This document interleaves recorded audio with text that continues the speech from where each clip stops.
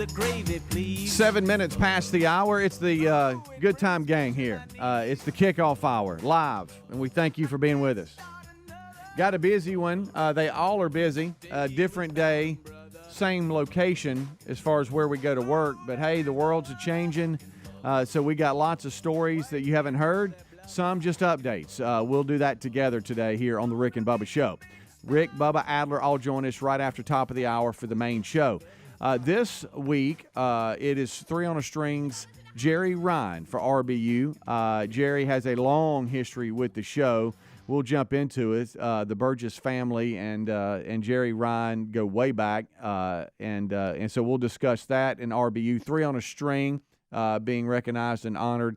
We'll talk about that. Also, in the main show today, the XFL has been going, but the USFL kicks off this weekend, and Birmingham is one of the hubs, and it's going to be an exciting weekend at Protective Stadium. We got Daryl Johnston coming in with the USFL, as well as Howie Long in studio today, both scheduled to be with us. So we have a lot to do today. Let's bring the Good Time Gang in. Over to my left is Greg Burgess. To my right is Michael Helms. What's up, boys? Hey. Boys. What's a-happening, dudes? What's happening? How What are y'all? is happening? Everybody good? Fired up for the day. Let's go. Bring it on. Let go. Today, Friday. No, we're gaining on it though. Greg, we are gaining on it. It is.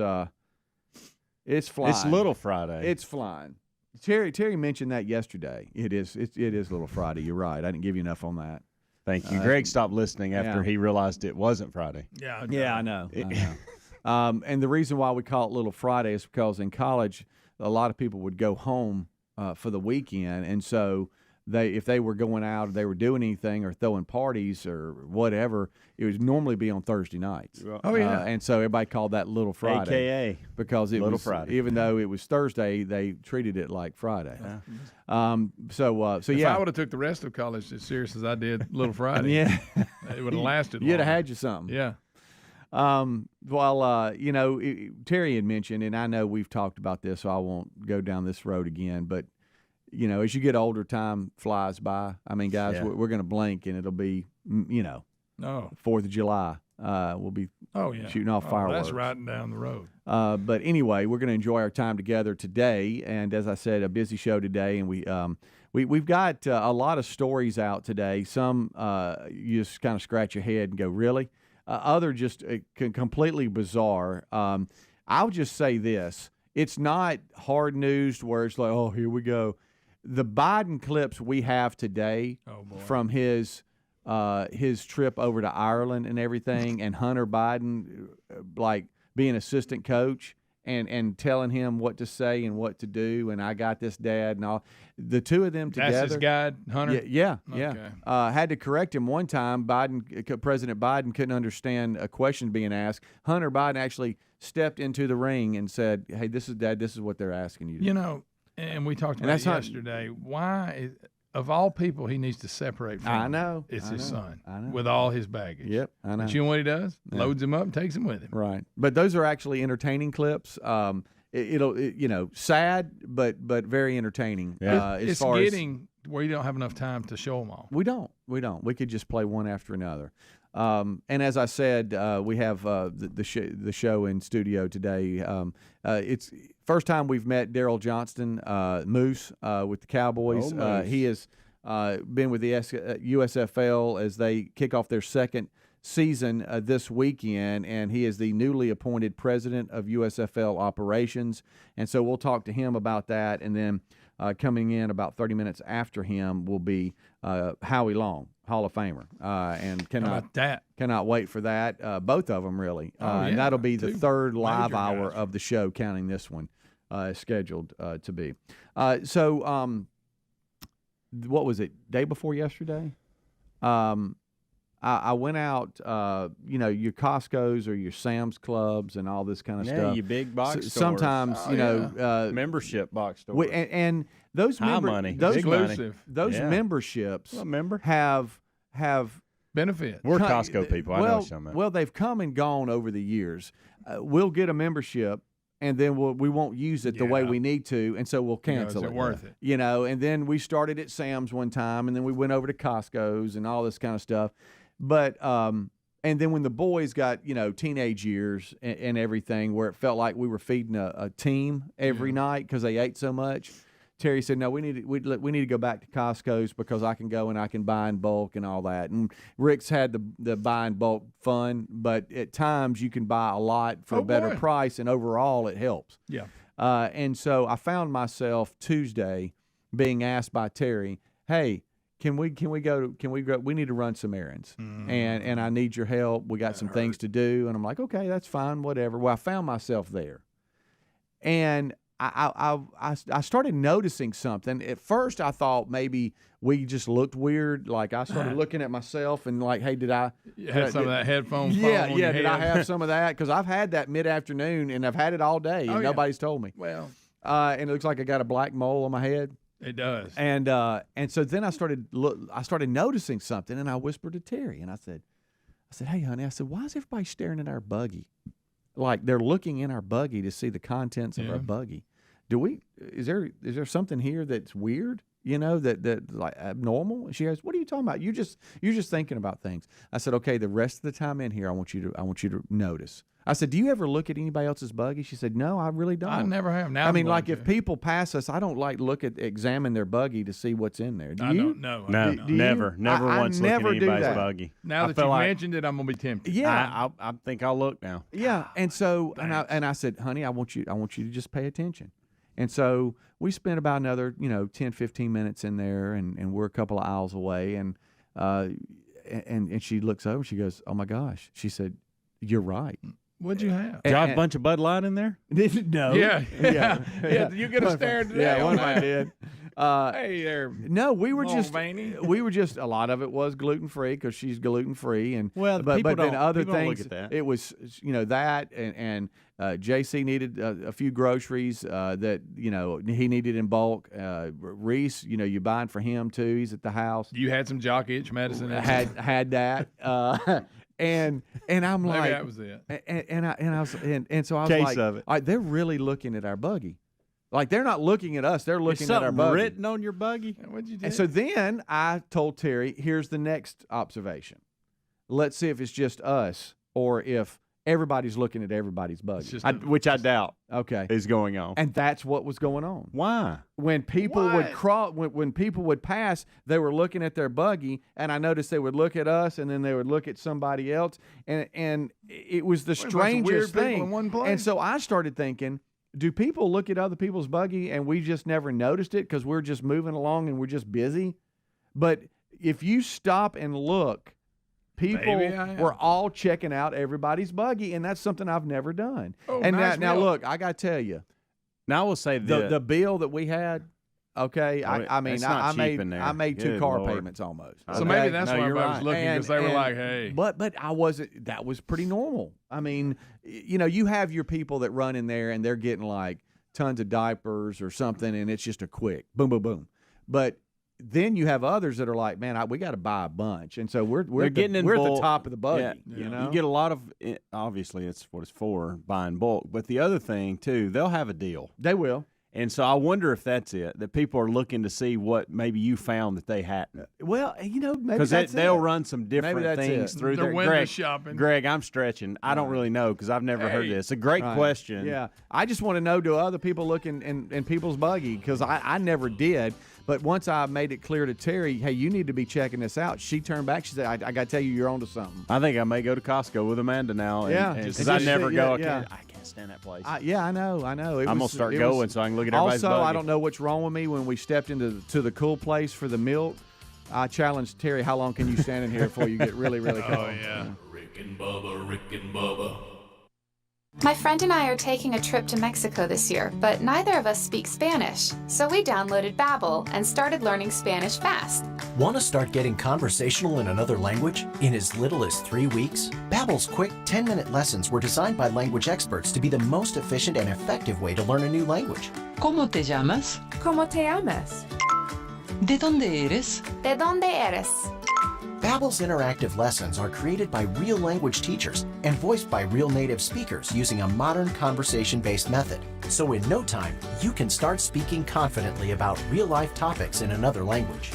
Nosotras vamos a México en 2 días y ahora hablamos español. Gracias, Babbel. Sí, muchas gracias. Babbel, language for life. Celebrating 10 million subscriptions sold. Now try Babbel for free at babbel.com. Just go to babbel.com and start learning a new language today.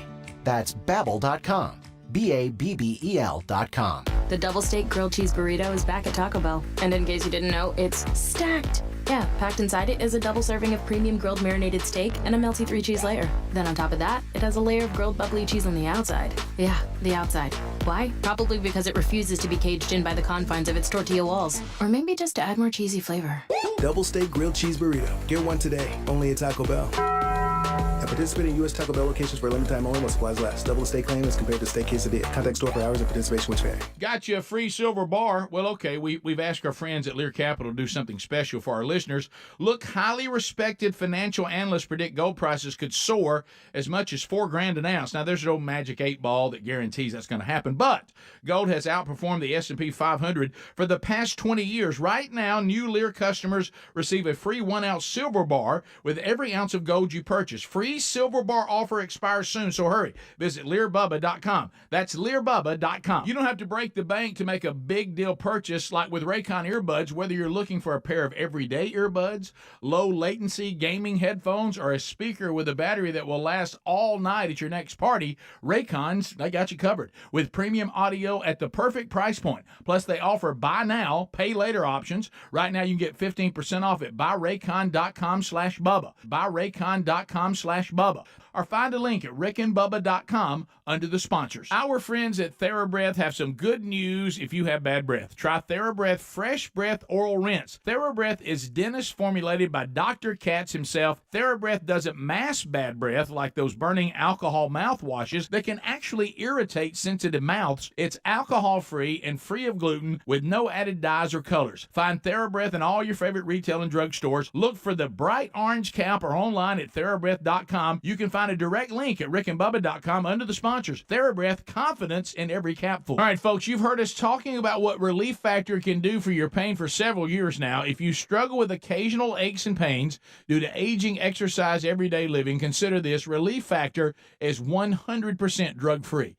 It's made up of ingredients that simply help your own body deal with its natural inflammatory response. And we kid you not, Relief Factor is for real. And the majority of people who order the 3-week quick start for just $19.95 go on to order more. Try it at ReliefFactor.com or rickandbubba.com under the sponsors. Looking for peace of mind when it comes to your car's performance? Look no further than our friends at CarShield. With plans for every budget, CarShield offers protection plans that cover more parts than ever before. Whether your car has 5,000 miles or 150,000 miles, plus they offer plans that come with roadside assistance 24/7, courtesy towing, and rental car options. Call CarShield today at 800-465-6550 to save 20% on your plan. 800-465-6550 or go to carshield.com/Bubba. If you're planning to do some spring cleaning, here's our advice. Clean your home and then protect every inch of it with Simply Safe Home Security. Simply Safe is designed with cutting-edge technology and backed by 24/7 professional monitoring. Customize that perfect system for your home at simplysafebubba.com. Claim a free indoor security camera and get $20 off your order with interactive monitoring. That's simplysafebubba.com or visit rickandbubba.com under the sponsors. There's no safe like Simply Safe. Spring is here, and we're all spending less time in the kitchen thanks to HelloFresh. HelloFresh delivers farm-fresh ingredients and foolproof recipes right to your door, saving you extra trips to the grocery store, and the pre-portioned ingredients make it so easy to just get cooking and cut down on food waste. Snag special spring savings today by going to HelloFresh.com/Bubba and use the code Bubba for 50% off, plus your first box ships for free. That's the code Bubba at HelloFresh.com/Bubba.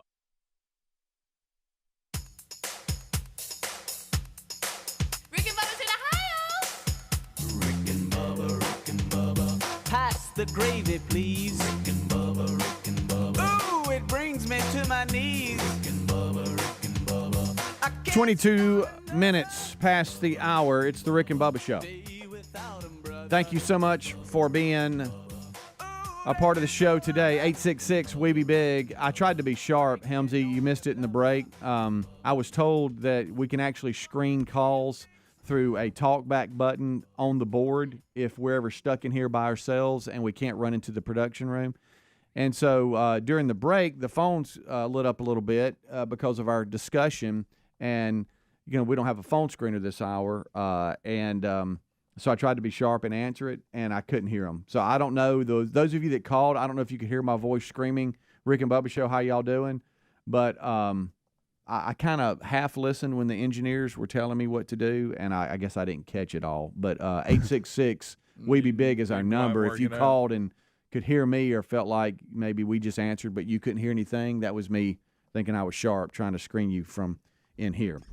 All right, so this week, RBU, Jerry Ryan, three on a string, the last group of Alabama Music Hall of Fame inductees. We'll talk about that.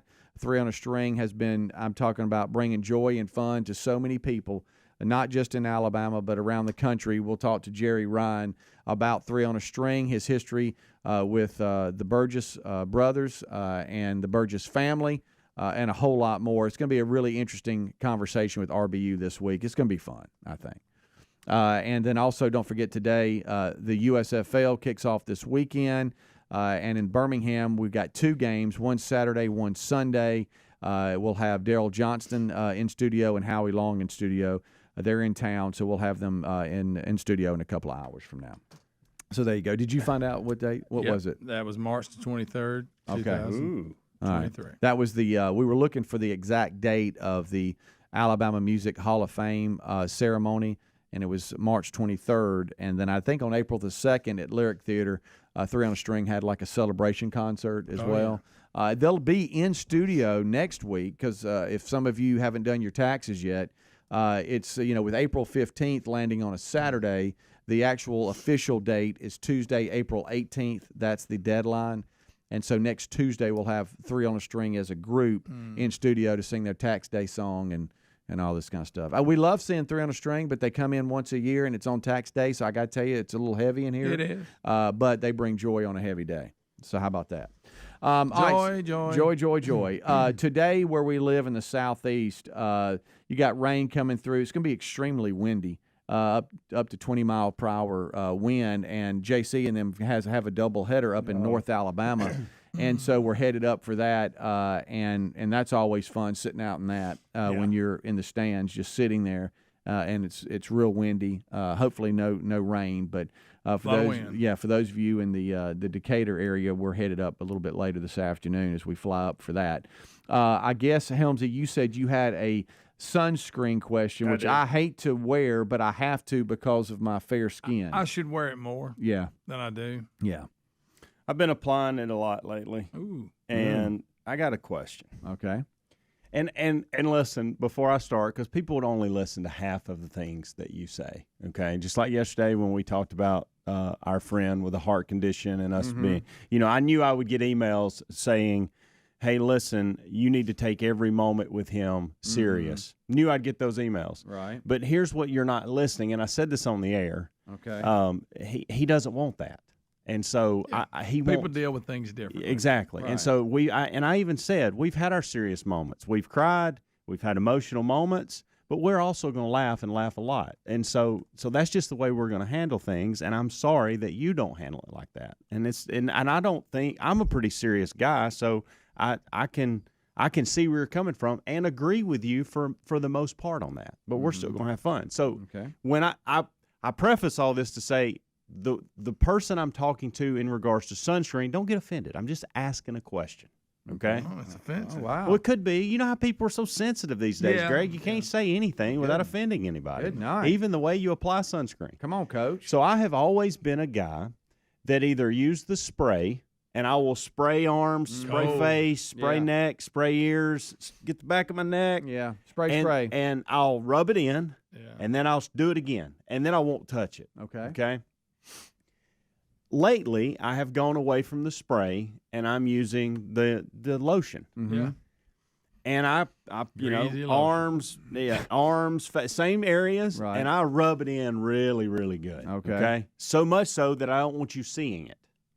But my question is, what is the thought process for these people that don't rub it in? Oh, I know. I have. No, we're not talking about the white stuff on your nose. No, I'm talking about you apply it all over your face. It almost looks blue. All over your arms, all over your neck, and you look. I mean, you look the color of a piece of paper. Like you're looking like that. Am I just tired of rubbing it in? That's the thing. I have a buddy I play golf with, and he doesn't rub it in, and whatever he uses, there is that white residue that you see, but for some reason it looks blue too at times, and so he's just walking around like he's one of those blue men. You know what I mean? So I will say he doesn't have skin cancer though. No, he's very protected. Listen, I don't need you guys saying a name here, okay? So please listen to me. All right, Bullet. I was really looking forward to seeing somebody yesterday. Okay, got it. Do y'all remember what I was saying? Yeah. I had an opportunity to meet. Had your chest bowed out a little bit. I had a chance to meet somebody yesterday that I had never met, and kind of giddy about it. And I there was a couple of reasons I wanted to meet them. And this person applied sunscreen the way we're talking about. And I got to be honest, it was hard for me to take him serious. Tell him? You know what I mean? No, don't. No. I mean, that's not like breaking the law or you got caught naked. I mean, you always go naked for some reason. So a lot of crazy people go naked.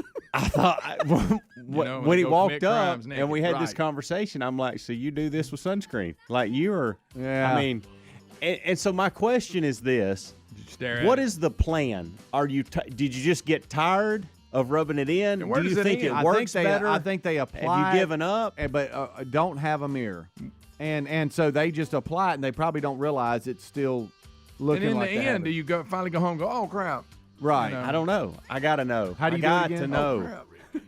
Rick and Bubba.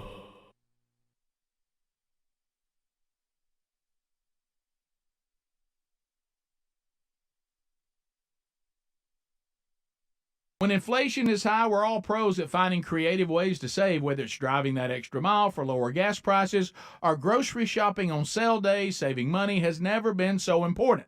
That's why we got to tell you about our new favorite way to save, Upside.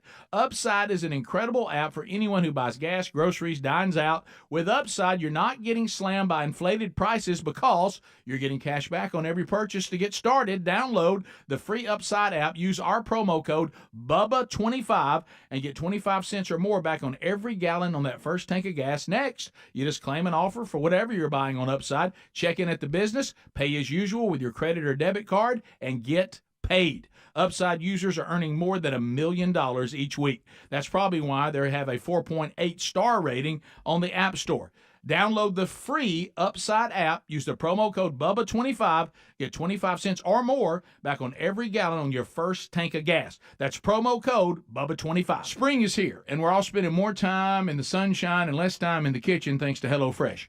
HelloFresh delivers farm-fresh, pre-portioned ingredients and foolproof recipes right to your door, saving you extra trips to the grocery store. Plus, our family is getting dinner on the table faster than ever with their quick and easy recipes, especially the fast and fresh options ready in just 15 minutes or less. Now, if you're tired of making the same old dinners week after week, HelloFresh will take care of that. There's always something new to try. Their weekly menu of over 40 mouth-watering recipes keeps your taste buds on their toes, and it's easy to round out your order with snacks, sides, desserts, and more from HelloFresh.com. The HelloFresh market is ready. You'll love how the produce is fresh. The recipes are always easy and delicious. Your box arrives when it's convenient for you. So go right now and get 50% off on your first box shipped for free with the code BUBBA at HelloFresh.com/Bubba. Have you tried the innovative Helix sleep mattress yet? Well, nothing beats a great night's sleep, the kind you get with Helix. So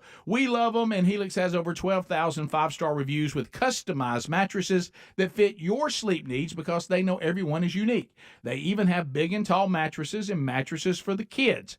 But how do you know which mattress is right for you? Well, Helix has you covered. Just take the Helix sleep quiz and find the perfect mattress in under 2 minutes. Place your order and your mattress will be delivered right to the door free of charge. And the best part, Helix knows there's no better way to try a mattress than by sleeping on it in your own home. That's why they offer a 100-night trial for you and a 10 to 15-year warranty.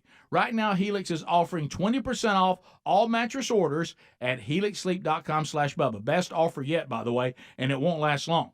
So if you've been waiting to try a Helix mattress, here it is. Now's the time. Head to helixsleep.com/Bubba for 20% off your mattress order. Folks, we've been talking about Relief Factor on our show for quite some time now. Do we guarantee Relief Factor is going to lower or eliminate your occasional aches and pains? No, we never make a claim like that. But what I can tell you is that the majority of folks who ordered the 3-week quick start pack for only $19.95 go on to order more. Now, what we really like about Relief Factor is it's 100% drug-free. It's a supplement that's made up of ingredients that simply help your own body deal with its natural inflammatory response. For a lot of us, that's very important. Getting older, working outside in the warm weather, even exercising can cause frustrating aches and pains, or maybe it's the occasional back, shoulder, or hip pain that's bothering you. Relief Factor has helped us and so many of our friends, so when you think of it this way, is $1 a day too much to see if you can get out of some of that frustrating pain? To order this 3-week quick start pack for $19.95 plus shipping and handling, just go to relieffactor.com. That's relieffactor.com. Let's see if we can get you out of some of that pain. Also, you can go to rickandbubba.com, look under the sponsors button for a link. Who's planning to do some spring cleaning this year? Dust those hard-to-reach places? Clean out that closet? You know the one. Here's our advice. Clean your house and then protect every inch of it with Simply Safe Home Security. We recommend it to everyone. Simply Safe is designed with cutting-edge technology and backed by 24/7 professional monitoring. In an emergency, agents use Fast Protect technology only from Simply Safe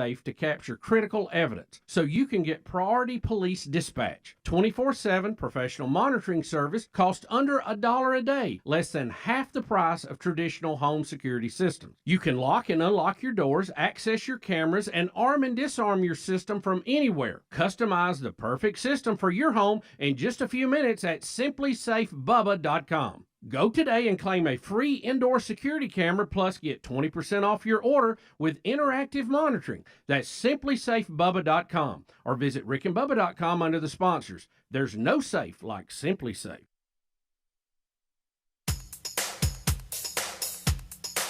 Rick and Bubba's in Ohio. Rick and Bubba. Pass the gravy, please. Rick and Bubba. Ooh, it brings me to my knees. Rick and Bubba.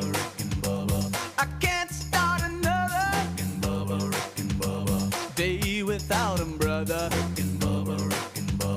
Oh, there is no other Rick and Bubba. Waking on their blubber. 25 minutes until top of the hour. Thank you so much for tuning in to the Rick and Bubba Show. 866-WE-BE-BIG is our number. All right, so we've discussed a number of things. When you go shopping, do you look at other people's buggies? How do you apply sunscreen? Do you leave the residue and everything on your face because you're walking around with stuff all over your face, or do you rub it in to the point where you just got shiny face but no, white, sunscreen all over the place? I guess my bigger question on that whole thing is, have I been wearing it wrong? Oh, no, are they in the right? I would like to see you start wearing it. I definitely don't think having chunks of sunscreen not rubbed in is the right thing to do. I think that those people are just doing it and they can't see themselves, so they don't know. And they don't have friends going, hey, man, you got stuff all over you. Yeah, dude, rub that in. Even though you could use your phone and put it on photo and sit there and look at yourself. Is it healthier? You think it's healthy to leave stuff all over you? You're not listening to me. I'm listening a lot. Is it healthier for your skin to apply it that way? I mean, I've never read the directions on the bottle of sunscreen. Have y'all? Yeah, it says rub it in. It doesn't say leave it on. It says if you don't, you're going to look stupid. Again, I've never. Well, see, that's the whole point, Greg. Is I wasn't going to go that far with it. It says right there on the back, don't look stupid. Don't look stupid. You just called a lot of people stupid, which probably is not anything different than most days. But a lot of stupid people out there. I think a lot might look that way. I really too think they don't intend it to be come across. I think you're way. right on that, but then again, I think some people do. Common. I think some people. I'm seeing it more. They think that's the way to do it. That's more my protection. point. Mm-hmm. I think people think that, and maybe they're right and we're wrong. I don't know the answer. I've seen the white noses Yeah, the you know, white nose. Yeah, I've no, seen everybody that. does. Yeah, there's. I've seen that. That's the lifeguard move. Yeah, Right. it is. Right. It is. I'm talking about. You ever thought though? What about the rest of your face? You're concerned about your nose. What about your cheeks? For regions, let's do that. Let's all have white noses. For Yeah, We'll do but that, it. and that's, even though but that's they're not what already I'm talking white, about. you know what I mean. I'm talking about. I know what get you're talking about, Two Hamzy. big globs, and I go all over, and I leave it. I'd like to see you start doing that. I'm not though. Especially since You could tell me today that I'm only 75% protected by rubbing it in, and I'm still going to rub it in. 75 is not bad. No. I don't know, but you're right. I've seen it. I'm like, It just it's just happening more. That's all I'm A lot of people asking. just I don't. want to know if it's They halfway do it, and are they like, let me put something on. Supposed to put sunscreen on. Let me put. All right, got How it. you do again? Oh man, that's good enough. Yeah. I don't know. All right. Well, I'd like to see you start doing the white nose. No, I'm not. No, I'm not going lifeguard move. Tell everybody slow down, quit running, blow a whistle. Boy, that had to be a boring job. You know it. Oh yeah. And you Stop- don't need to. Hey, stop splashing her. Yeah, you don't Right. need to be bored because you got to pay attention. But Yeah, you it's do. hard to not get hung in the stare Oh, when man. nothing's happening. Yeah, I know. Yeah. I know. You're right. I mean, I've even asked people, like, let's say we're playing golf and we're riding down in a golf cart. I'm like, crap, man. Maybe you reapply on the 9th or 10th as you make the turn because you feel your ears burning and your neck's burning. Well, that's when you need that. Yeah, that's when you know ear covers. Look, there's a lot of things that are presented to the show for endorsements, and that I think had great intention. It just never really took off, and this is where The optics hurt it. Yeah, you had these little ear covers. They were foam, and they went on your glasses. They did. They were attached to your glasses, and they covered your ear. A great idea. Yeah. But you looked hilarious with them on. Right, Let's right. just call it. It was But hard to overcome that you looked like Right. you're at a party with a party hat on or something. But Helmsy, I've even looked to whoever I'm riding in the golf. Hey, look, I ain't got stuff all over me, do I? You know, I've asked. Oh, so you're sensitive to it. Listen. Yes. No. Coach DeSanto asked me yesterday, hey, if I got it, I'll pull up my phone and I'll pull up the camera and I'll actually look and see if I've actually rubbed it all in. He Start asked me carrying one of yesterday. them Coach mirrors. DeSanto's like, hey, look. He said, have I got it all? And I'm like, yeah. How about me? You know, I mean, so it's a thing with us. Now, you talked about reapplying. Y'all left Pal out and didn't tell you. Well, no. Speedy, how often do you reapply? When you're out there, like yesterday, I didn't reapply and I should have. I never reapply. I put sunscreen on at 8:30, 8:45, and did not. I was out in it till nearly 6, and I didn't put it back on. There's two things, if I'm being totally honest, I hate putting it that on. I don't like to do. Okay, and that is applying sunscreen and wearing jackets. I don't know why. Jackets? Yeah, I'm the same way I don't about wear. a jacket. I don't, got those. I'm with you on a jacket. Yeah, or carry an umbrella. I'd rather get wet. It's another one. I don't know what it says about me, but when it comes to sunscreen, me of anybody on this staff needs sunscreen, I need and it too. sometimes I'll ignore it, and then I go to the dermatologist and they get like mad at me. And then I start applying it again. But Helmsy, I've tried the spray, and don't laugh, but I've tried the spray. But you know how y'all said I've had orangutan arms or whatever? It'll hit my hair, and it'll never get to my skin. Yeah, I bet that looks good. Yeah. Have you ever, when somebody sprays on your back, though, and it feels cold? Uh-huh. Oh, it scares me. Have you ever the rubbed spray's it in doing on a buddy's back? No. Just as hey, really I need you don't. more as a trainer. Kids, but no. You know, like when you were in high school or college or anything, you never said, "Hey, Okay. No, hey man, I I need you here. It's more of a trainer thing. I may have. Will you hit my back?" I don't know how you know. Yeah, well. You know what I mean. Say, you're like standing on the beach. One of your buddies. Yeah. Hey, dude. Hey, help me dude. out. Help me out. Now I didn't go up to a stranger, but if I Well, I've done that. No, I'm just kidding. Hey, sir, I don't know you. My name's Would you Greg. mind rubbing Will it you in? rub that in? Rub it hard to get through the hair. Sunscreen's a hassle. Right. All right. So Greasy. I just want to bring this study up just because this has been a discussion on the show. Do you hate to smell BO? Yes. I'm going to go on Oh, record yes. and say, Greg, do you enjoy I'd like to know smelling- who likes smelling BO. I'll go this far. It makes me mad. Yeah. Right. 'Cause it- You've said that before. I mean, ain't no some sense people in that. stink so bad it makes you mad. Now, I'm not talking about, hey, I've been out working in the yard and With I'm a little something you gamey. can control. I'm a little and that's gamey. the thing. I'm talking about life. I'm committed to stinking. I don't care. I don't care that I stink. You're going to smell it, and you're going to just deal with it. Well, there's been a bizarre new study that claims people with a sensitive nose for disgusting smells are more likely to be xenophobic. Wait a minute. Which is just a nice way of saying immigrants stink. Is that what they're trying to say? That's where they're going. That's where they're going on this, and I've never even thought they didn't about say that. it. I just don't like bad smells. It has nothing to do with who you are. So but it says if in a study across 9 countries, scientists have linked a repulsion. Oh my just gosh! move past it. Anyway, to sweat, bad breath, and smelly feet with a heightened disliking of refugees. Again, so what you're saying is refugees tend to bump.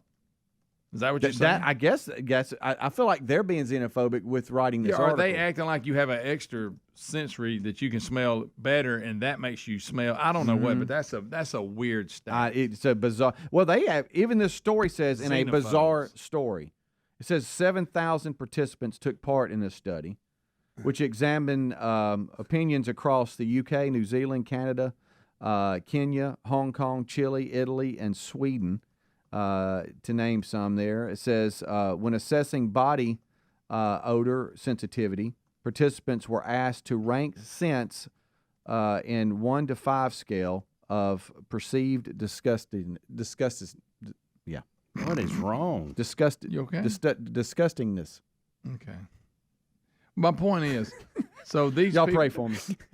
So if I smell, if I have a you're over really there sensitive typing. smell, I'm usually xenophobic. I'll say this: you had me stop. Yeah, that's what I was trying to get you to do. It says researchers posed a situation in which this group from Eastern Africa and Eastern Europe had been experiencing a great deal of unrest with in recent years when it came to odor. And now it them goes on and Europeans will on. bump. Right. Right. I don't want stinky people around. I never thought that just because I didn't like BO or disgusting smells that made me xenophobic. No, see again, because we all. I mean, now we're blaming people that don't like stinking people. I mean, I don't want them harmed by no means. I just like them bathed. Maybe do that. I don't wish them any ill will. I don't want them to hang around me. I don't want to be in the room with them and smell it or on a plane. I really don't. You can wash. Mm-hmm. One of our guys yesterday had some deodorant. kind of right. I don't know if it was deodorant. It wasn't cologne. I don't know if it's one of these Axe body sprays or something like that. A little stout. And it was so stout. Like no, it wasn't a bad smell, but they had put way too much That on. bothers me almost as bad as the I stink. was thinking the same thing. Like when we would huddle up, and so I was thinking, who's got this spray or deodorant on that is so strong? There was this, and I won't call her by name, but there was this lady that we used to work where I used to work, and we'd be in meetings, and if you sat by her, your eyes would water. Really? She put on so much perfume, it was unbelievable. Yeah. And that's miserable, too. I got a sensitive nose. There it is. I do Are you a xenophobe? I don't think I am. Nah. A little bit of xenophobe Well, right I'm here. going to tell you this. I know for the three of us, it doesn't mean that, well. My sense of smell's not great. Is it not? No, but you're like a, you're like a beagle. You can point right to it when you smell it, though. But I just don't, so I'm not I don't xenophobic. consider myself xenophobic just Yeah, because a I little don't bit. like bad smells. What's that about? Rick and Bubba, Rick and Bubba.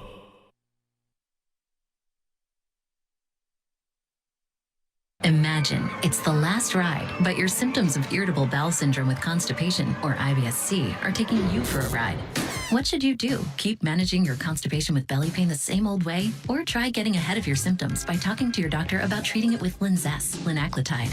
Linzess is a prescription medicine that treats IBS-C in adults. It's not a laxative. It's a once-daily pill that helps you get ahead of your symptoms. It's proven to help you have more frequent and complete bowel movements and helps relieve overall abdominal symptoms, belly pain, discomfort, and bloating. These symptoms were studied in combination, not individually. Do not give Linzess to children less than 2. It may harm them. Do not take Linzess if you have a bowel blockage. Get immediate help if you develop unusual or severe stomach pain, especially with bloody or black stools. The most common side effect is diarrhea, sometimes severe. If it's severe, stop taking Linzess and call your doctor right away. Other side effects include gas, stomach area pain, and swelling. Imagine, what could relief from IBS-C mean for you? Talk to your doctor and say yes to Linzess.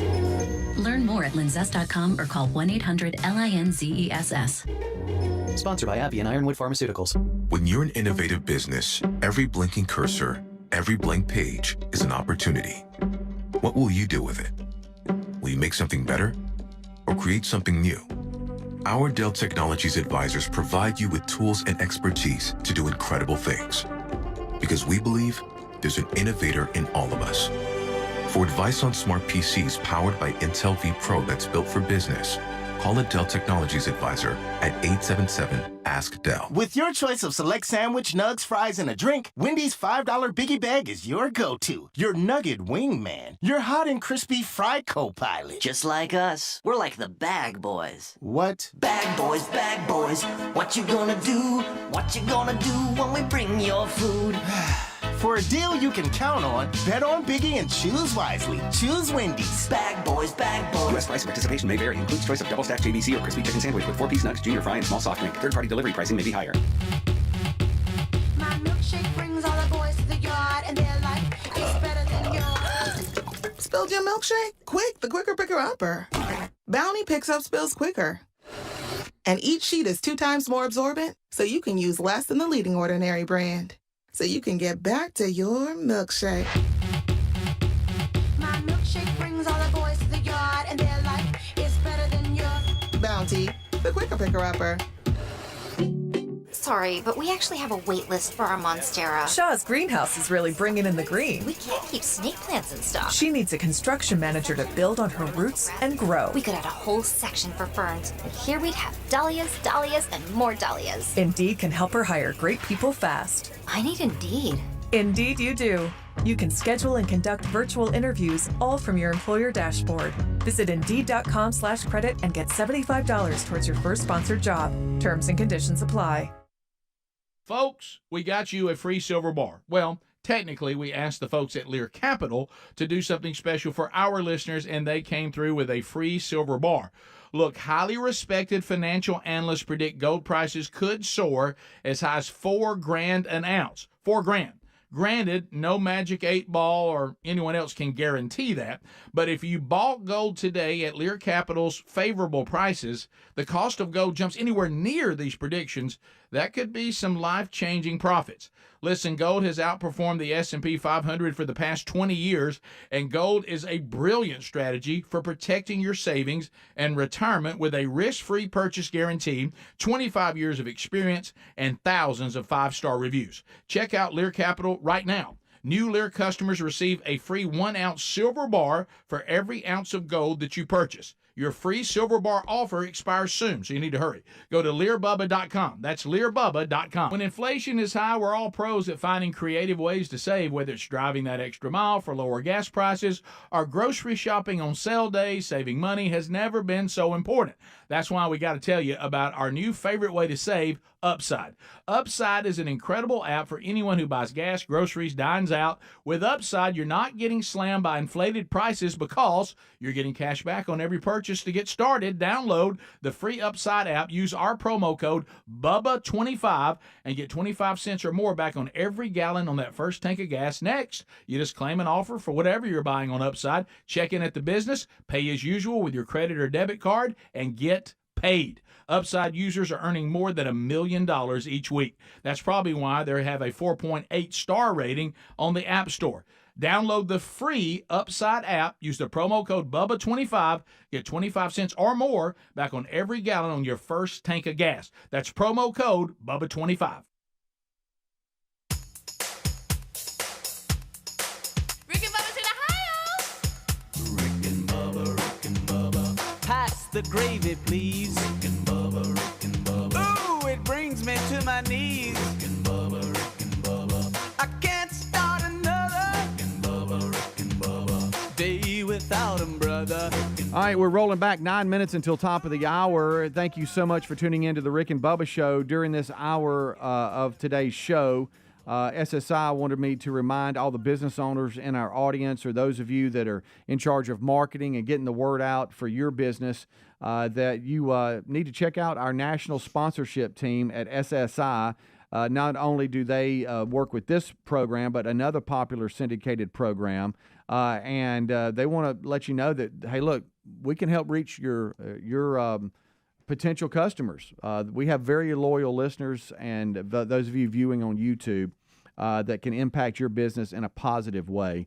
If you're interested in that, We have all the radio affiliates, YouTube, Blaze TV, TuneIn, digital radio channel, social media, podcasting, rickandbubba.com, online showcasing opportunities.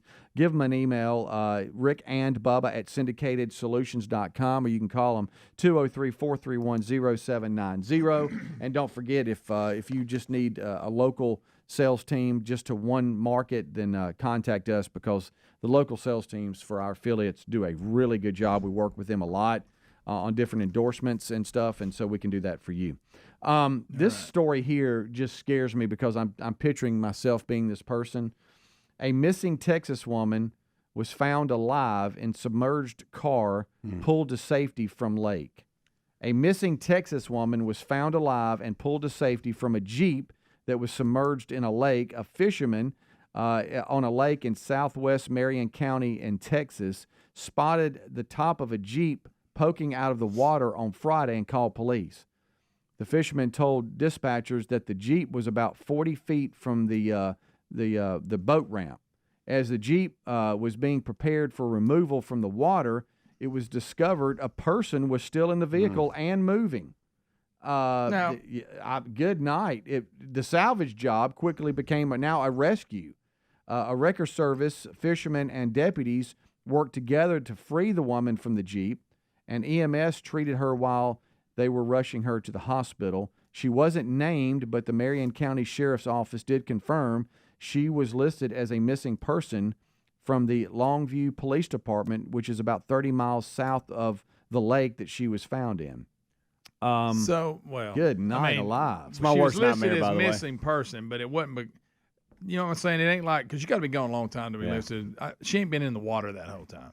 You know? Yeah, it's kind of it ain't like, hey, she's strapped in there and so she's been gone so long, she's a missing person. Yeah, it's weird. And to your point, Longview Police told that's how they sound. Reporters that a woman had been reported missing around 12:35 a.m. Friday, but it's not clear when the Jeep actually went into the water. Yeah.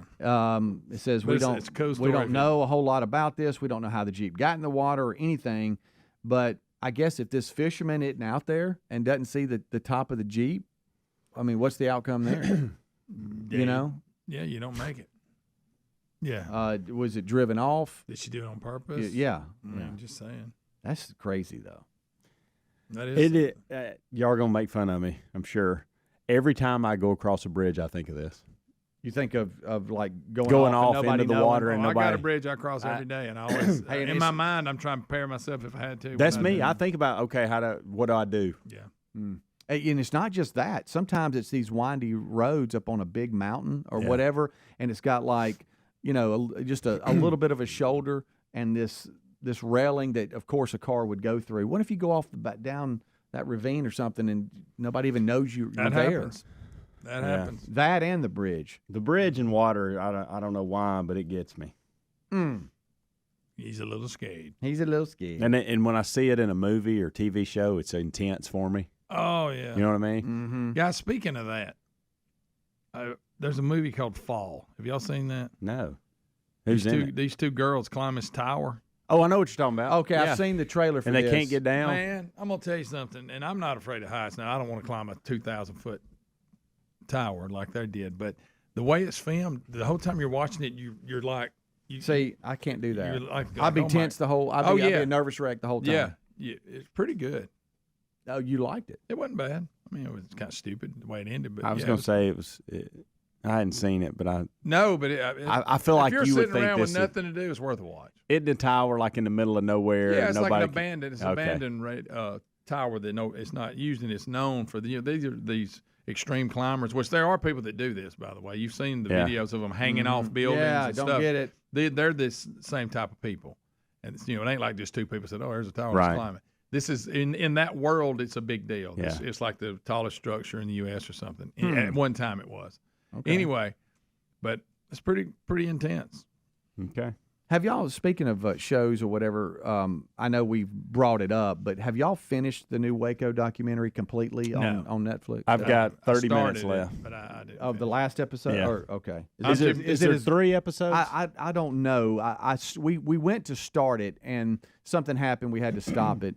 But I've talked to a couple of people I know that have watched it completely and said this is the best one yet. That has Well, to it's do a with different Waco. angle for sure, and I have enjoyed it. Yeah. Yeah. I've been watching the Formula One thing. Yeah, I have I'm watched almost a little bit of I that need to too. get that more. I'm not finished with that.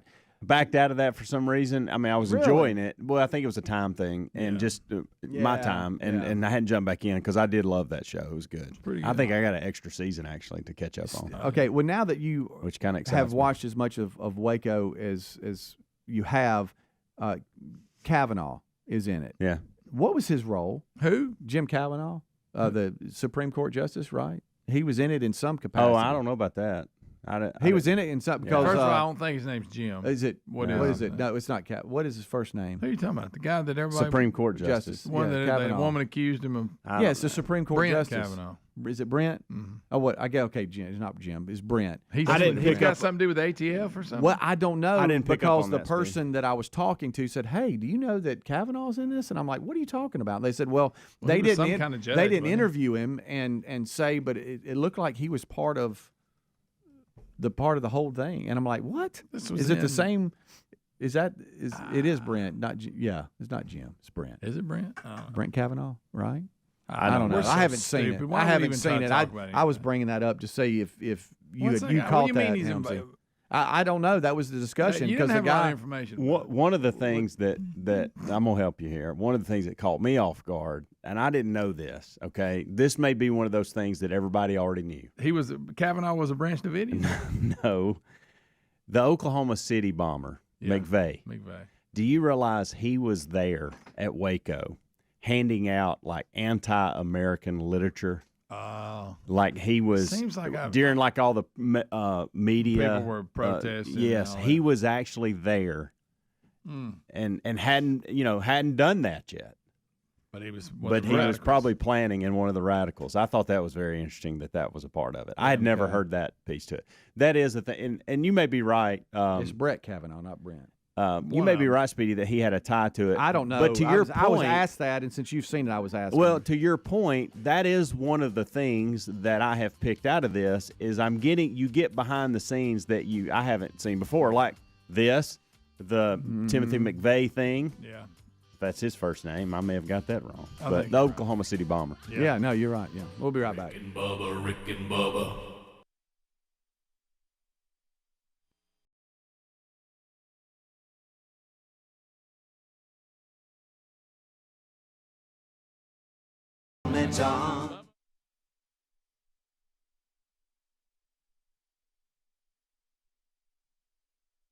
As the Rumsfeld report was largely forgotten after terrorist attacks of September the 11th. So this is not a new idea. Right. Trump says we have enough to deal with in space. They need to be specialized. We need to be ready for that. It is going to be the next battlefront, so we just need to be the leader in this and not play catch-up to anybody. So Vice President Mike Pence was set to roll out the administration's ideas on this at the Pentagon yesterday, and this would be the first new branch of the military in more than 70 years. Now, Congress will have to approve this, so the fact that Donald Trump has proposed it probably means Congress will not approve it overall. Yeah, that's They'll have a little trouble getting that through. Good idea or not, you know. But what I thought was strange about it, yesterday, Pence unveiled, it looks like 6 logos, possible logos for the new branch of the military. come on, and this is a big the public is going to vote on which one they like. Wait a minute, and y'all are saying, oh boy, here we go. Now, Rick, you know me, I love the military. Yeah, I'm a patriot. Yeah, and I love space. This is. But I'm going to tell you, I don't care for any of these logos. They look a little Teletubby to me. You know? How you like that one? now we're talking. Now we're talking. Guys, can't we do better than these logos? Well, if you look, Speedy's got some of the comments. Let's hear Vice President Pence and Adler. If you can find some of the logos of the other branches of the military, let's just compare them to what we're talking about. So we'll have something to work off of. Okay. But here's Vice President Pence. At the Pentagon this morning, just started speaking. Let's listen in. President Trump directed the Department of Defense to immediately begin the process necessary to establish a Space Force as the sixth branch of the armed forces. The President made it clear that our ultimate objective is to create a new branch of our military that's separate from and equal to 5 other branches. Today, the Department of Defense will release a report outlining the first stages of our administration's plan to implement the President's guidance and turn his vision into a reality. So then we're going to have a sixth. I mean, it's coming. Don't they have a theme song too? Yeah, you got to have that. Yeah, because I'm gonna suggest Major Tom. I think that's a good.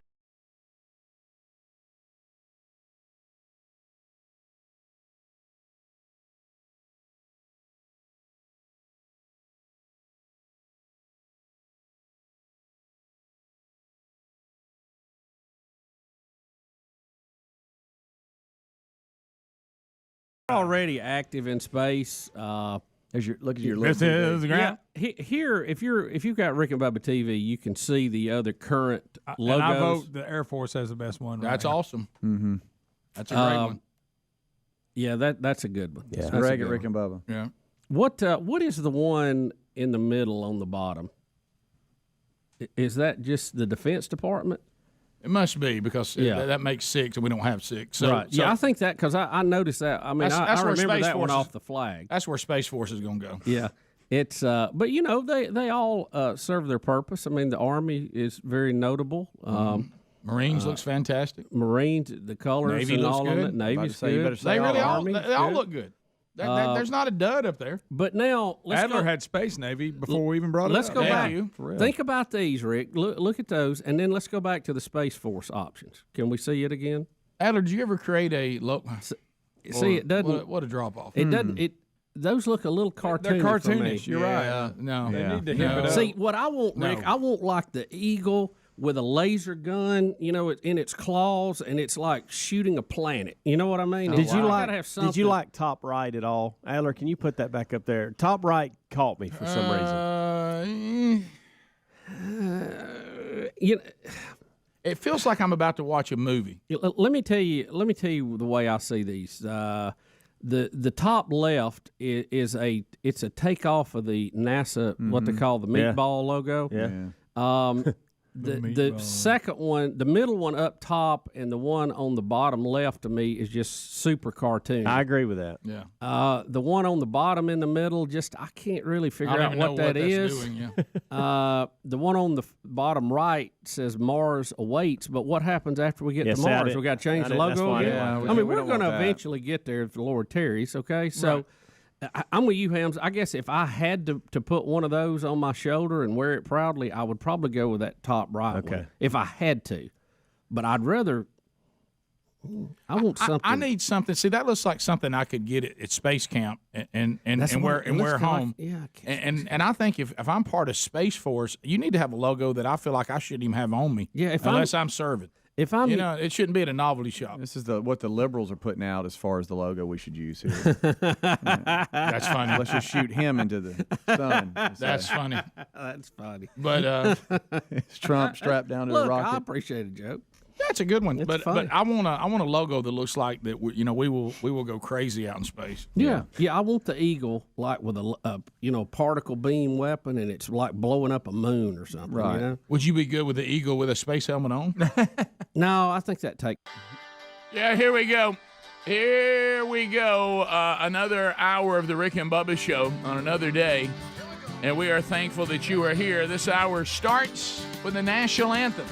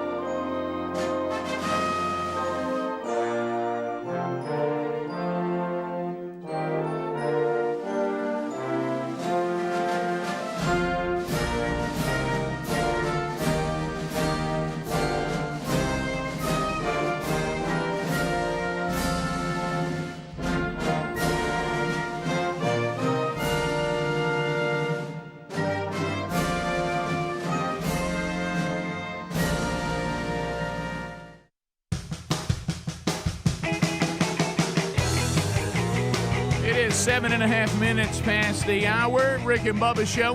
Thank you for being with us. We are moving forward. Speedy, the real Greg Burgess, Helmsy, they've given you the kickoff hour on all the Rick and Bubba platforms. Eddie Van Adler now settles in for the YouTube channel experience, live and archived today. Subscribe to the Rick and Bubba YouTube channel. Get alerts every time something new comes your way. Yesterday's Wednesday Bible study archive is now there, Revelation chapter 7, and we get it all in, 1 through 17. So you can catch that if you haven't caught it, either on our YouTube channel, but we also archive audio only daily, and the Bible study, and the best of hour. They're both on the YouTube channel and on our podcast channel for your archive preferences. But going forward, we have much to talk about on the program today. Guests today are plenty. Daryl, a couple of NFL legends, Daryl Johnston, Moose is with us today, and also a lesser-known 75, Howie Long. So Howie Long also going to join us later in the program. So we'll talk to both of them. Let's get in the other half of the two sexiest fat men alive to get the whole team on the field. We're talking about the silver-tongued one, the man with a golden voice, professional lunch eaters, man of the year, the inventor of pizza and a cup, Shakespeare's worst nightmare, and the master of the King's English. Ladies and gentlemen, put your hands together for Bill Bubba Bussey!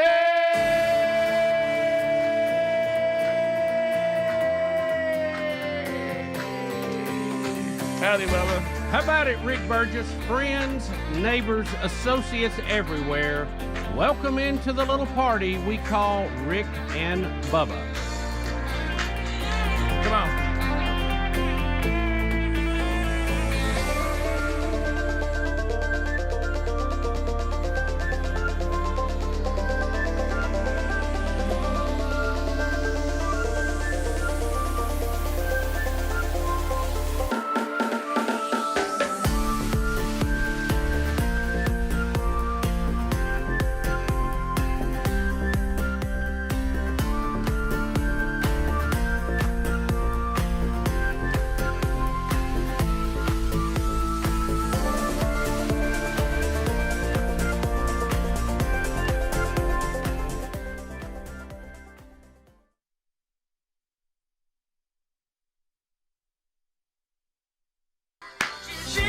Look at her!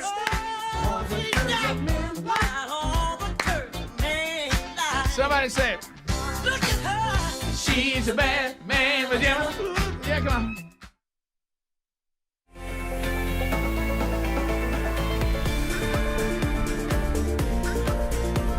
Yes. Carl Carlton. Carlton. Hard to say. Carlton. Carl. You know, if he was going to have hit that big, I'd say we're going to have to change that name. I can't have the jocks out there trying to say Carlton. Carl Carlton. Yeah, come on, man. Maybe call him CC. Something like that. But Bad Mama Jamma, that's back when none of us were confused on what is a woman. None. Not one person. We knew the difference. We understood the difference. We appreciate the difference. Bad Mama Jamma meant one thing. We meant one thing. When that song was played, not one person thought of Dylan Mulvaney. None. Not one person. Didn't think like the song says, she's got the curves the men like. That's right. You know what? Men and women are equal but distinctly different, and what a wonderful arrangement our Creator put together. Yep. As the pastors that were sitting around the lunch one day trying not to find themselves in the sin of lust, and a very, very beautiful woman walked into it, and one pastor looked at the other and said, "Gentlemen, I want to tell you something. God really did some great work, and it's coming in right behind you." You know what I mean? So just be aware that God is showing off right here today at our lunch. But anyway, but that was back when when common sense was not a superpower.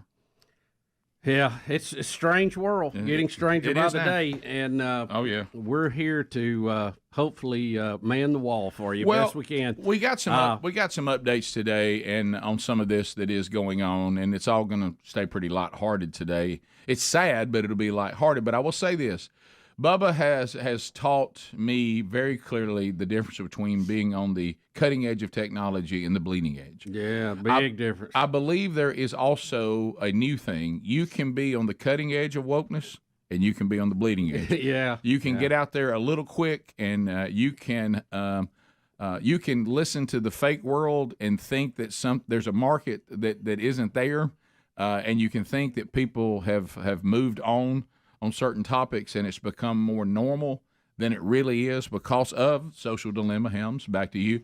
You're in a fake world, and you think that all this is what everybody wants, and that everybody's real fired up about it, and everybody's going to love your company if you'll see how woke you can get, and you can get on the bleeding edge of it, and buddy, it can cost you. And it's all because a server somewhere that has tried to digitally figure you out and paint a picture of you, and thus feed you information that it thinks you want to hear. Yep. And it keeps negative information from ever getting to you. And somebody tries to be sharp at a marketing meeting, and buddy, you better see. Logically, if you just had walking around sense, some of these endorsements deals that are becoming more and more disastrous, and we'll update you with Dylan Mulvaney. They would have never got off the ground or out of the conference room if you had just thought about this logically.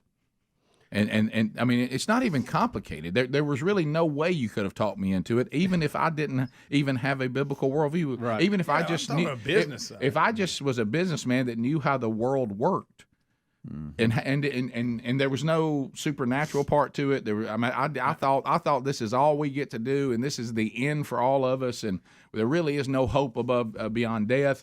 And but I was still observing logically the obvious world that I live in. I wouldn't have made these stupid decisions.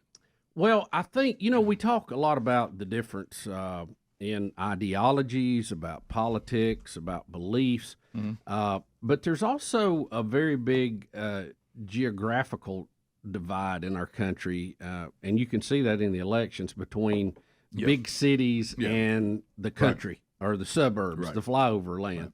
And they just don't think outside the box of where they're at. And anyway, we have a lot to cover today. We have an Anheuser-Busch update. We'll give you the latest on that. Rick, a new segment called Tornado Recovery Grades. We're going to start passing those out today. We need some good theme music for that. Yeah, I was trying to think of theme music for Bubba's tornado damage update and handing out grades on how it's going. The first one, there's a lot TRG, Tornado Recovery Grades. Yeah, Tornado Recovery Grades. And there's a lot of songs about hurricanes and storms. Right. I'm thinking Riding the Storm Out could be one for Mario Speedway. Yeah. Because that covers storms. Yeah. I don't think that Carrie Underwood's song about the tornado destroying the home where an abusive father lived, I don't think that's going to be an And upbeat. it's got to be a kicker, something we look forward to hearing too. You got to have all that in there. Yeah, so it can be overcoming. It can be overcoming. That's good too. Yeah. I mean, there's a lot of options because you're there riding the storm out. That may be our best one. Right now. Just I would say it's high. Yeah. It's high on the list. We're just spitballing right now, but that one jumped up there pretty quick, didn't it? We've got a new challenge going on social media today that plays back into the Dylan Mulvaney to the deal today. It's a bra burn challenge.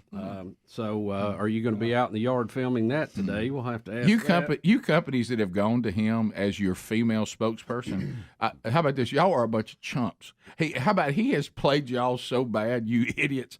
And I mean, you're getting what you deserve. Donald Trump is now on the offensive. He's had to play defense a couple of weeks. He is now suing his former attorney for over $500 million for breach of contract between client and attorney, which we brought that up. Attorneys, you've got your own little club, your own little bar. You regulate yourself. It's about to get nasty. Yep. You better get a handle on it, boys. 16 minutes past the hour. More Rick and Bubba coming up right after this. Rick and Bubba, Rick and Bubba. Way. Okay. It doesn't. But you can see in there his angry eagle. face. The Well, up. I understand that. Huh? What if like the eagle is there and it has like planets in its claws, like it's collecting? I mean, you see one with rings and one that's blue and all, and it's like got a bunch of them. Maybe just have the stars are a background and the eagles right there in the middle with our whole solar system in its claws. We dominate space. Yeah, I like the claws up. You know, Yeah. like even the claws, like it's coming at you and it's got a hold of them. Yeah. Yeah, see, now we're talking. That's good. See, that strikes fear. I mean, that right there.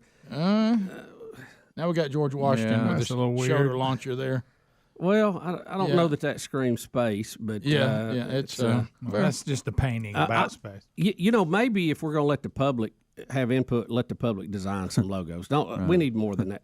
I mean, I hate to be that guy that calls when we're naming interns and go, I don't like any of the choices, but I mean that's what I'm doing. I got that. Well, but we weren't part of. But see, if I was head of the technology office at the White House, I would never allowed that to happen. What about this ad? What about this one at the top there?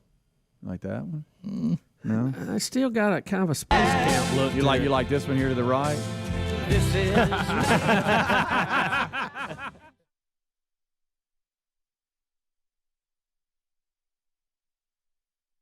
I see.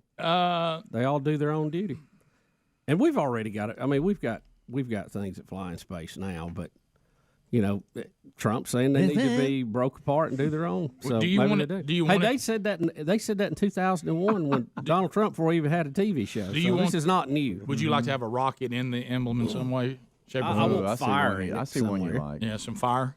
What if the eagle? What if the? Stay with me here. What if the eagle had a jetpack on, and it was flying through space? See that? I like That's that. getting better. The fact- That is getting better. Yeah, I'm cool with that. That's Space Command. Rick, you know, See, some which of would you- probably go into Space Force. Some of now. these rockets, they need to look out too. The way they're creating them. Yeah, yes, they do. There's there's a couple. one. we Speedy can't just showed show. me one I couldn't believe. Oh yeah. Well, there's one of them SpaceX ones that is vulgar. It is. It is. And you know, Rick, What are you you talked talking about about? how Brody Oh, has have all you these seen that conspiracy theories. No, here we go. Well, Tyler is mine in the family, and he got into the kitchen and started holding court with his About two little Space Force? brothers about Space Force and the reason why we're creating it because we know what's out there. Aliens are coming. Oh yeah. Yeah. I think there's a little bit of that. I'm with him on that. I do. I think there's a little bit of that going on. We know a lot more than we're telling everybody. I'm with you, son, on that. Probably so. And then Bubba got to. Did we really go to the moon? I hate to hear. You just don't want to know what he was saying. Well, I'm not even going to comment on that. that's a done deal. We'll be back. Rick and Bubba, Rick and Bubba. George out of Fort Walton Beach, Florida. George, thanks for your patience and welcome to the Rick and Bubba Show. Hey, Rick and Bubba. Thanks for having me on the show. First time caller. That's our pleasure, buddy. So, what's on your mind today? Reckon he likes space? Well, just a little background. I'm a retired Air Force veteran. I served from 1987 all the way to 2011. I was talking, Thank you. and this idea and the idea of the Space Force is, as you mentioned earlier, was not novel. It was brought up before, and perhaps it shouldn't be. I mean, it's not a bad idea. Essentially, as you know, the Air Force was the latest branch that was created here in the United States back in 1947 with the Right. National Security Act of 1947, signed by Truman. Wow. Which was definitely quite a, something that was, something was going to happen sooner or later because at the time, the United States was coming just right out of the Second World War II. And just, during World War II already, for example, England had its Air Force. Germany had its Air Force. And, of course, having those separate branches, had its great, had its advantages, stuff like that. So, the idea that why the United States is behind the time that it makes people wonder, and maybe it's the right time.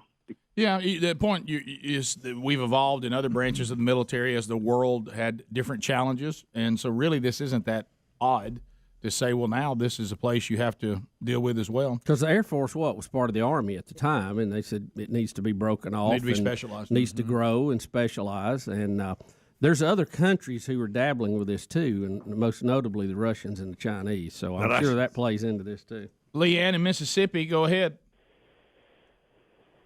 Leanne. Hello? Hey, Leanne, you're on. Go right ahead. Thank you. I'm a first-time caller. Wow, thank you for the call. Appreciate it. Monkey grass to you. Hello. Thank you. I was just thinking that it should be something maybe possibly like the design as the Milky Way.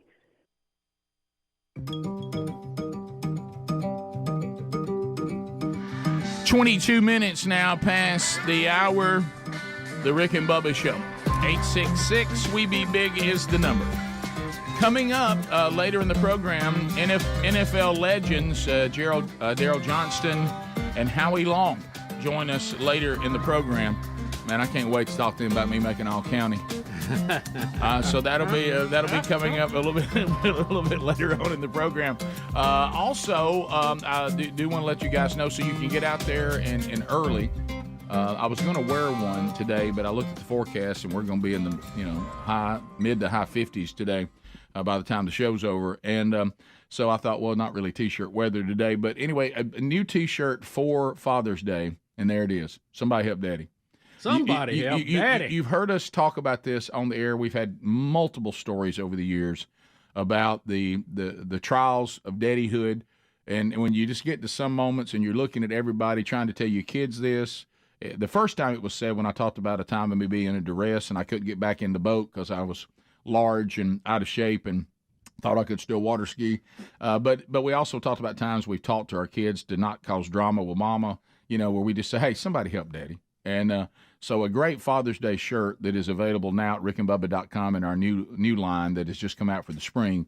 So get your daddy one of these before we run out of them. Somebody help Daddy. And daddies everywhere need to project that message. Somebody help Daddy. So that's out there in the store today at rickandbubba.com. So, Bubba, you updated us on the Trump's now going on offense, right? Yeah. The Trump has turned, and he is now on offense. Mm-hmm. Rick, in our country, we are a rule of law country. Well, we were. That's the way it was set up. Yep. We're a constitutional representative republic. And, the rule of law says it doesn't matter who you are or what you do, we all answer to the same laws. Mm-hmm. We have to, we're innocent until proven guilty. And I'm talking what Pelosi said. But we can be found guilty by a jury of our peers. And in this whole process, the whole concept of legal representation goes right hand in hand with all that everybody, no matter how bad you are, how evil you are, what evil things you have done, you should have legal representation. Right. And there has to be a bond between the client and the lawyer handling that they don't have to disclose information to anybody. I mean, it's lawyer-client privilege. I mean, we go as far you hear it quoted all the time. Yeah, and we go as far in this country say no one can make you incriminate yourself. Right.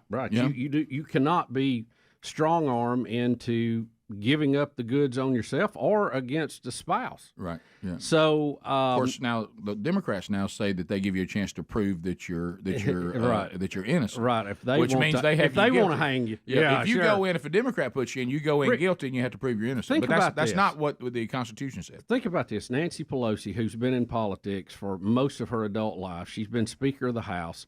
She was third in line to be president of the United States, and she cannot get that right in a statement. I know. And talking about a former president who has been indicted and going to be put on trial. Yep.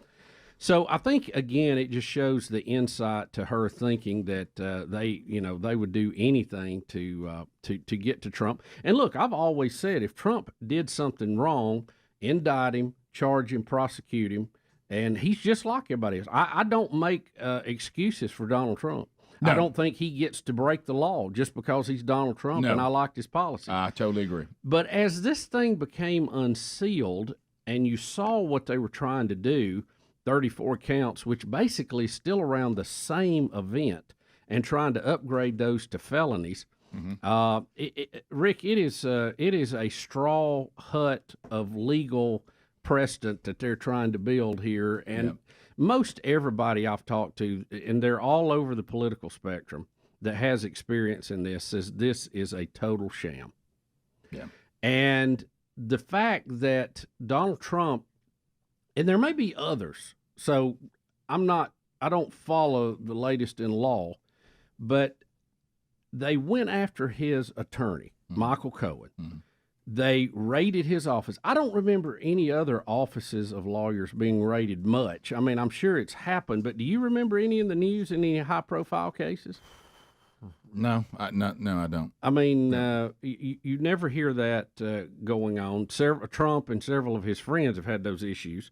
And they flipped Michael Cohen to become a star witness against him. Now, I guess if they will always say that if the lawyer knows that there's criminal activity, that he may be forced to acknowledge that. I don't know. But again, the concept that you have to have somebody sitting in your corner that knows the law to represent you is foundational to our whole system. Well, they raided his office. They turned him, put him in jail for a little while. He got out and made him a star witness against his former client, which again goes kind of against the whole system. Yep. Well, Trump filed a federal lawsuit, 30 pages, in U.S. District Court in Florida. He is suing his ex-lawyer, Michael Cohen, for more than $500 million, alleging a breach of the attorney-client relationship, unjust enrichment, and more. He said this is an action arising from Cohen's multiple breaches of his fiduciary duty, unjust enrichment, conversion, and breaches of contract by virtue, according to Trump's attorneys. So, look, Cohen's been, he's on CNN more than, and he's written books, disloyal. He's done all kinds of things that Trump is saying. I thought we had a lawyer-client privilege here, and you're out there basically making a living off being my lawyer and having some inside information on me. Yeah, and this term "catch and kill" on these stories. Yeah. I don't know anybody that thought that there was a story going to be hit in the media about them that was negative. If they could stop it, they would. Right? Wouldn't everybody do that? I don't know of anybody that runs any sort of public relations for anyone else. That is a part of their job. Yeah. If they don't, if I'm your PR person, if they don't financially do it, they may call them and even say, "You're wrong, and we're going to fight this." Sure. It's a very strange run of events here that I fear is opening a can we're going to regret. Rick and Bubba. Something that just represents the whole, not really, focusing in like on Mars or anything, and maybe have the eagle or the flag or something incorporated going into that, so it just represents all of it, the universe. Maybe underneath this it says, "Don't get in our space." Oh, I like that now. A little trash talk. Mm-hmm. This is our space. Could we work Uranus in there somewhere? Thanks, Greg. Give us issues and we got to. Don't make us kick Uranus. Right. Yeah. Dave, That's good, by the way. in Alabama. Dave, go ahead. Because we're defending our anus. Right. There we go. Thank you, Greg. Never stops. No. Sweaty land that plane. Dave and Alabama. Bring it on in. We have touchdown. Dave, go ahead. All right, Dave. That's my last shot at you. There you go, Dave. See ya. Boy, Dave. Here's another Dave in Pensacola, Florida. Dave, go ahead. Hey, good morning, Green Acres. Hey, thanks. Appreciate it very much. Thanks for your call. Hey, on behalf of everybody in the 4 branches of the military, I'd like to say we're all offended that everybody keeps calling the Coast Guard a branch of the military. Oh. Whoa, easy. Take the gloves off. The logos, I don't know if y'all caught this, but the red Space Force logo with the yellow swirl on it, it's a knockoff of the NASA logo. It looks exactly the same as the Space Force of NASA. I think that Mars Awaits logo is probably the best one out of the ones that he's got. We just should put it in Latin instead of English. But the first thing I thought when I got the email yesterday about the logo is wanting us to vote on it. I was like, man, it looks like a bunch of apple emojis. I know. That is. It really does. It A good did one, look by the way. good. Apple emoji. So was Dave saying the Coast Guard is not a branch? Don't even. He's taking a shot. Oh, That's that's you talking about the puddle pirates? Hey, Look, I'm going by. There we go again. No, I'm quoting that from a movie. I'm just going by what Ollie North says when he thanks veterans, and he runs the list. They are that's what a he branch. said. of It's the military humor. We're not in it. We don't need to. Yeah, but they're not going to see that. That was a caller. I don't want to be in They're it. not seeing it. That's They're right. not hearing it. Army, Navy, Air Force, Marine, Coast Guard. Mm-hmm. He always says that. It's actually a branch, yes. Right. Yes. Mm-hmm. Remember the great Kiefer Sutherland comment in A Few Good Men? Don't they answer to the National Transportation? I don't know, but I know when we have. I'm actually stout of it. They guard ports around the world, not just here. I'm not here.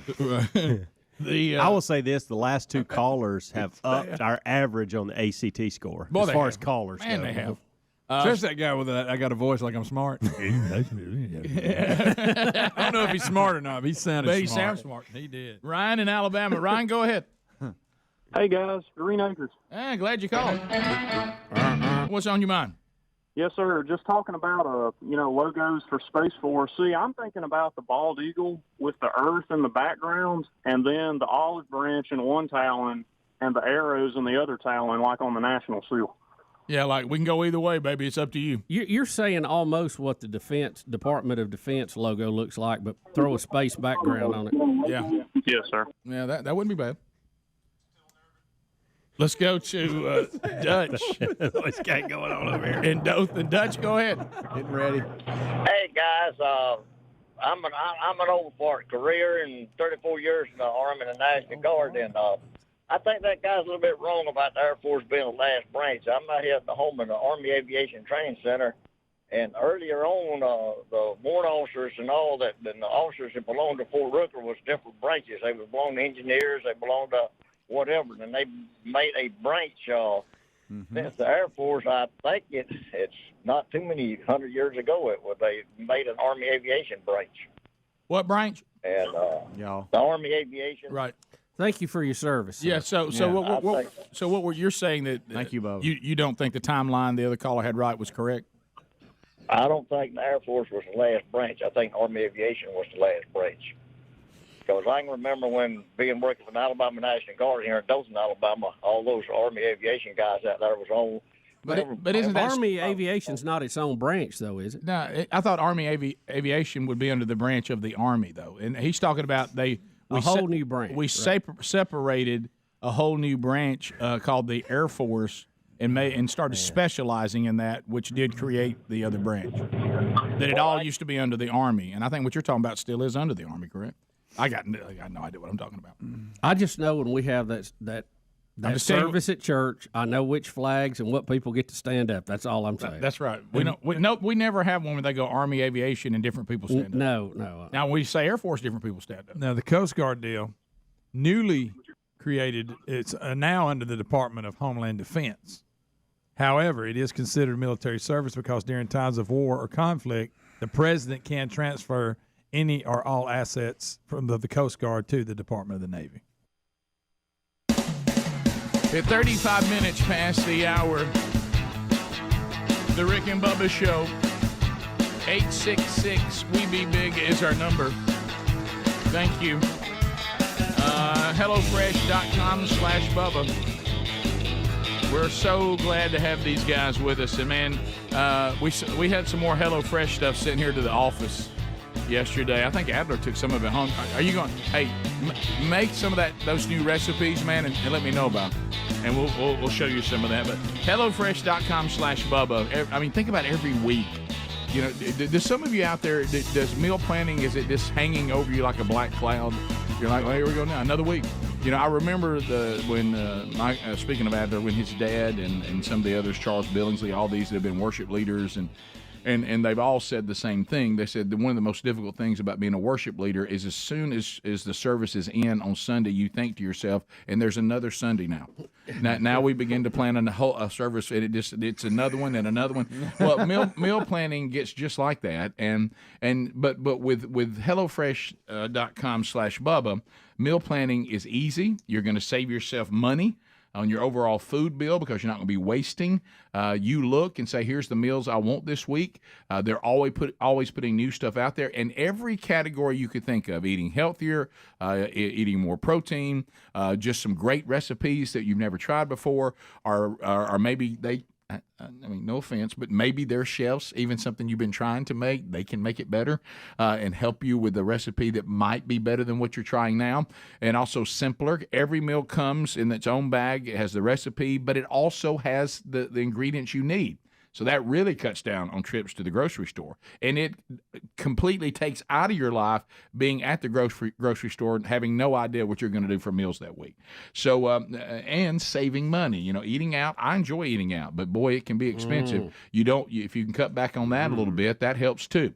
So join America's #1 meal kit today. Sign up right now and get 50% off, and we'll ship you the first box for free with the code BUBBA at HelloFreshBubba.com. Also a link at RickandBubba.com under sponsors. So, Bubba, you said you had one more thing on the Trump suing his lawyer for $500 million. Yeah, and the way that this could shake out, and you see how this will play out if something isn't done. Like we were talking the other day about these non-disclosure agreements. Mm-hmm. They're not worth the paper they're written not. on anymore. Apparently, they're challenged. When you challenge, you basically say what was in the agreement. Nobody is going to do that anymore. Nobody's going to say, well, we want a non-disclosure agreement, because they're no good. They don't stand up. They don't hold the judiciary has not made them solid, has not made them worthy, I don't think. Yeah. So, and here's the other problem. So now if we're going to see this trend of lawyers being raided and turn on their clients, if I'm a client and I have an attorney, am I going to tell him the truth? Or am I going to hold back sensitive items? And see, now this attorney's going to have to go into court and try to defend me without knowing all the facts. And then he's going to get blindsided by something in court. I mean, I wouldn't want to have to argue on anybody's behalf if they were not being honest with me, would you? Well, how many movies have we seen? And I know they're movies, but I'm sure this happens in real life, and this is only going to make it worse, where they're in the courtroom.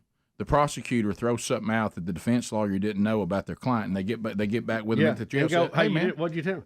Yeah, and well, so now that's going to be widespread, because if they fear anything they tell their attorney is going to end up helping to prosecute them due to a raid on their attorney or their attorney flipping on them, they're not going to tell them.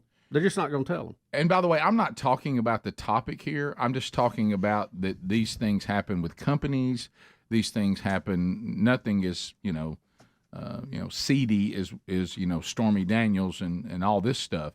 No matter what it is, I'm strictly talking about when someone takes money to keep their mouth shut and then they don't. Right, and so and they're used in a lot of ways. It doesn't. It's not an automatic implication of guilt. Yeah. To have one, a lot of business things are done with those. Yeah, like say non-compete stuff like that. Right. So what I'm saying is, hear me out. If somebody was with a company, and two people, whatever their names are, created a company, and one of them said, you know what, I'm going on, and I think I'm going to do my own thing, or I'm going to go work for another company, and the guy says, okay, well, you cannot take our stuff and go do that. So you've signed a non-compete, so you can't take our stuff and go give it to another company, because you agreed not to do that for this period of time, okay, or forever. Some of them are different, and then they do it.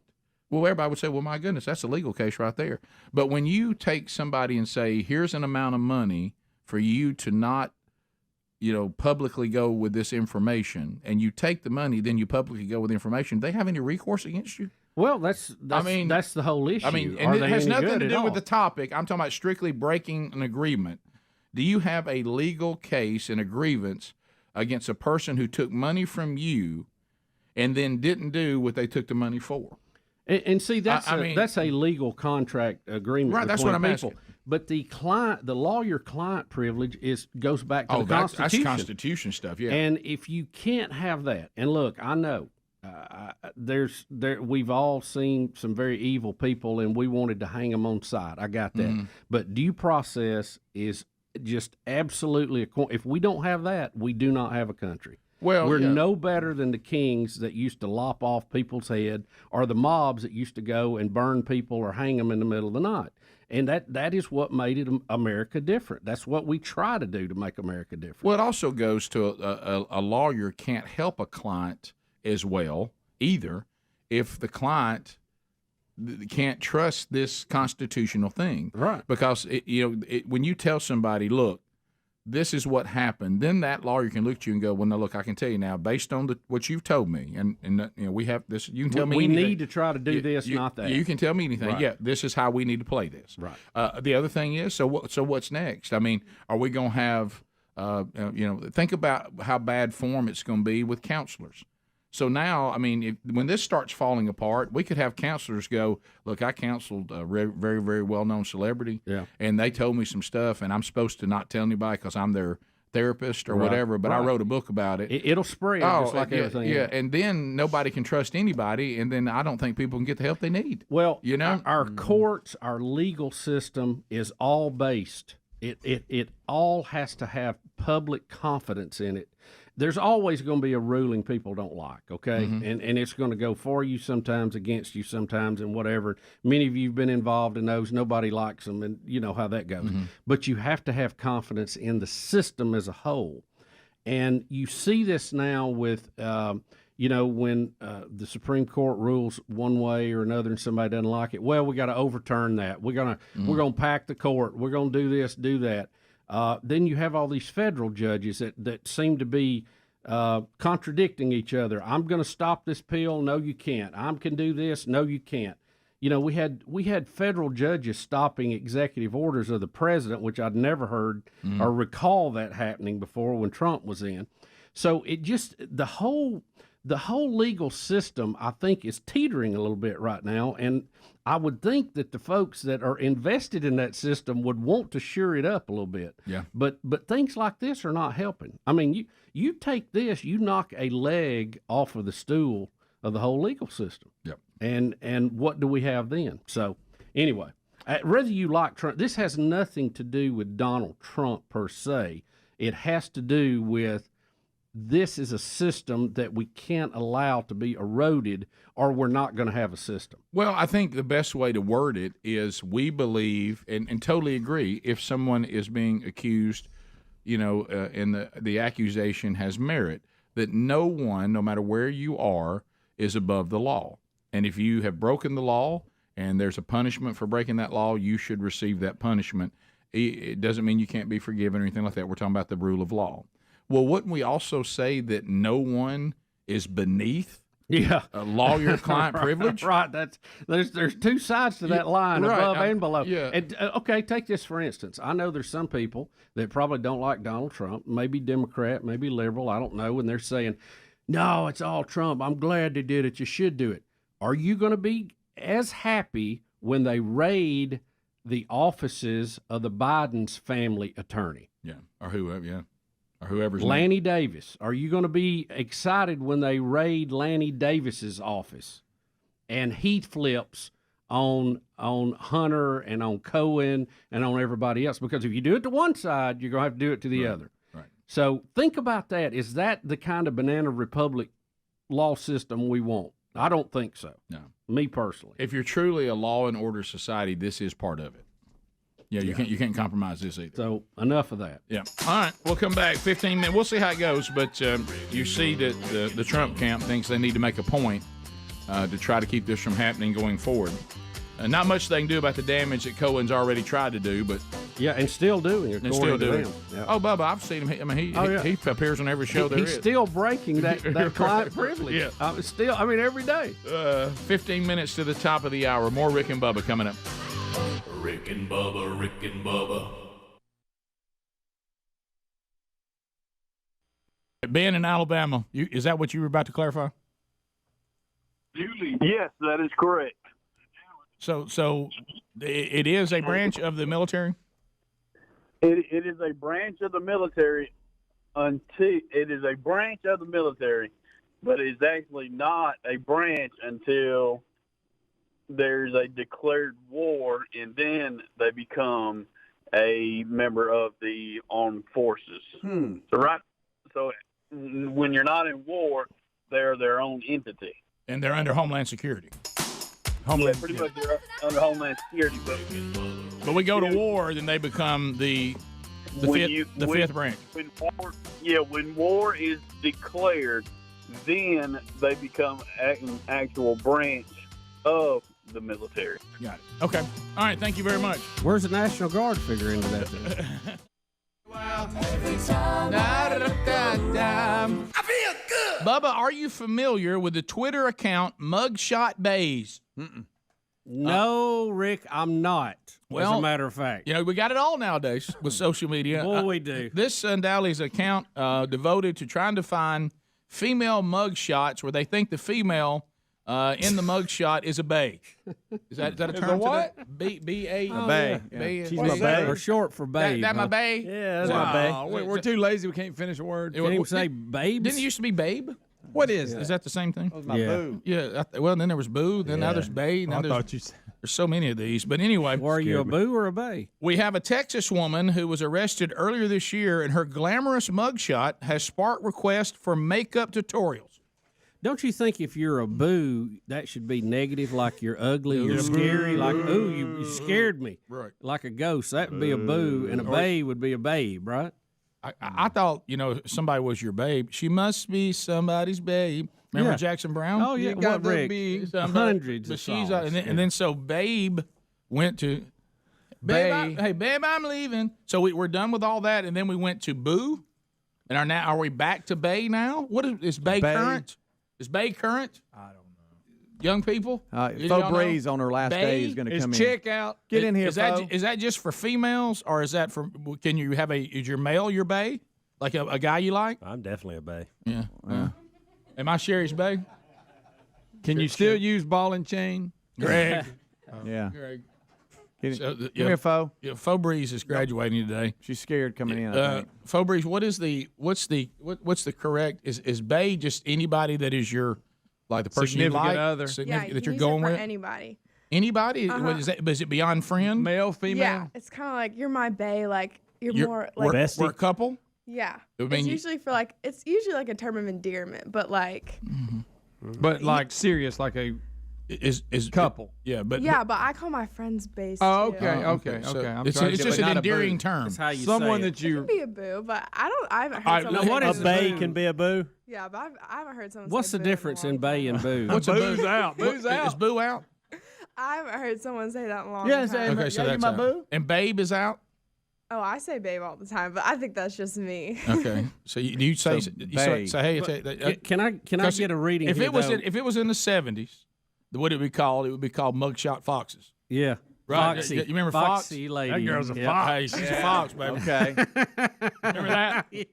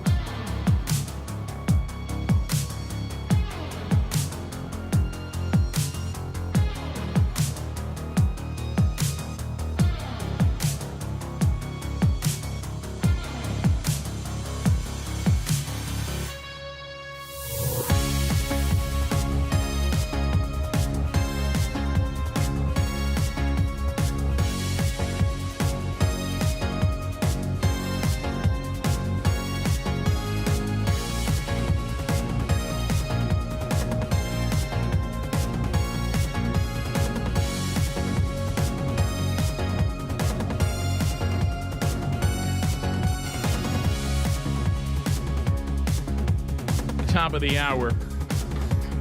Rick and Bubba's show as we make our way back. Thanks for being with us.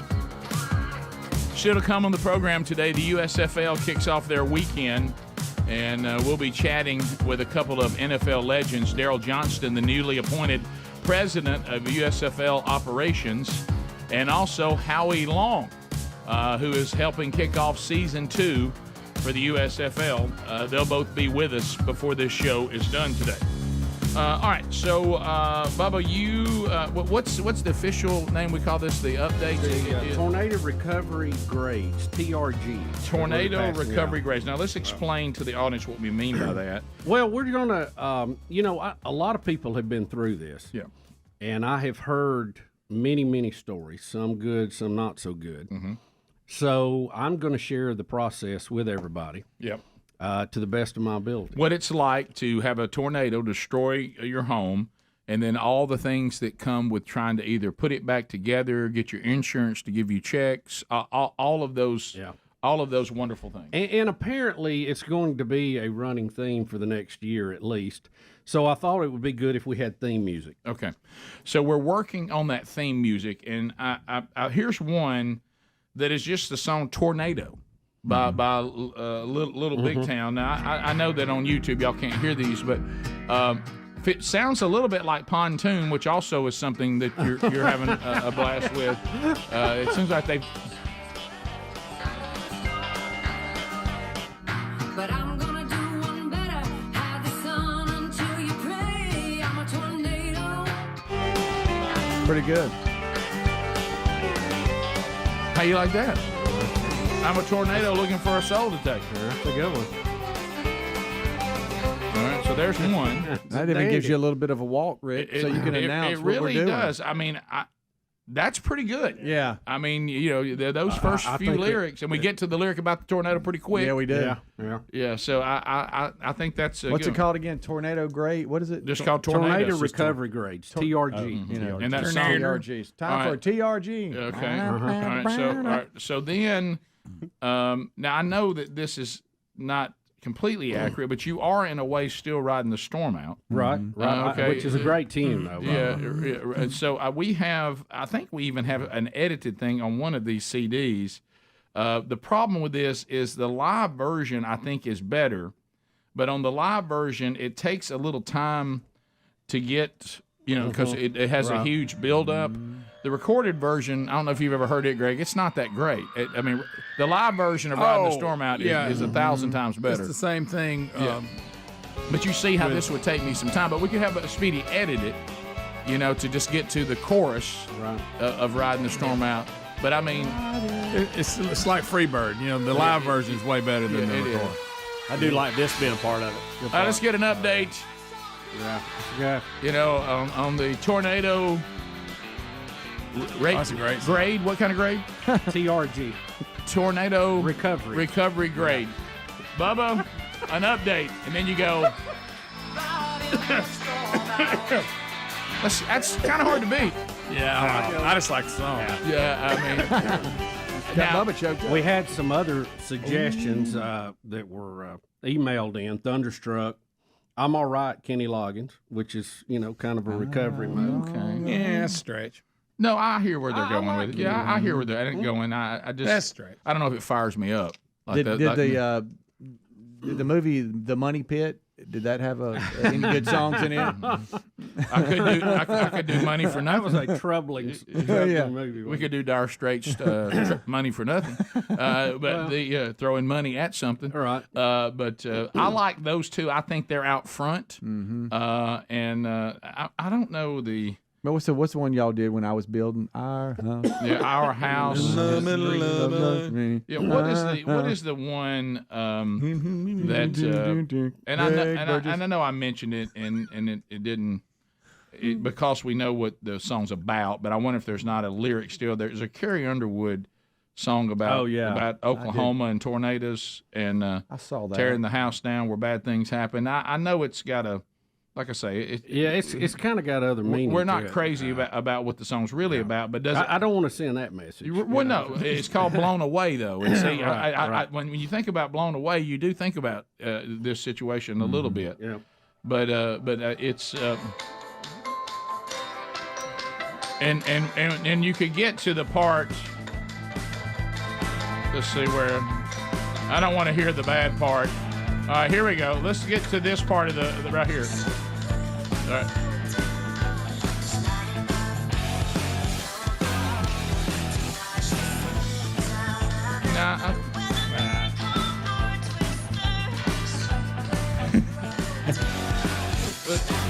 Yeah, I think that one's too dark. I think that one's too dark. It feels dark, and it's. Can I just throw some out to you because I know some of them are going to be laughed at. But Here Comes the Rain again. Eurythmics. Hate that song. I know you do. Stormfront. Billy Joel. Never heard of it. Electric Storm. U2. Never heard of that. Let's see. Have you ever seen the rain? CCR. Of course, we're not talking about rain. We're talking about tornadoes. Right, but it's stormy. Right. I mean, I think there was a lot of rain in his house. Yeah. After the storm, Mumford and Sons. Don't know that. Let's see. Don't know that either. Riding the storm out. REO. Yeah. That's a good one. That's going to be hard to beat. Bubba, I think we're down to Give tornado. Me Shelter. Rolling Stones. Well, that's not bad. Yeah. Oh, Bubba's favorite, Rihanna. The problem with the song "Give Me Shelter" is you rarely hear him talk about giving shelter. Yeah. You only hear it like one time in the entire song. But I think that riding the storm out and tornado, either one of those two, because of the way the lyrics get to it and what it says, I think it's one of those. And I think we like riding the storm out better, don't we? Well, why don't we try it today? We come What's back, Fleetwood Mac we'll Storms? do one and just try it and not drop the hammer on it, but put it in for provisional. See how we feel it. Look, I don't want to be negative here until the callers get involved. But You when never I'm know thinking what they'll about come a song a show like ours that has some edge to it, I don't know that we would ever lean on theme music from Fleetwood Mac. No, and There this it is. is I said it. yeah. There No, it is. you're good. You're Yeah, good. Yeah, and I don't have. This is just me. I know just they're mentioning music icons, and you know what? They could buy this show, set it to the side, and turn the transmitter off. I got that. I got it. But I'm just but I'm just talking about when you think about, hey man, I want to be motivated. You know, I just don't think about play me some Fleetwood Mac. I know how you like Bob Dylan though. What about Shelter from the Storm? I'm getting a lot of email about Riders on the Storm. No, Doors. no, I cannot stand that That's song. weird. That song is. I wish I could move that song out of music. I'm not big on the Doors at all. I am not either. The Doors. I want to shut the door. What about when they merged with the Cars that time? That's a good Let me look at the movie Twisted. That one's been super around group. for decades. It's a Twister That line has soundtrack. been around for decades, and it's a winner every time. What about They Call Me the Breeze by Skinner? Yeah, a little more than the breeze took that house. Well, down. I'm just Right. giving you what some of these are. I'm not critically diagnosing these. Look Okay? at Hams, hang on, don't get choked. wrong sip time. You've had a couple of wrong sips this week. I know. Yeah, I know y'all have asked for it. I've gone into the Twister movie to look at the soundtrack. I knew you would. We've got Twisted by Stevie Nicks. That we're back at Fleetwood Mac. I again. know. Well, I'm just. Yeah. La USA. Boy, this is a pretty good soundtrack. I like that. Really, I don't remember the soundtrack for Twister. I'm looking at it now. All right, we're going to come back. So I don't really see anything. Respect the Wind. What about that one? Well, you got to do that. Now you do have to do that. We'll come back and we'll try it and see how it feels. Yeah, let's give it a test run. All right. All right. Top of the hour. Is our first grade coming out? Yep, got a grade. Got our first grade. When the Rick and Bubba show continues. Rick and Bubba, Rick and Bubba.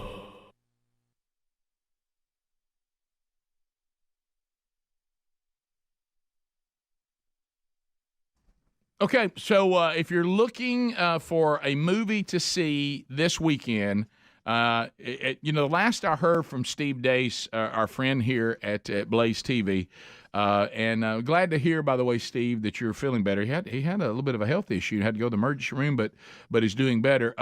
The movie Nefarious comes out tomorrow. And at one time they had it in 500 theaters. Now we're up to 1,000. So you need to be looking to see if it is near you. You can find out by going to whoisnefarious.com. So, Rick, what is this movie? Now, if you've seen the trailer, I don't want you to think it's a horror film. It's not. Now, it does deal with the supernatural, but it deals with the supernatural world that Scripture speaks of, angels and demons. And the Blaze's own Steve Dace, wrote the book that the movie is based on. It's very, very similar to C.S. Lewis when he did the Screw Tape Letters. This is more like Interview with the Demon. What you have is a psychiatrist who's the main character. He does not believe in God. He does not believe in demons or the supernatural world. He goes to interview a killer who is in prison, and the killer identifies as the demon Nefarious. And then you can see where the movie goes. The psychiatrist trying to deal with this situation, and it's a very, very good story and a great movie, and a lot of folks already giving reviews. If you went to see God's Not Dead or Unplanned, same people who made those movies made this one.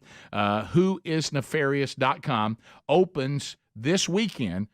Go to the website now, find a theater near you, and make plans to see Nefarious.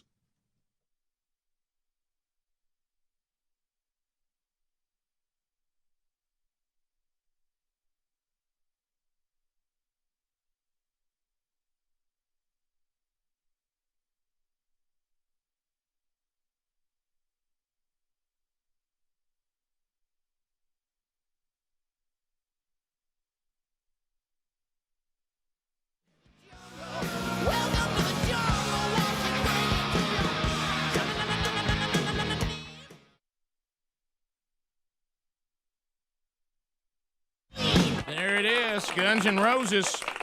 Welcome to the jungle, baby. Hey, betcha. Yeah, we were discussing that. I know the kickoff hour, talked about it, and Bubba and I really had a very similar experience. We were going through the weekend, and I got something that popped on my phone, and it wasn't that story about the guy, jumping in the plane and commandeering it and flying it. It was some other story, and as I looked at it, I can't even remember what it was, trying to figure out what the alert was. I saw related links, and I saw a story about this guy that commandeered one of these Alaskan airline deals, holds over 70 passengers, and just took off in it. And so anyway, I heard the kickoff hour. We'll go back later in the show and play the audio again because some of you may have missed that. But they have very good audio of this employee who, of course, is not a pilot, who's got in an airplane and took off in it and was just flying around and doing some tricks. And I told Bubba, I think my favorite line, his nickname is Bebo, is when he was telling the air traffic controller that he didn't think he had any screws loose, but obviously he does. I mean, he kind of thought, I didn't really think I was, had any issues, but my gosh, I've stolen an airplane, I'm flying it around, so there obviously is something wrong with me. He had to come to the realization himself. Yeah. Bebo had to say, good night, look at me. Yeah. I hear something wrong. Thank goodness nobody else was hurt, but still destruction of property and what could have been a real disaster. We'll talk about that today. Well, you kind of hate old Bebo killed himself, too. I'm like you, Rick. I had somebody come up to me and say, it was late Saturday afternoon, and said, hey, how about that guy flying around with a jetliner doing loops and stuff? Right. And I said, what? He said, oh, yeah. Said he's been doing all kind of moves and flying right on the water and all this stuff. And I said, well, have I missed this? And apparently I did, which is a good thing on some weekends. Yeah, well, and I didn't, because I got out of the truck while you were kind of still in the story, so y'all may have mentioned it. The story I read, didn't they at one time, didn't we have fighter jets up there? It had two F-15s were tailing it. Yeah, because you never knew if this guy wanted to. I don't know. They're talking about, him being a runway worker that snapped. Hey, we need to have new security measures and stuff. But I don't know how you. Right. I don't know how you secure that. I have no idea if you got guys that have clearance, the secure people, and have never been a problem before. How do you secure somebody just flipping and doing something? You can't. I don't know how you do that. But they're like, well, we got to re-examine it. Well, yeah, I think you do need to re-examine everything is possible. But good night. If a guy just flips his lid and wants I don't know how you stop that. It goes back to this, and of course, what a terrible example I'm about to use, but it really is. I'm like you. The first time I read the story, that's immediately what people start thinking. And the first guy I ever saw speak says, it would be like us saying, how do you stop a radio announcer for going rogue on the air? Well, unless he showed any signs he shouldn't have been given a live microphone, if one day he decides to flip, he already has access to the microphone. Mm-hmm. There's nothing could have. He passed everything he needed to pass to get access to the microphone. Right. We didn't know he was going to flip his lid on the air. And this guy basically said, the guy got the clearance, and he had clearance that would have given him access to get on a plane. Exactly. We just didn't think he would, go rogue and take off in one. I mean, he showed no signs. How do you ever figure out that this guy who has this kind of access might get in a plane and leave? This not even a pilot, just played video games and said I think he thinks he's got it. Was doing some pretty impressive moves up there too, by the way.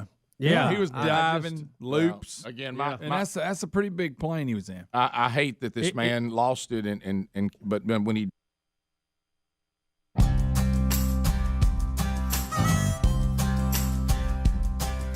It is 6 minutes past the hour.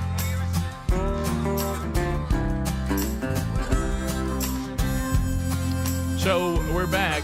No Name Studio, bleeding edge of technology. Sweet home Alabama to the world.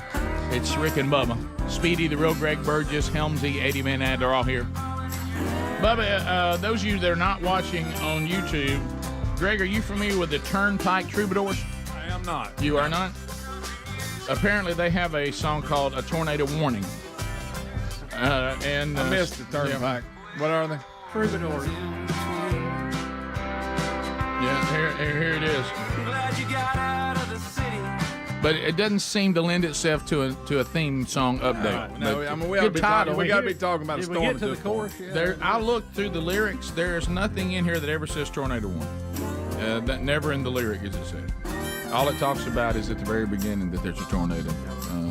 weather coming. Well, that was just another one that was emailed. That was email, but see, you can't use the chorus because the chorus never mentions a tornado warning. Yep. You know, y'all do understand how theme music works. All right. So we're going to ignore that. Yeah. So all right. So I think we're gonna do this. We're gonna try this, and I think we all like this one better anyway. So we're gonna try this one, and then maybe the next one you do, I'll try. Because I think it's really down to two. I think it's down to Riding the Storm Out and Tornado by Little Big Town. Those two lyrically seem to offer. I kind of like I'm All Right by Kenny Loggins because I just like that song. But you're not all right. But I am going to be. You're in misery. I am, though. Yeah. I'm working through But you're not. But I will be. But in that song, he's currently saying he's all right. But he's telling you he's all right because he's been through a bunch. Is that what he says? I think so. Do you really? Okay. All right. So Can I ask a question real quick? Yeah. And this may be controversial, especially from this one, because I know he hates stuff like this. Oh, no. Is there any way for Speedy to work his magic and us combine these songs? There is. That could happen. That could happen. Well, then it's going to take too long. And there it is. He couldn't stop himself. I think I saw him try not to say something. Even eating breakfast, he could speak. I tried to get ahead of it so that he wouldn't. Yeah. All right, so Bubba, this is called the one again. I got to get this. Tornado recovery grade. It is time for a tornado recovery grade with Bill Bubba Bussey as a tornado wiped out his lake house, and now he's in the process of insurance, trying to see if the house can be put back, start over.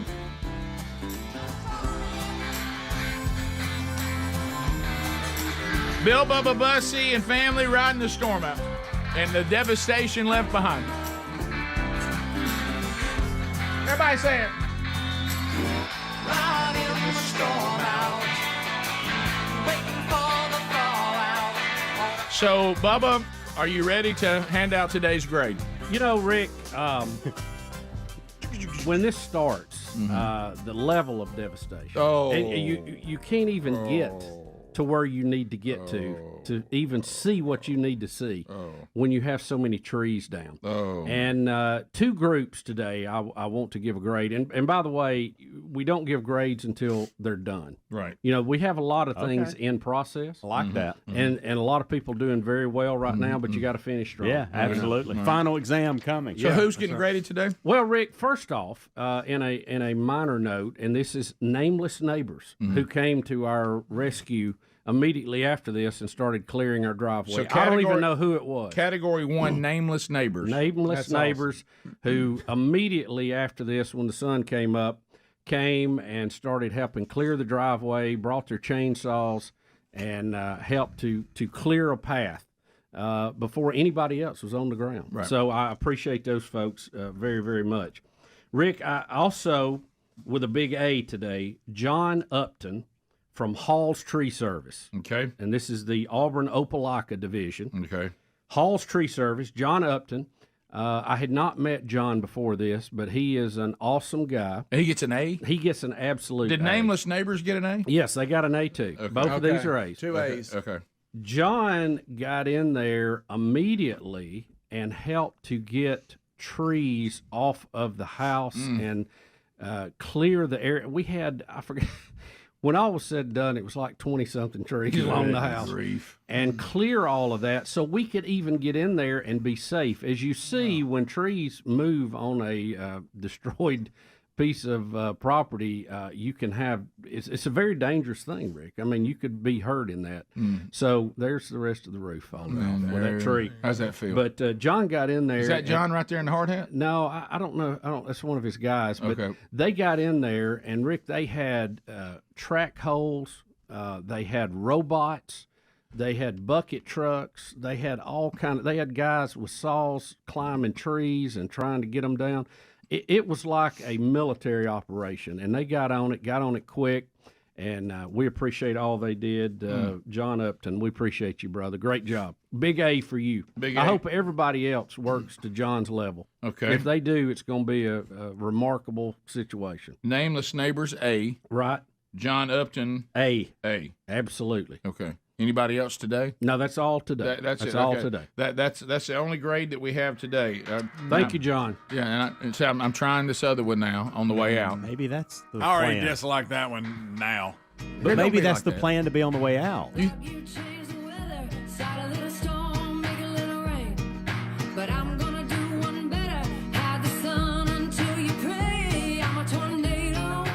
You don't like that lyric? Not really. I mean, that lyric. I think the plan is simple. We do the first one like we did, and this one taking us out. Well, and I hate to bring this up, and of Or course, you could come out with Kenny Loggins on that. you and this Kenny Loggins. Kenny Loggins doesn't apply. It doesn't I apply. like that song. Let's try it. Doesn't You apply. ain't even heard Hey, it. it's Bubba's segment. It is. I mean, if that's what he wants, I will bring this up, and this is because we have to Trying to help, Bubba. We have to be fair, and of course, our audience doesn't miss anything.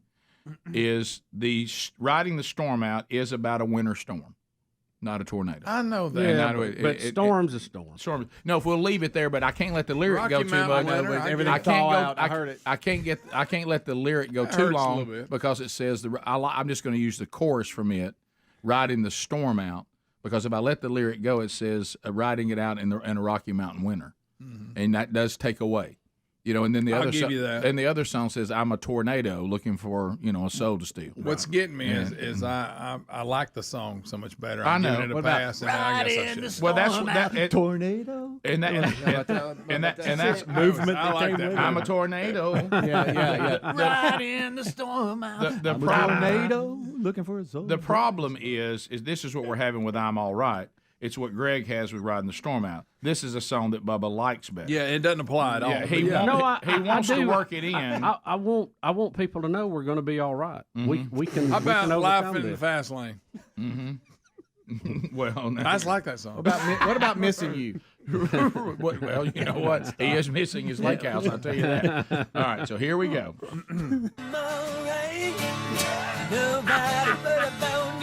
What in the world? I think about Caddyshack. That's it.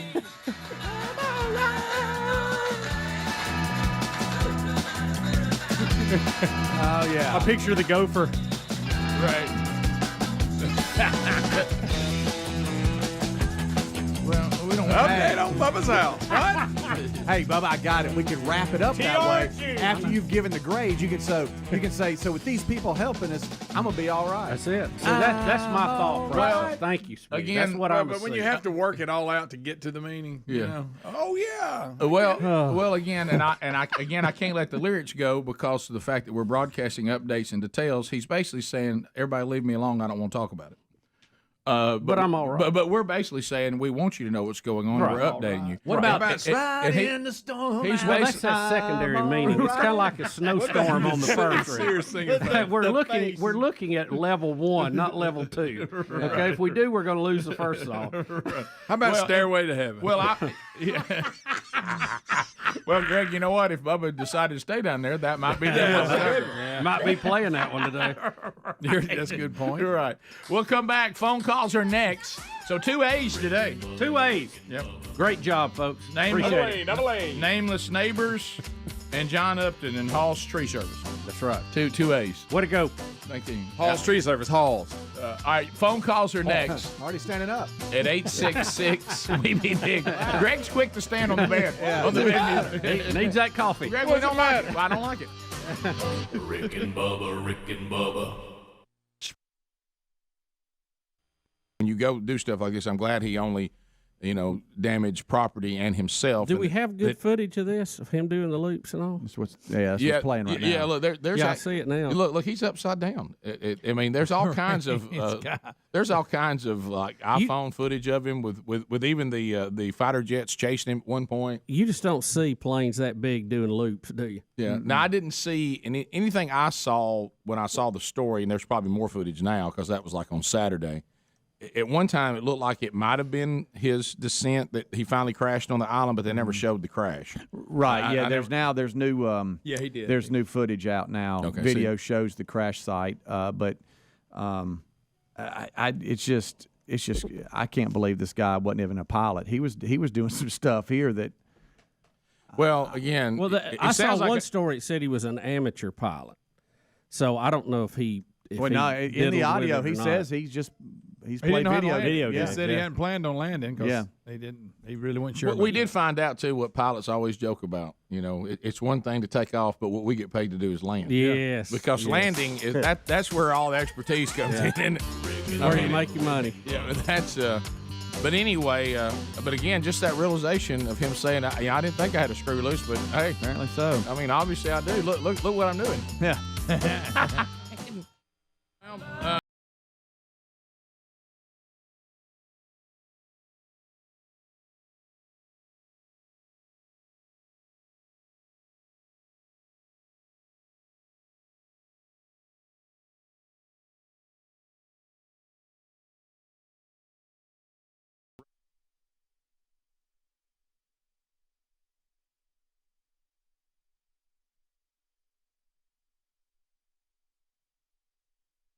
Talking to him as he's flying the plane around, and you'll hear all the different audio that's available.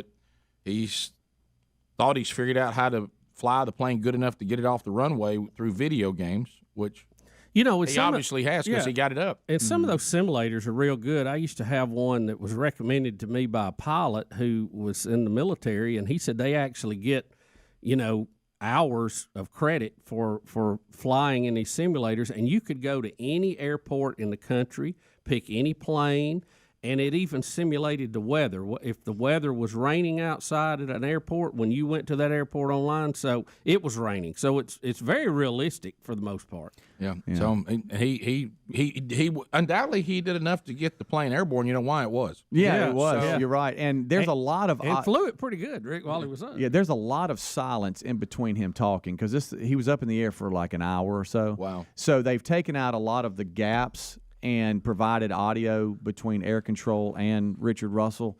And this one here is a really good indication of what was going on. And he starts out, like you said, sounds like he's kind of got his wits about him. Like, hey, man, this is my bad here. Right, yeah. This is Richard talking first. Take a listen. I got a lot of people that care about me, and it's going to disappoint them to hear that I did this. I would like to apologize to each and every one of them. Just a broken guy. Got a few screws loose, I guess. Never really knew it until now. Hey, you think if I land this successfully, Alaska will give me a job as a pilot? I think they would give you a job doing anything if you could pull this off. Yeah, right. If you wanted to land, probably the best bet is that runway just ahead and to your left. Again, that's McCord Field. If you wanted to try, that might be the best way to set up and see if you can land there. Or just like the pilot suggests, another option would be over Puget Sound into the water. Dang, did you talk to McCord yet? Because I don't think I'd be happy with you telling me I could land like that, because I could mess some stuff up. Well, Rich, I already talked to him, and just like me, what we want to see is you not get hurt or anybody else get hurt. So like I said, if you want to try to land, that's probably the best place to go.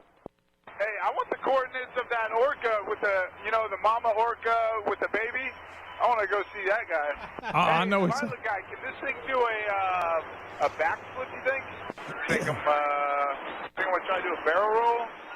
And if that goes good, then I'll just go nose down and call it a night. Man, have you been to the Olympics? These guys are gorgeous. Holy smokes. No, let's try to land that airplane safely and not hurt anybody on the ground.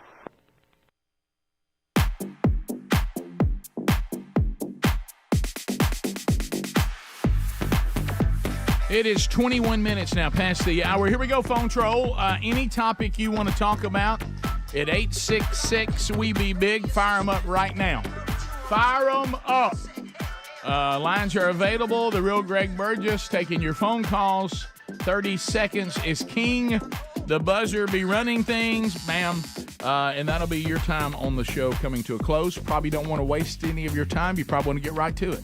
At 866-WE-BE-BIG. Helmsy does have one timeout, as does Bubba, but there's only two, and so those sometimes go really quick, or, they also say, look, I can't just throw it out there on just anything. Still to come on the program, Daryl Johnston will be with us, and Howie Long. That coming up next hour on the program.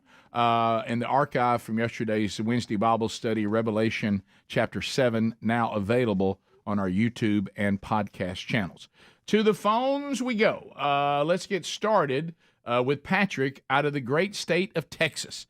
Patrick, you got 30 seconds on Rick and Bubba. Go ahead. Hey, guys. Called a few months ago about the corruption in the FBI. Yes. We have the same thing going on in our judicial system, like this guy in Austin that didn't get a fair trial. Clearly, nobody followed the law there. They talking about President Trump. There's no chance he'll get a fair trial in New York. At what point does this just become anarchy because nobody's following the law? And at some point, somebody down in the system has got to say, "Hey, this is." And that's the greater point that Bubba was making earlier, and you're right, Patrick, 100%. I mean, no, again, I have to say this every time. No one is above the law. But when you start to prosecute a former president, it comes with a wave of problems. To me, if you're fair and honest, no matter what your political leanings are, you have to say, Donald J. Trump, the voters of New York voted for Joe Biden 80%. He can't get a fair trial there just by those results. You know the deck is stacked against you 80-20 before you start. Right. So if I'm impartial, I go move it out of New York.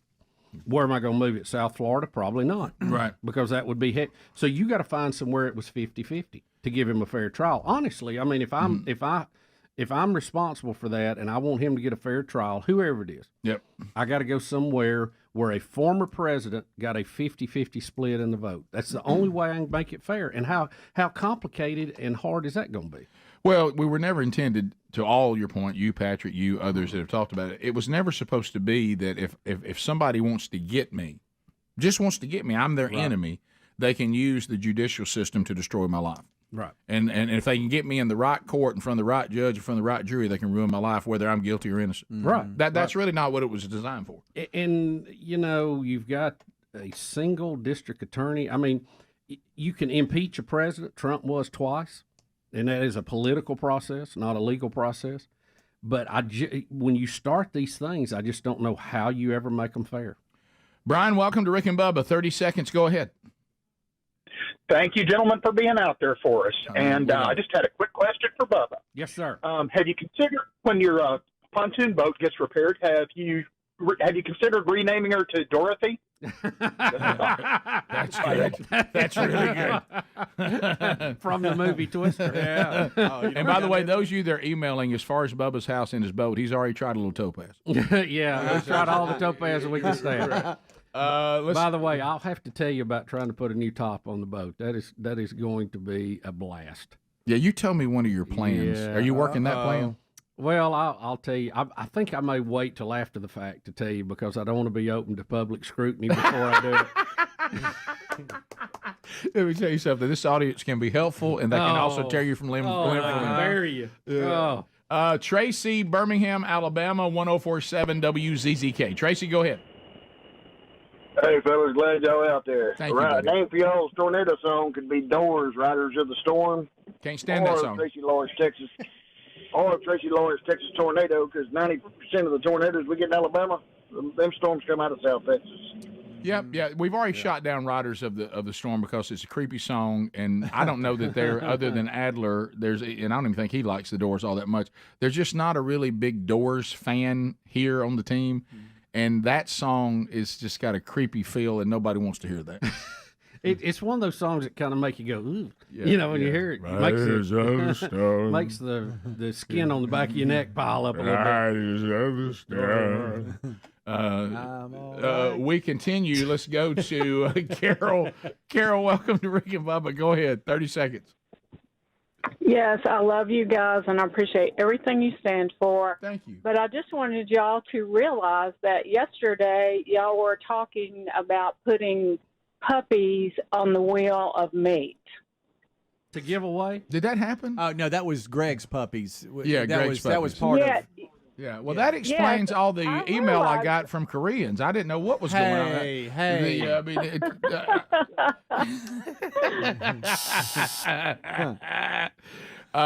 Greg is going to have some puppies to give away, right? And that's going to be, because like you said, Bubba, it won't be quite like getting one of Pat Dye's Beagles. Well, it'll be close. It'll be close though. Yeah, Greg Burgess' mutts. Sure. And let's be honest, we've talked about this for years. Even though, we've had wives and kids pull us into some of the frou-frou dogs. They ain't no dog better than a mutt. It'll live. No, it'll outlive every dog absolutely. you've ever had. All of these, and we're seeing this. All of have, these highly bred dogs seem like they have highly bred problems when they get a little older too. So. A mutt won't ever get sick. It doesn't get any of these weird diseases. I'd laugh, Rick. I got to tell you, there's a, I think it was a reel I saw, and it was explaining the difference between a retriever and a golden doodle. Okay, that was funny. And they take the tennis ball and throw it to the retriever. It sees the ball, it jumps up, very majestic, athletic, grabs it out of the air, comes down, comes back, and lays it at your feet to play again. They do the same thing to this big golden doodle. It hits him on top of the head, and it looks around like, who did that? All right, Bubba, I hate. And that's no offense to the golden doodle people. We got one with a lot of that in it too, but it's funny. The video's funny. Boy, Bubba, you're about to have some righteous anger, and you're going to be mad at Greg. What has he done? Well, you remember the controversy. I just got a text from Oxford, Alabama's favorite councilman, Stephen Wade. Yeah, and he says, if y'all had recorded stormy weather, you'd have it right now. Oh, wow. And that would have been your theme song. Wow. I remember the album cover we wanted to shoot. You remember who stood against it? Oh, yeah. What if we had that on the Fat Chance CD right now? You think we'd be spinning it? So that was one of the fights I witnessed between you and Greg. Yep, it was. Over the song Stormy Weather. I suggested y'all take it outside, then Mark Phillips demanded y'all take it outside. And by the time we got outside, we were laughing. Zach, 30 seconds. Go ahead. Hey, Green Acres guys. Thank you for the call, brother. What's on your mind? Hey, listen, it's 2023, and I think the Rick and Bubba show could use a little bit of updating. I got an idea for a new segment. Okay. So what you do is you get rid of the baby predictions. Mm-hmm. Instead, you have the kid on their 18th birthday, and you help them decide what gender they're going to identify. That's a good one. But you wouldn't have to wait till 18. No, apparently they'll do that now at 5, 4. Right. Bottom of the hour. Who would ever thought that might be psychologically unhealthy for a child? Yeah. Pick your gender and decide if you're going to be a cowboy or Indian for a living. 866 We Be Big is the number. We'll be back. More of the Rick and Bubba show coming up with more updates, and still to come late in the program, Daryl Johnston and Howie Long. Rick and Bubba, Rick and Bubba. All right. Now, damn it. I don't know, man. I don't know. I don't want to. I was kind of hoping that was going to be it, And then it ends.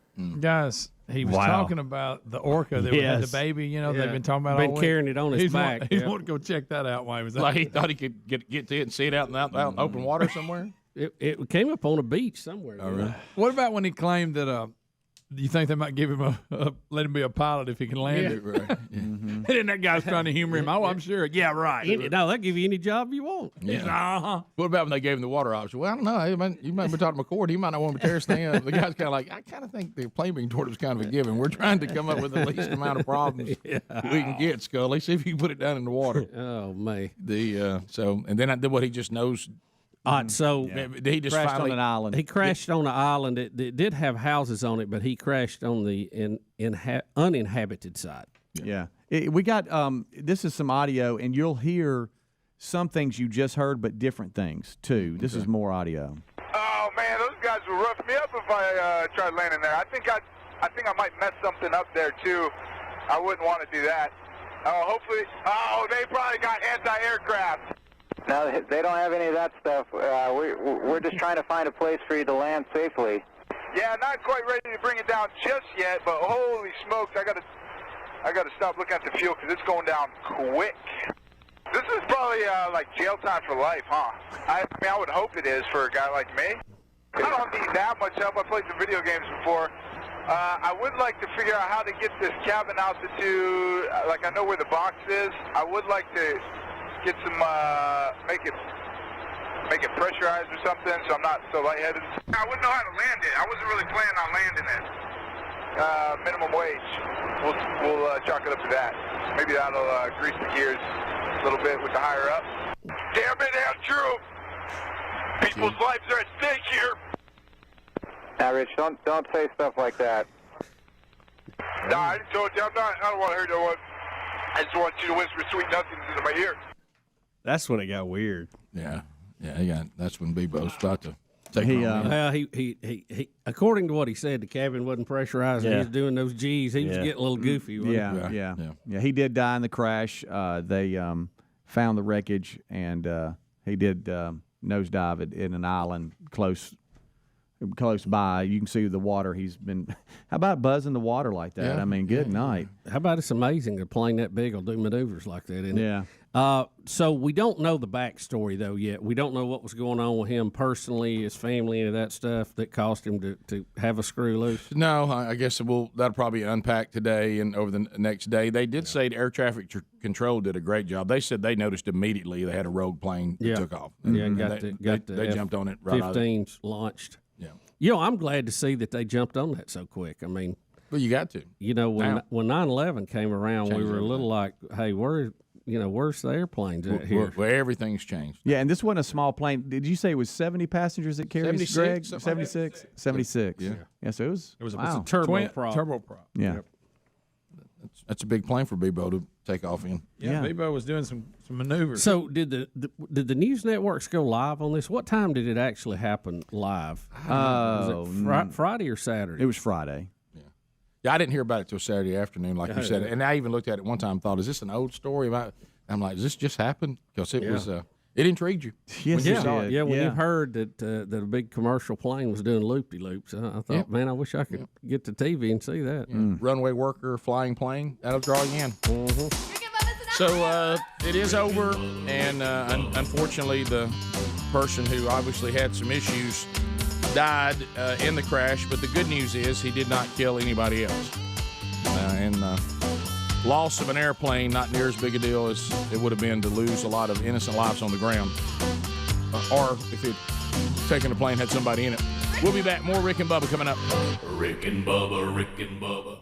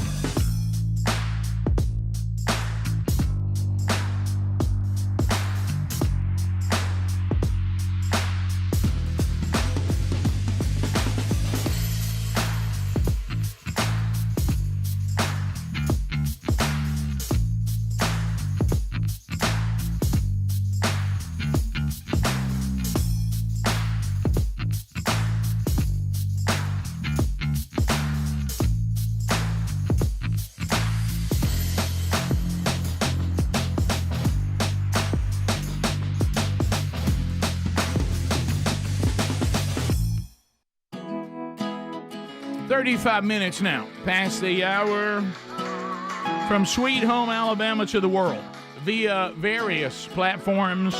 We're glad you're here, either live or archived, and however you got here, we're glad you're here. SimplySafeBubba.com, now more than ever.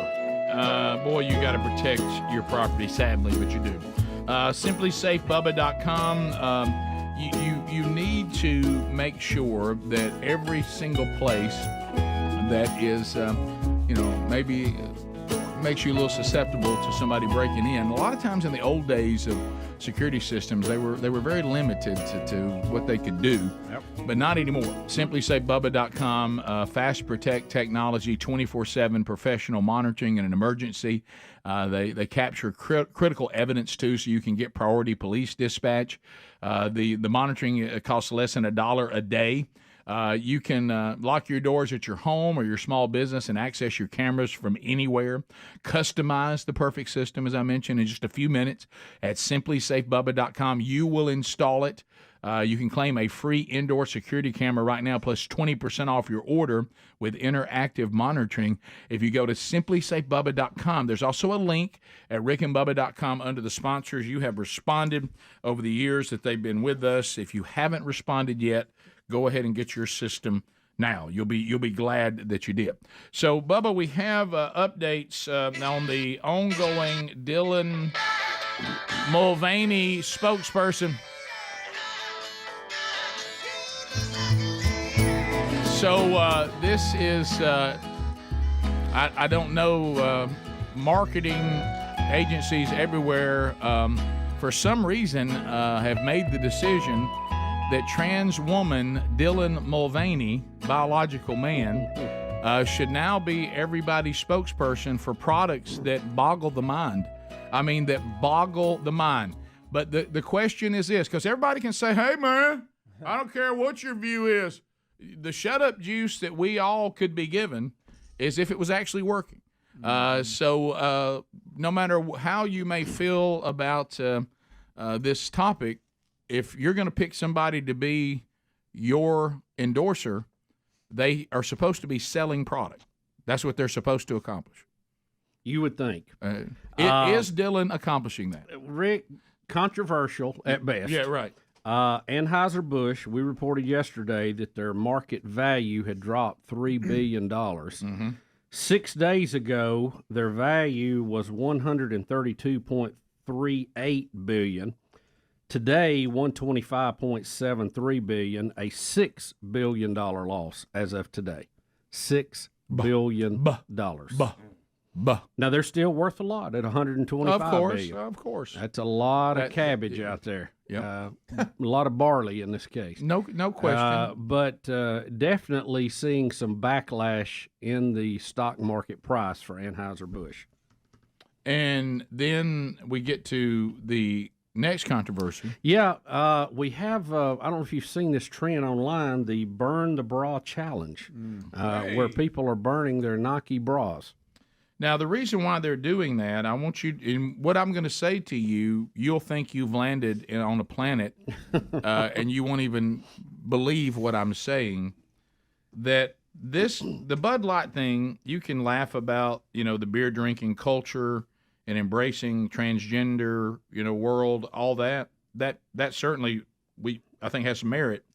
But to get even more wild and more bizarre, because males and females drink beer, to get even more bizarre, and there's some that are even more bizarre than this, if what I'm reading is correct, but we don't have the results on it yet.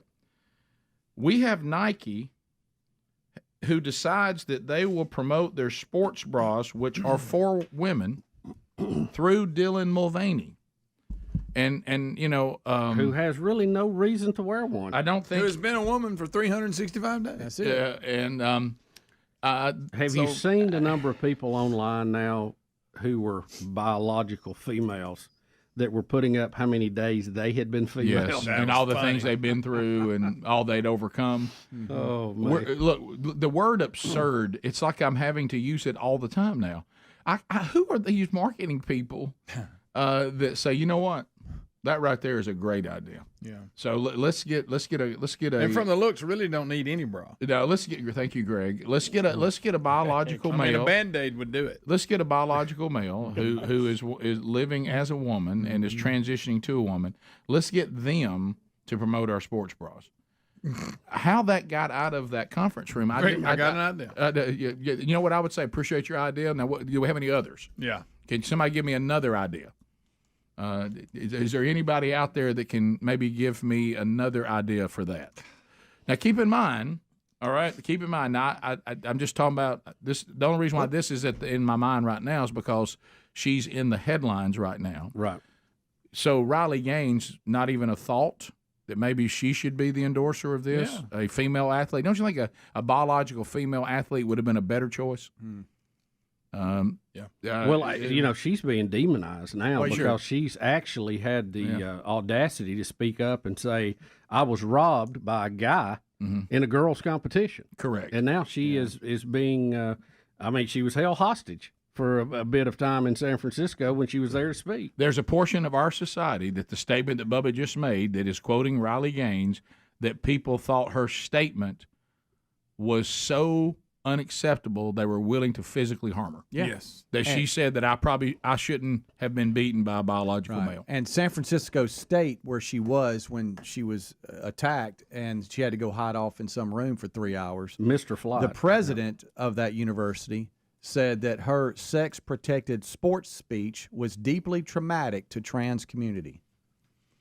Guys, if you're going to go down the Well, trans it- road, you Instead of saying, "Hey, it'll- I'm sorry you were attacked. That's on us. That should never happen." Yeah. No. Well, if you're you can't if just you're disagree. You got to physically attack her. if you're a female athlete and you lose out to someone who is transitioned to female, who is bigger, stronger, faster than you because they were a male at one time, that is also traumatic to female athletes. Thank you. And hurtful.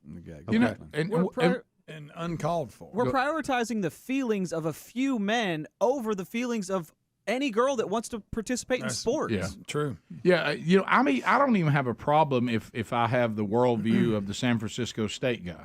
Okay, even in the world that he may see that I would disagree with, does he not at least have the walking around chewing gum sense to say, I stand with the trans community, but I will not tolerate violence against people who disagree?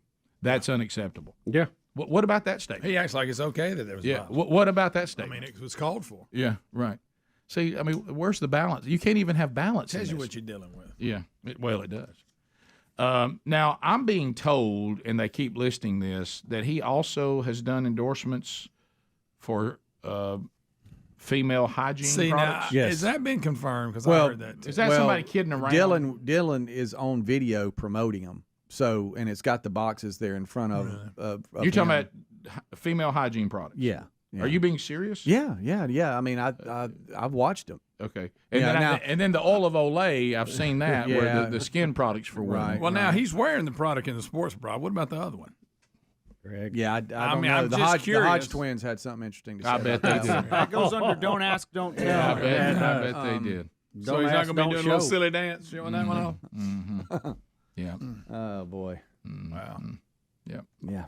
Yep. There it is. There Yeah, it is. there it is, right wow. there. Uh-huh. There it is. Okay, so it's Well, right they there. work on a nosebleed too. That makes a They lot do. of sense right there. Yeah. As a kid, yes. Yeah, they do. I mean they do. They really do. Mm. Right. I should have done that as a kid. Yeah, I by never the way. thought about that. I had nosebleeds all the time as a kid. Greg, you've taught me something. There you go. That's Wait. good. Thank you, Dylan Mulvaney. What a great day. That and a spoon in the freezer if you have nosebleeds. Right. That's what you do. Here we go with that. The And spoon And where do down you the put the back- spoon? It works. spoon On the down back of your neck. doesn't work. Works. That doesn't On the work. back of your neck. It right? does. No, all the way down your spine. You just go on down your it. skin. Yeah. Start Yeah, at the it top, doesn't. come Yeah. all the way down. That Stops. doesn't Yes, work. it does. I'm Yeah. gonna punch you in the nose, and we're gonna try. Let's try it right now. The other works, and sadly, I know that, but I don't know about the the spoon works. I don't know about the spoon. I've done it. I get mad about it. Does this feel does this feel much lunacy? I mean, It does. You know what it feels like? That it surely it's getting close to my alarm clock going off, so Right. I'll wake up. like if I was in if I was in the office, okay, We're all and if I was in the office and somebody said, "Hey, we are," I'm trying to remember the different people who put these out. I think Rydell did. You know, somebody said, "All right, we're here for a marketing plan of Rydell." Does that sports company even exist anymore? Yeah. Yeah, I love their make cakes and helmets. cheese. Yeah. The white ones Yeah, with the black. helmet. and somebody said right now, and somebody said, and I said, now hear me out. I'm thinking about a biological female promoting our new jockstrap. Exactly. And somebody in the, Exactly. and somebody in the office say, "What did you just say?" Yeah, I mean, I think that'd be cool, don't you? No, that doesn't even make any sense. Yeah, you know why? Because it doesn't apply. Yeah, This person cannot use your product and give an endorsement of it. As the late Tim Wilson said about Ricky Tidwell's mama, if you need a jockstrap, she's got a spare. There you go. You know what I mean?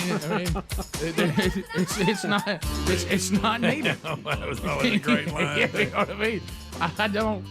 I don't follow the lunacy of this. I mean, 15 minutes to the top of the hour. 866 We Be Big is our number. More of the Rick and Bubba Show coming up. Check our website too. The new apparel's out today. Somebody help Daddy. Get that for him for Father's Day. We'll be right back. Rick and Bubba, Rick and Bubba. Welcome back, Bubba. Well, glad to be here, Rick. Thank you, and thank everyone for being part of the Rick and Bubba Show. Well, we had quite a little weekend, and we'll talk about some of those things kicking around the room in here. But I dropped off Brooks Big Love Burgess at Mississippi State yesterday. We've had the next one go to college. It was kind of these are emotional days, especially when you got there were a lot of dynamic. You have the two middle brothers that have grown up together, and and young Broderick, the Tasmo, and Big Love, the dynamic duo. You busting up the duo. Greg, I guess I didn't think about this enough. You and I were just like Big Love and Taz. Yep. Is I was 1 year ahead of you in school, so and we roomed together, and I know that I didn't think about when I went off to college how heartbreaking that might have been for you. Yeah, it just destroyed me, Rick. I don't remember how I got through it. Did you sit there and look over at my twin bed and think, my gosh, she's gone? Yeah, I smelled your pillow, stuff like that. Yeah, so anyway. I don't remember you. What was funny? Did you ever give it a second thought? I'm sure I did. Right. All you thought was more room. Mm-hmm. Yeah. You have to understand, Greg and I mean, we never had our own rooms our entire. Our sister did. She was the only girl. So she had her own room. We had a room together our whole childhood, all the way till we left for college. So anyway, I haven't really thought about it, but that was. But anyway, I'm sad now. So what this is, and I don't know all the different stuff, and all the different colleges have all the different ways, but this one, which I'm glad we got, you had a chance to be picked for what they call I would call it a preseason week. The official move-in day was like the 18th. But if you got picked for this, it's like their colors at Mississippi State are maroon, so it's called either new maroon or meaning you're a first-time person coming in. And if you get picked, and a lot of people do, for this camp, you actually get to go ahead and move in a week early, and then you get a week of acclimation. Here's where everything is located, and you kind of learn it. So when school starts, you're already kind of knowing what to do. And so he got picked for that, and so did his roommate, which was cool. So we were moving in on a day it was still crowded, but it wasn't as crowded as it would have been, if you were kind of in the day where everybody shows up. So the problem that you have to deal with too is the good thing is at this university, all freshmen have to go into a dorm. So we're not talking about an apartment or some house they're sharing or anything like that. So in my opinion, of all the other stuff you have to deal with, it's a bad move in, but it's not as complicated as furniture, and because you don't have to deal with any of that. Yeah. You're really just bringing sheets for the bed and clothing and the little knick-knack stuff that goes into the dorm room. But anyway, I did not know that my wife and my son would decide that they would try to bring Big Love's entire wardrobe.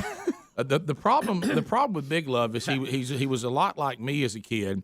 He got big fast, but then never grew any more. So Big Love has been wearing the same clothing from 8th grade on. Yeah. I mean, his size has not changed since he was in 8th grade. I mean, he went to 5'11", and then his weight in 8th grade, and really never got bigger. So he has clothing that goes back to, it's not like his brother who was a late bloomer who's now shot up 6 inches and now none of his clothes fit or anything, and you don't have as many. So the never ending T-shirts and gym shorts and all this stuff. I mean, it was like it was never ending. Yeah. And so we got these big old plastic tubs. Yeah. And put them in that. And but here was the problem. So the problem was that because of my operation last week, I couldn't lift anything over 10 pounds. So I couldn't pick up anything. And what was funny, you don't blow a stitch out here. Well, what was funny is he's rooming with Scott the Rock Gorosky's son, and they're big buddies from church. And Scott the Rock Gorosky has also had some medical issues, and he's been limited at 20 pounds. And so between the two of us. So both of us were there, which was really bad news for the brothers, because his roommate's brother came, who's already in college, but he hadn't reported yet. And then young Broderick, really, they were the two guys that had to bring everything in and whatever the mamas could grab. Because we couldn't really bring anything other than I wish this. y'all milked that. Yeah. But the two of you, with knowing your personalities, that had to be hard, but yet also enjoyable. Well, if it had not been for Tiger Woods, I don't know what Gorosky would have done. He just pulled that up on his phone and set it over in the corner and sat there and watched it. Yeah, and then, right. And then you get the uncomfortable when it's boys. The boys don't want to do anything with their room other than get the sheets on their beds and get their clothes in the drawer and hang their shirts in the closet. And the mamas are wanting to do more than that. And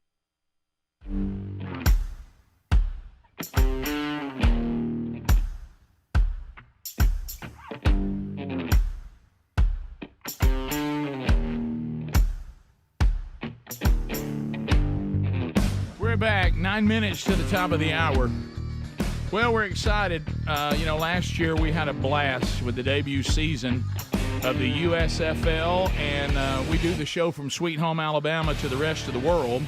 And Birmingham, Alabama, where this show comes to you, no matter where you get it or how you get it, that's home base. And the Birmingham Stallions won the USFL last year, and a lot of fun. But this weekend, the USFL Season 2 will be kicking off, and Daryl Johnston, the newly appointed president of USFL Operations, joins us on the Rick and Bubba Show. Daryl, welcome to Rick and Bubba. Thank you. Man, Rick, let's greet him like they did when he came in the game. We would greet you like they did in Washington, Philadelphia. Yeah, we can't put that on there. But we want to stay on the air. Yeah, we want to stay on the air. You know, when the Cowboys, you either loved them or you just couldn't stand them. You know, Exactly. There was no in between. No, there's no middle road with the Dallas Cowboys. So what do you think of the Cowboys? They're all right. Nobody does that. Nobody does that. So let's talk about the new gig. I mean, here you are, the USFL, coming off last season, making some, moving forward, taking step 2 in season 2. But this weekend in Birmingham, Alabama, we have 2 great games at Protective Stadium. We've got Birmingham, the defending champion, taking on the New Jersey Generals. So, wow, we got a good matchup right out of the gate. That was a good game last year. Yeah, it went down to the last play of the game. Yeah, Saturday, 6:30 local time, and also on Sunday. The New Orleans Breakers and the Pittsburgh Maulers will play each other at 5:30. So exciting times. Yeah. The first game, the Saturday game, as Bubba said, great game last year. I mean, just phenomenal. A little bit of lightning in a bottle for us to have that as your opening game. We made a big deal about the simulcast with Fox and NBC, first time since Super Bowl I, and then you have that type of game. I thought we were going to overtime, and we had one overtime game last year. It was a little bit anticlimactic, but I got my fingers crossed that we have that a couple of times this year because I like our overtime period, and I thought we were going to do that right out of the gate in our first game. The second game this weekend, I think, is actually a little bit more intriguing for me. We've got actually 4 new head coaches in our league this year, so we had a 50% turnover. Just always grateful to our coaches from year one, but for various reasons, they stepped away, and we were able to bring in 4 new head coaches with over 120 years of coaching experience from high school to professional. So Ray Horton is the new coach of the Pittsburgh Maulers. Can't wait to see what he's going to do. He's with his son Jaron, who's the defensive coordinator, and then John DiFilippo is the head coach of the New Orleans Breakers, and he was in 2017. He was one of the hottest names in the NFL for up and coming coaches. So that's going to be an interesting game on Sunday. And you've got more venues you're playing in this year. Yeah, that's going to be big. Yeah, traveling. Yep. Which is different, right? I mean, we went over to Legion a couple of times, and then we took everybody up to Canton for the playoffs. But that was, that was planned, and I think it helped us to do the Legion move just down the street a little bit, just to kind of see what the challenges were. But this year, flying, during the course of the year, from week to week, bussing up with the guys, logistics, all the different things that happen. You're starting to. We've got a group of people that are unbelievable with anticipatory management. They see the problem before it shows itself. And so it's going to be interesting to see how we do this week with the Canton hub and the Michigan hub flying into Memphis, flying into Birmingham. Well, and we talked about this with Coach Holtz with Birmingham. He was on the show a couple of weeks ago. But sometime, and you as a player, the going on the road many times actually allows you to be more focused. I liked it. Yeah. I really did. Yeah. You didn't have to worry about, family, just all the things that happen. You have people coming in from out of town when you have the home games, and now you're coordinating their schedule while you're trying to maintain your schedule.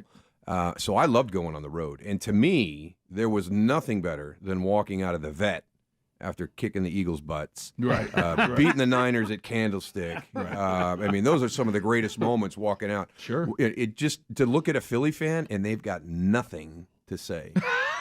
Which is rare. Yeah, exactly. Well, they had something to say, but they really weren't. Right. It didn't make a whole lot of sense. Yeah. So let's talk about some of the things that are going on as far as the game. I believe we've been through a lot of different attempts here in Birmingham. We've talked about that off the air.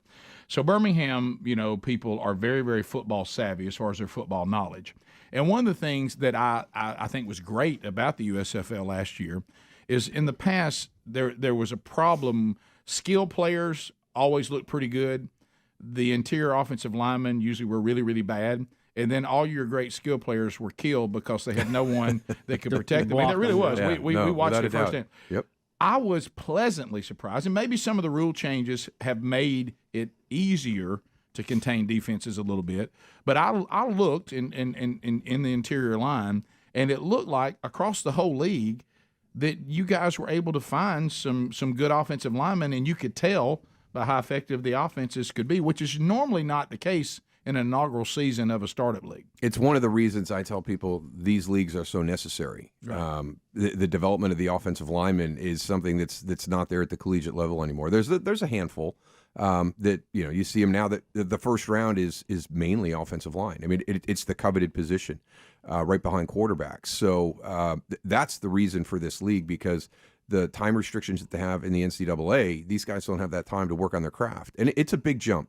Going from even a big college program to the NFL is a big jump. Big. I remember when I went from Syracuse to Dallas, and when I was at Syracuse, there was teams that you would play that you could, hey, they've got a weakness here, let's exploit that. You get to the NFL, there are no weaknesses, and these guys come from every school across the country.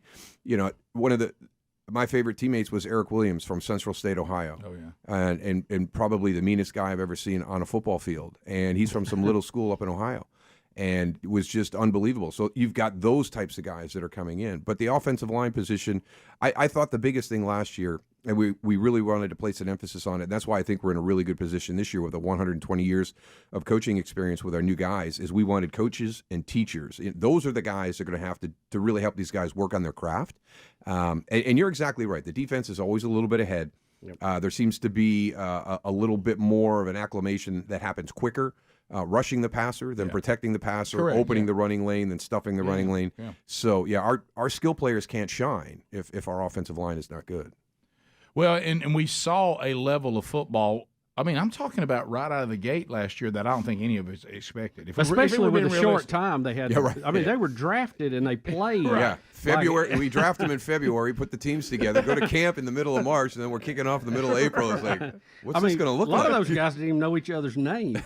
Well, that's true. And so I thought what was put before them last year, the product that got on the field obviously spoke for itself.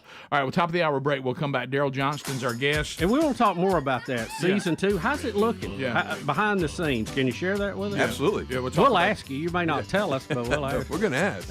And also, Howie Long is working to try to get here a little later in the program as well. And if he makes that, we hope he does, we'll get a chance to chat with him as well.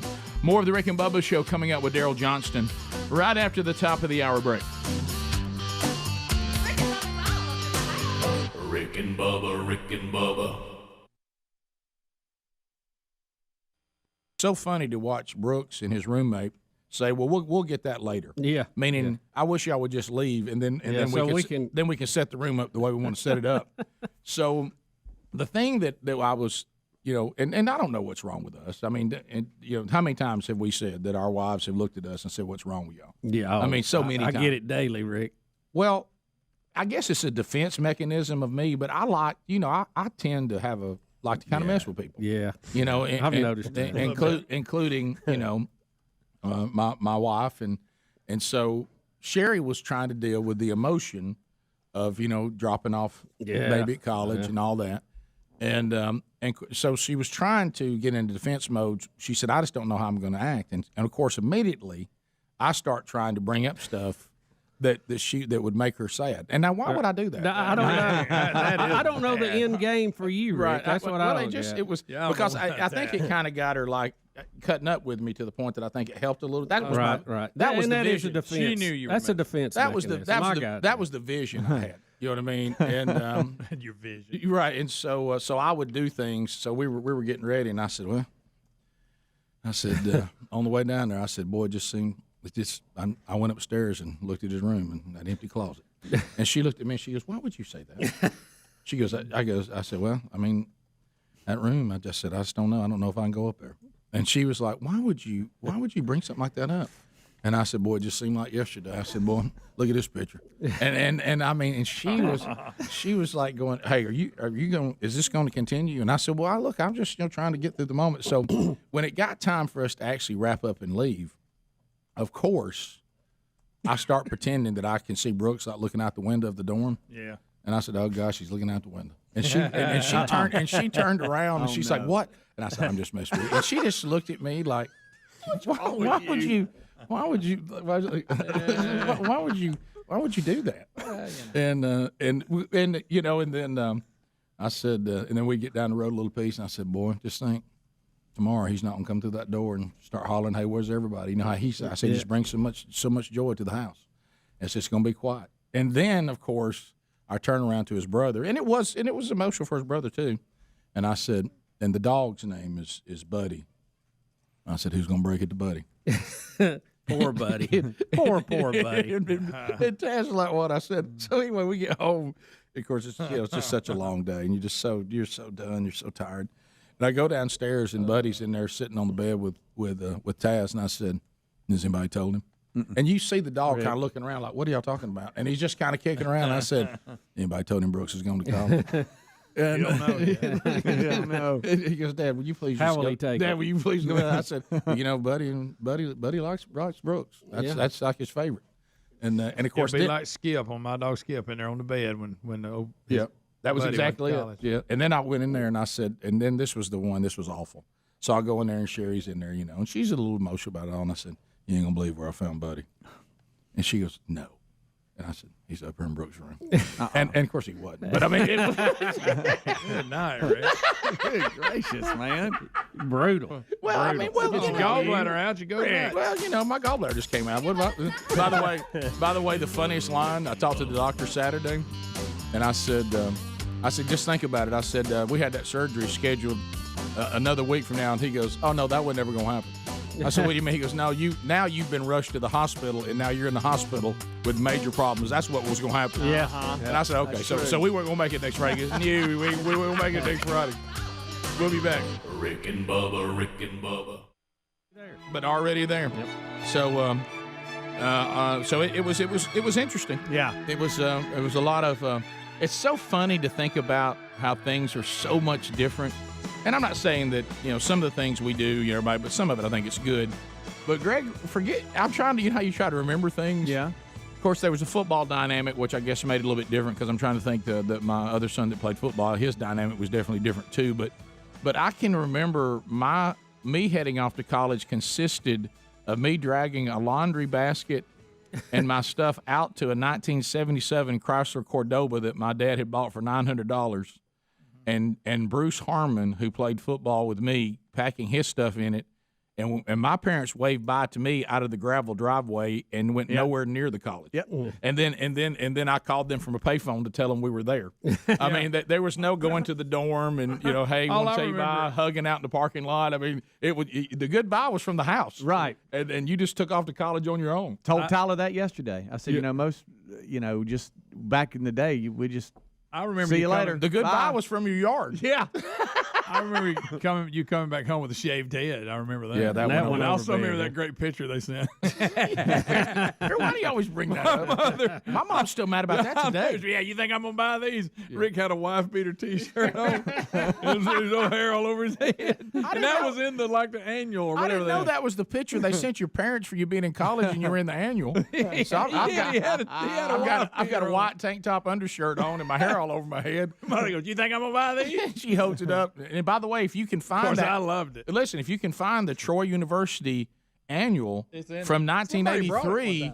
Somebody brought it one time. My picture is in there in that T-shirt. Yeah, looking sharp. And my mom was that, and when I came home with a shaved head, she cried in the driveway. Because I think I came home from Easter with it shaved. I don't remember why. It was bad. Went over big. Our parents just weren't as touchy-feely as we are. I mean, they weren't. I mean, and I'm not.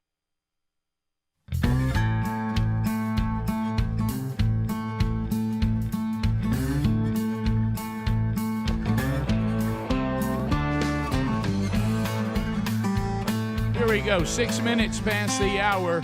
From the No Name Studio, living on the bleeding edge of technology, from Sweet Home, Alabama, to the world. It is the Rick and Bubba Show, now 29 years and 4 months in. Still here. The gang's all here. Speedy, the real Greg Burgess, Helmsy, Eddie Van Adler. Welcome back, Bill Bubba Bussey. Rick, glad to be here. And remember, we only ask for 5 hours each and every day. I don't think that's all we need. Reasonable.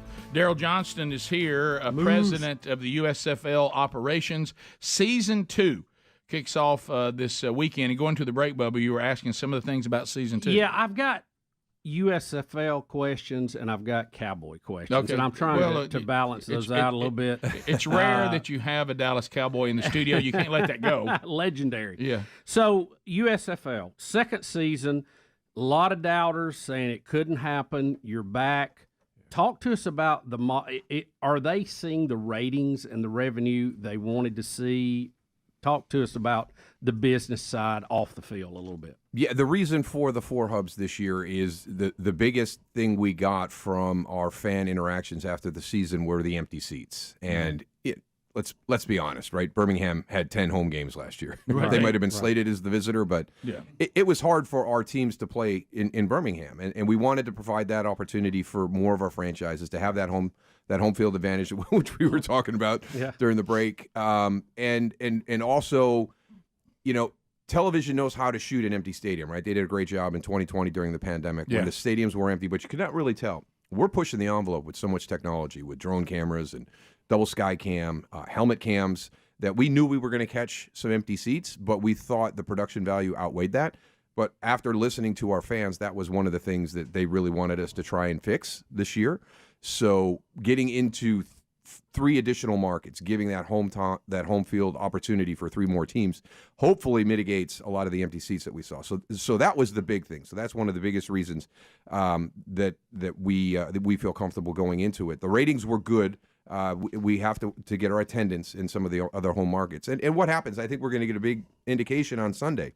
When New Orleans plays Pittsburgh, what does the attendance look like here in Birmingham?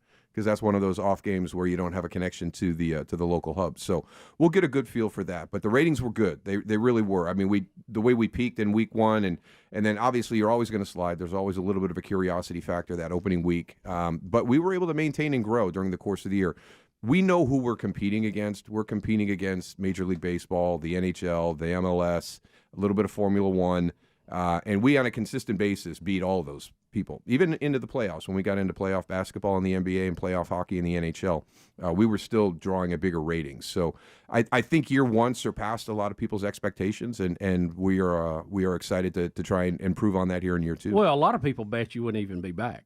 I mean, there was a lot of bets. 1 year, one and done. Nobody's ever done it, so we're coming back for year 2 for the first time in over 40 years. So that's a huge accomplishment on its own. And I tell you what, to start this week off, Monday night we had a ring ceremony for the Birmingham Stallions out of Protective Stadium, and that was, him, Skip Holtz. We had Skip Holtz at a loss for words for about 10 seconds. I was about to say, but it wasn't too long. But we had him at a loss for words, and it was to see our players and coaches. And Kurt Menefee came in, and Kurt asked a great question. How many guys in the audience, is this your first championship team? We had 7 people. It was the first championship team they've been on. So that was awesome. That makes you feel great. Yeah, too, it does. Yeah. And I'm noticing for the Stallion fans out there that they will have the championship T-shirts. They're limited supply, but they will have those at the Stallions game at 6:30 on Saturday. So if you want one, be sure you get there early and go ahead and get yours so you can have the championship T-shirt ready to go. Yeah, big. I think we got a big pep rally down at Alabama Power on Friday. So trying to get stuff every day during the course of the week leading up to the game on Saturday. With some of the things of the past that you learn from the leagues that did not make it. And I think one of the things, even though, you ran into the empty stadiums a little bit because some of the teams didn't have a connection to Birmingham and it was too far for their people in their markets to travel. But you did learn that if you go out there and you go in every single market all right out of the gate, the thing we don't want to do is repeat mistakes of the past. Yeah.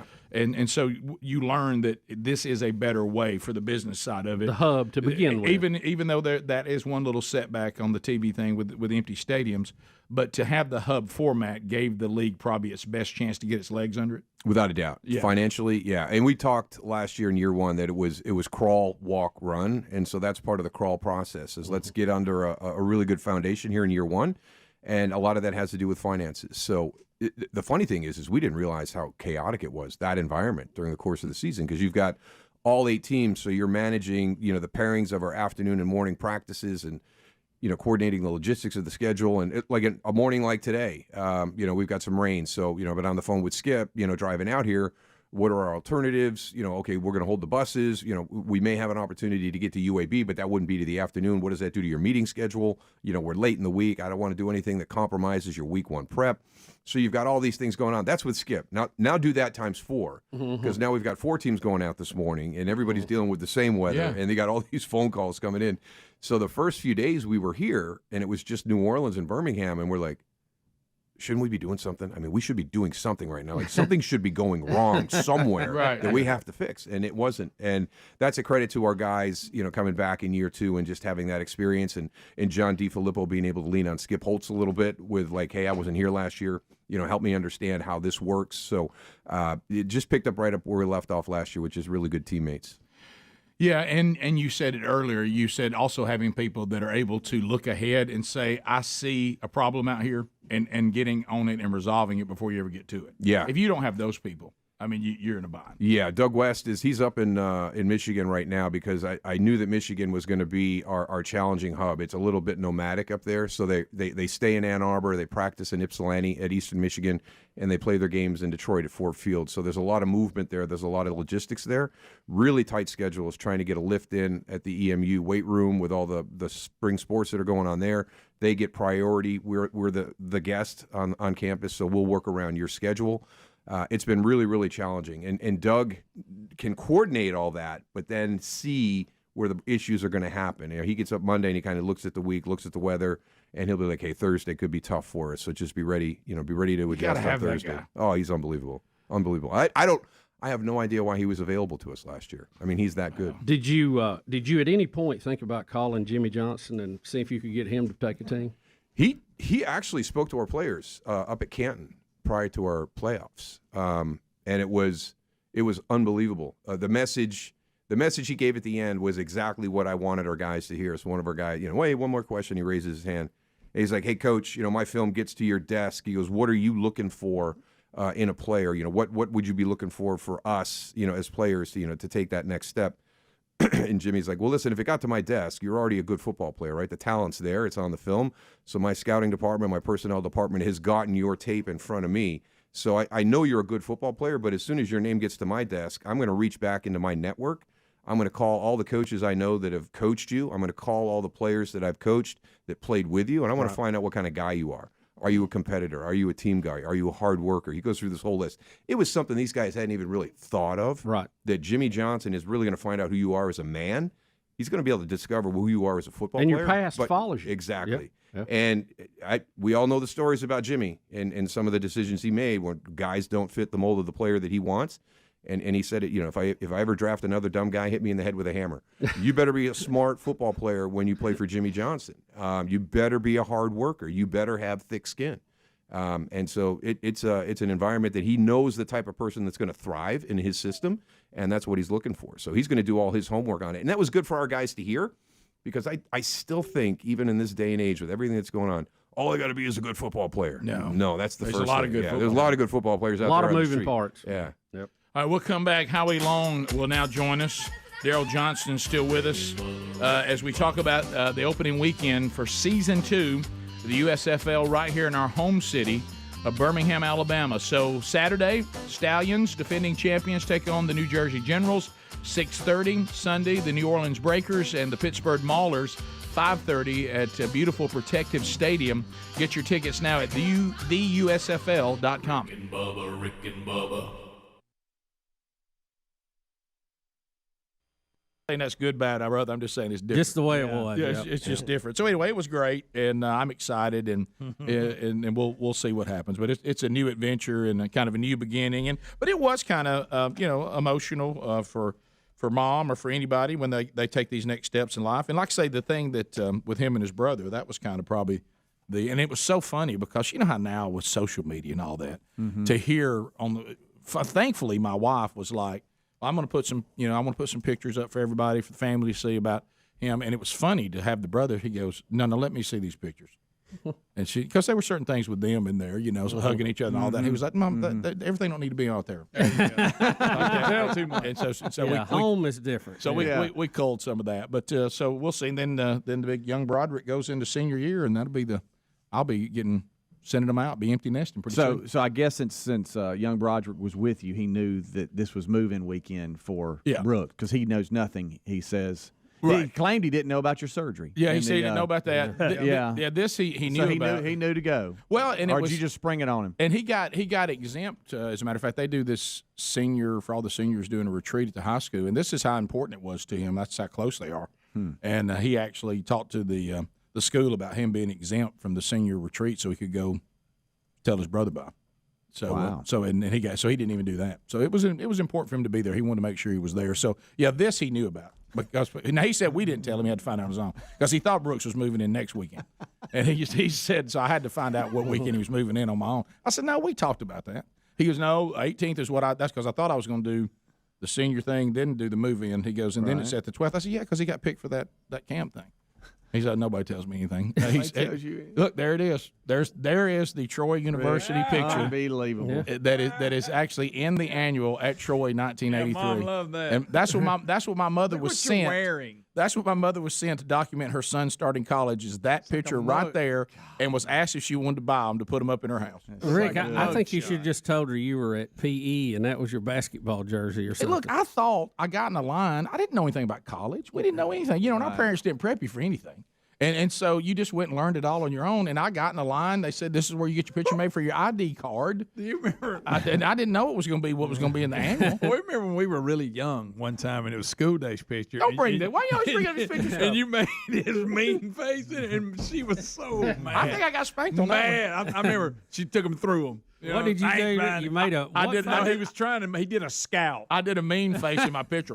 Like for school day pictures. And mother was so What mad. grade was that? That was it was like fourth fourth grade. or fifth. And you know what I think it was? I was she trying was- to get my look down for the football picture. She was so mad. Remember that time I thought I looked sharp in a football picture and tried to bring it to school? I tried to look rough in it. Speedy and I experienced this together. You know how we all, on Fridays, everybody starts talking about, Speedy asked you what your weekend is, and everybody was kind of wrapping up, and we were talking about the format over the weekend and what was going to happen, and Adler was talking about that he was going off on a trip that it was one of these. It was just a guy trip, something he wanted to do, and he was heading out on his own. Solo. I'm riding solo, and then he said a phrase that I just didn't expect. I mean, certainly there may be times this might be an option for you, and he said, "So I've actually got to catch the bus." And we were like, come back again, bus. Were you touring with a band? What? And I thought, well, okay, he's got a gig or something. And you were like, no, I'm actually taking a Greyhound to Atlanta to go see a concert. The story kept growing. It kept getting better and better and better. And I'm like, you're doing what? You're what? How you what? You're jumping on the And it hound. just kept going. You know that most people where you live, which is Birmingham, Alabama, and they're going to Atlanta, hot Atlanta. They just simply get in their automobile and drive over there. It's It's about not that far. It's about 2 hours and some change. Yep. And you decided you would do an Airbnb where someone actually was still living, so you're going to room with some stranger and take a Greyhound bus to this event. Yes. Well, you talk about a bucket list. All that's correct. Did I have all that right? All that's correct.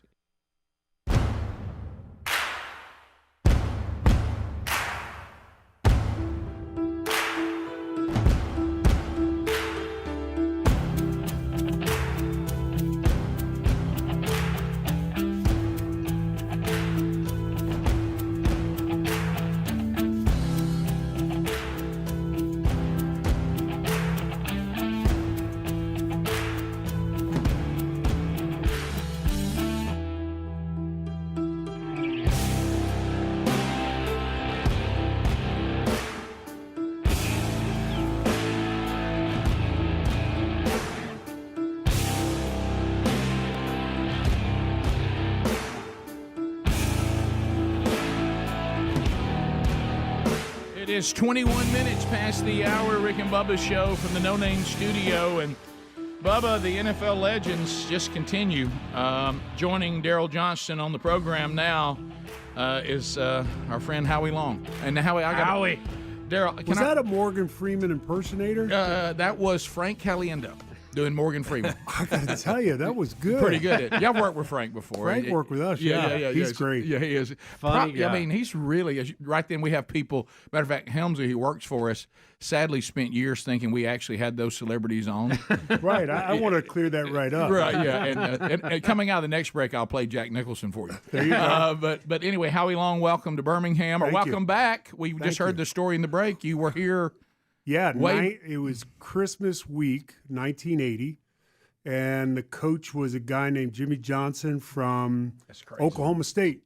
And Dave Wannstedt was on the staff. And when you're a player from Villanova, and the way I got here was, and it's a really good story for these players in the USFL. Everyone takes a different path, and it's opportunity. And when your opportunity presents itself, do the best you can. It's like, the game has changed. It's gotten more, obviously spread out, bigger, stronger, faster, all that. But the things the tangible things that you can do to be better individually and stand out maybe to one of the 32 teams hasn't changed. It's hard work. And everyone does the prerequisite, kind of meetings and film work. And you're in the weight room, you're in the training room.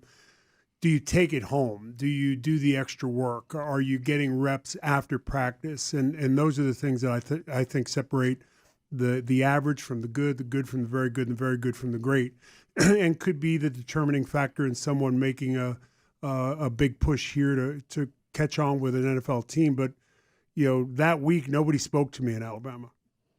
I mean, I could have been hit by a bus at Villanova, would have been on page 3. Right. I mean, no, really, and I was a player got hurt, and they called me up, and I played high school football with a kid named Joe Restick, who ended up going on to Notre Dame and captaining Notre Dame. And his dad was coach at Harvard. He was on the selection committee. And because of him, they said, well, let's give this kid Howie Long at Villanova a shot at coming down to the Blue-Gray game. I said, sure, I'll come down. I end up winning the MVP, and the next thing you know, I probably worked out for 37 times during that process between then and the draft. I had a scout knock on my door on a Sunday morning with his girlfriend in the car, and he ran me on the front lawn of my dorm in sneakers. And he was just checking a box. Right. So you can say he did it. But all you need is one team. Right. It's like, for Daryl and me, having the good fortune, at the time when I was drafted by the Oakland Raiders, listen, it was a different world then. It was a different world when Daryl came in. Yeah. You get with the right coach, you get with the right scheme, you get with the right, kind of room, your linebacker room, your fullback room, your running back room, whatever it is. And that opportunity kind of presents itself for some of these guys who have been in camps. They've been drafted, or some guys that haven't. Maybe the fit wasn't right. Maybe they didn't take the best advantage of their opportunity. Maybe there was an injury. Who knows? But it's an exciting time right now. Yeah, and leagues like this, talking to both of you, of course, you guys, you found your way there, but this is invaluable to have these opportunities for guys like you're talking about who, because, in the old days, if all the things didn't fall together, there's no other shot. Trying to get your way back was almost impossible. And now with these opportunities like the USFL, it offers opportunities that really didn't exist when you guys were coming through. We're old enough to remember, I think the great thing about when you see the logo, it has history. Yeah, and true. There's texture to it. There's Steve Young, there's Jim Kelly, there's you name it, Zimmerman. You're looking at Reggie White. Joe Cribbs. Yeah, a number of players. Herschel. Yeah. Joe Cribbs, matter of fact, Joe Cribbs was in the Blue-Gray game that year. Really? Yeah. So he played for the Stallions, in the old USFL. Yeah. It's an interesting. I think it's an interesting process, and it's a great opportunity for we talk about the players, but it's also for the coaches, and it's also for the officials. So there's a lot of opportunity. And I think that's the big key to me is the word opportunity. Yeah, and this is it. And some guys from just the last season got their chance. Yeah, They- absolutely. Y'all had some guys, Daryl, get in the league from just season one. It was one of the great things that Jeff Fisher said last year. He's like, all these guys have had the opportunity to get there. You've got to figure out why they didn't stay. We got to fix why they didn't stay. There you go. And a lot of times it's not the football. It's the accountability. It's the punctuality. It's some character It's the things. Jimmy conversation. Exactly. And that's what we got to fix for him. Cavante Turpin is the great example. I mean, there's a narrative on him because of a situation he had happen to him in his personal life. Yeah. That scares a lot of people away. He's undersized. Is he durable enough to last an entire NFL season? He needed this opportunity to prove to everybody that, number one, I've learned from my mistakes, and number two, I can stay healthy. I'm so dynamic, I'm not going to take that big hit. Micah Abernathy was back and forth. Micah was with us in the XFL in 2020 in Dallas with the Renegades, and Micah was a good football player then, but he was back and forth on the practice squads and things like that. Never could stick.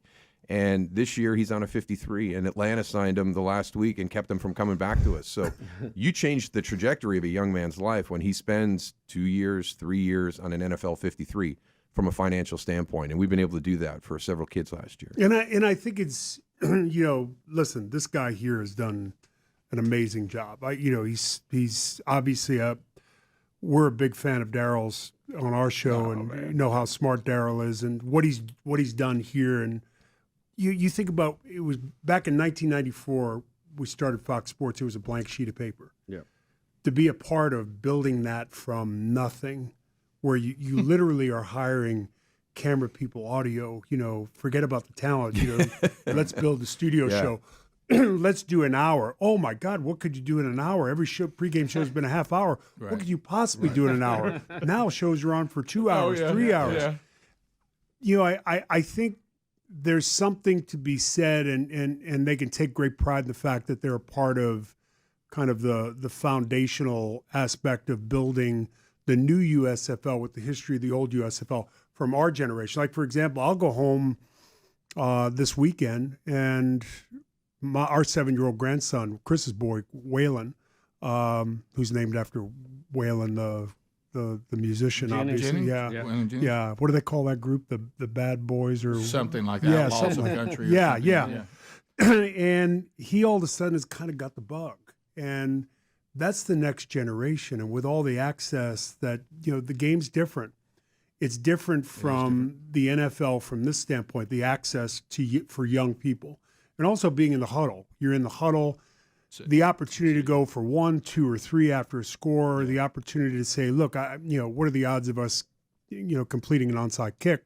Let's go to a 4th and 12. Those are innovations that couldn't happen in the league, but I think, if things are successful, I think the league might end up kind of copying some of those things. They've taken a few. They kicked the 4th and 20 around this year. Did they really? Want to go, because that onside kick today, the way they've balanced it to try and make it safer. We talk back in the day, the overload, the runner. You want to talk about a dangerous play? Oh man, As that ball's in the air. Now, I was never on the hands team. I was always the second guy in, so it's either go hit the guy coming or field it. So you're getting blown up either way. Daryl, thanks for being with us. Howie's got one more segment. Daryl, thank you, brother. We'll be You got right it. back. Great to see you. Rick and Bubba, Rick and Bubba.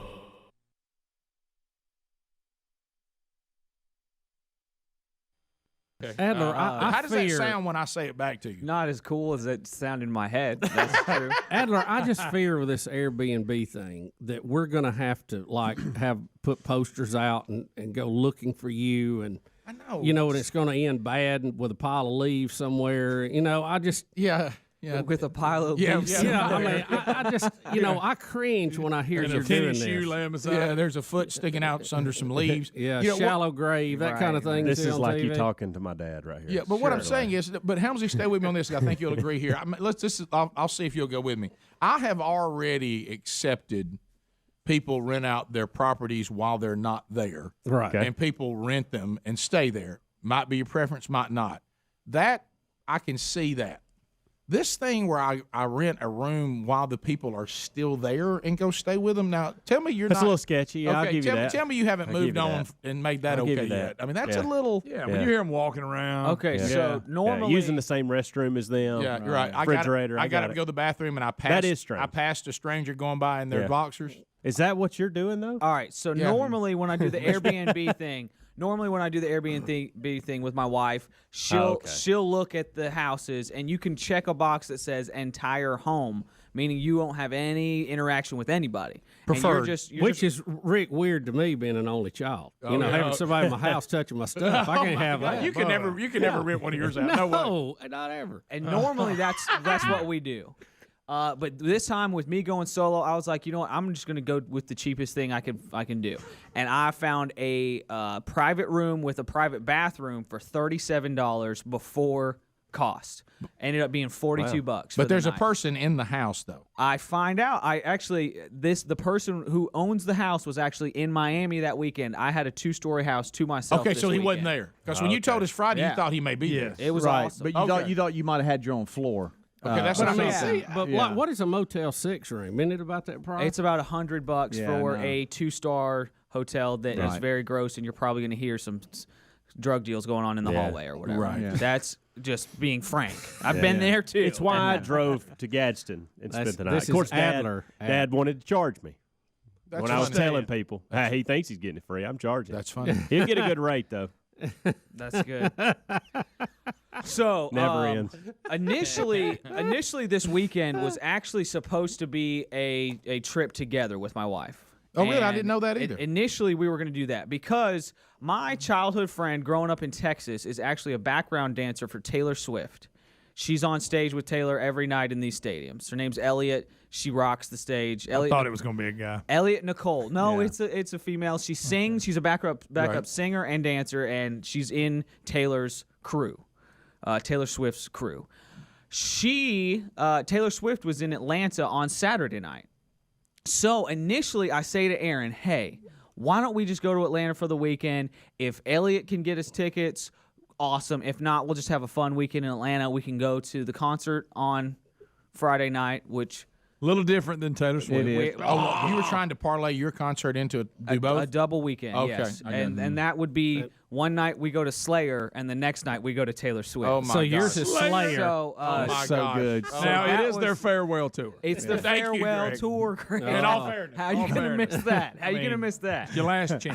How does anybody named Slayer give it up and say that's it? I mean, don't you just keep slaying? Absolutely. They're now called Slade, and they do Christmas songs only now. Okay. Anyways, so that was something we talked about at one point, and Aaron was just like, you know, we've been to Atlanta a lot of times. I'm not a big fan of Slayer, and I'm not really interested in just going to Atlanta. If we don't get the tickets, then I don't really want to do that. She's not a big fan of Slayer. And so I was like, well, all right. Last week was your birthday, and what you choose. What do you want to do? I got you a felt dog. I made that from scratch. And she was like, you know what? Why don't you just go and I'll stay. I'll go get a massage or something on Saturday. That'll be fun for me. I'm like, okay, cool. So that was then the plans changed. We were initially going to risk it, go to Atlanta, see if we can get the concerts to Taylor Swift. Did you ever even try that? No. And so I reached out and I was like, hey, let's just wait and see back because she's very busy. Elliot's a very busy person traveling the world doing stadium tours. Okay. Yes.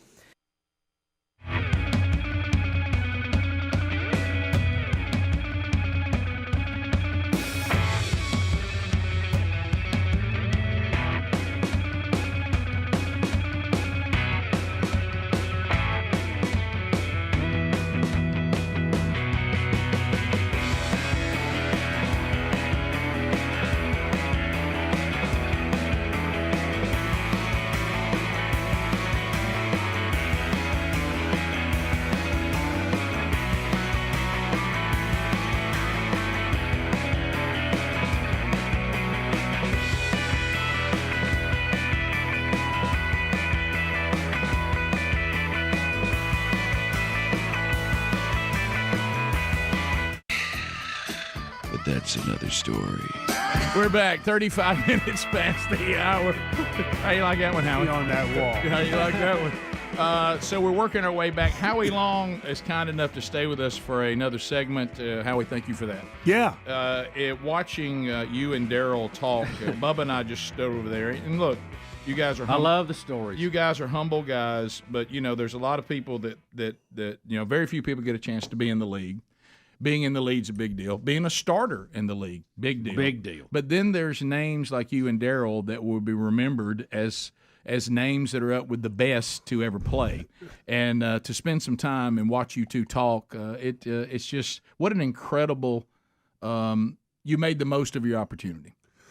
Yeah, and I think that's kind of to me, coming down here, and you think about the USFL, and it's year 2, and they're going to be further along than they were year 1 for sure. Yeah, particularly with all the installs done from last year, and the video. I think if COVID gave us anything, it was the ability to do the Zoom calls and coach from a Zoom standpoint. Yeah. So the players, I think, are going to be further along. I think the coaches are going to be further along. You look at a Pittsburgh team that had more guys signed on to NFL rosters than any other team. Would they win 1 game? Right. New coach. Right. So 4 new coaches is going to be exciting. Like I said, I think it's a great opportunity that hasn't been there for players who either were in training camp for a team, got drafted by a team, and for whatever reason didn't fit, whether it's scheme, injury, the style of defense they run. If you're a zone corner in a man cover scheme, you're just not going to do well. Or if you're a 2 gap player and you're in a 4-man front, you're not a fit. So this is an opportunity not just for the players, but for the coaches and the officials. People don't realize our officiating crews in the NFL are aging. And we're struggling to kind of fill those spots with competent people. So and it's a great opportunity. It's, I think this offseason with the USFL and the brand, I think of USFL and you think of Steve Young, Jim Kelly, and Zimmerman and Reggie White. And, there's a number of players that were fortunate enough to play and build that league. And I think it's a great league for that very reason, the opportunity. And for me, it was an opportunity coming out of Villanova and getting the opportunity to play in the blue-gray game, and then, of course, working out for every scout that, that was driving by the neighborhood, So you have a Hall of Fame career. Now you're a broadcaster. Tell us about that. How's that transition been? And tell us about, do you enjoy that? Is it? Yeah, does it fill the gap for you? Our group is fun. Yeah, it's like it looks like y'all have it's fun. like your group. Yeah. The how long are you on every day? 5 hours total. Bubba and I 4 hours. The whole team 5 hours. But it flies by. Yeah, we have. And we're in our 30th year doing it. Yeah. So Well, we've been doing it. Terry and I have been together this year 30 years. There you go. Terry is funny. So some of those years are dog years. So really, it's been and we couldn't be any more different. I'm from Boston. He's from Louisiana. Right. I'm a defensive lineman. He's a quarterback. He's a Steeler. I'm a Raider. He's Baptist. I'm Catholic. I've had, I'm that's married, almost as tough as I'm defensive married lineman once. quarterback. He's married a couple of times. Right. And Tammy's great. His wife is tremendous. Thank God for Tammy. Yes.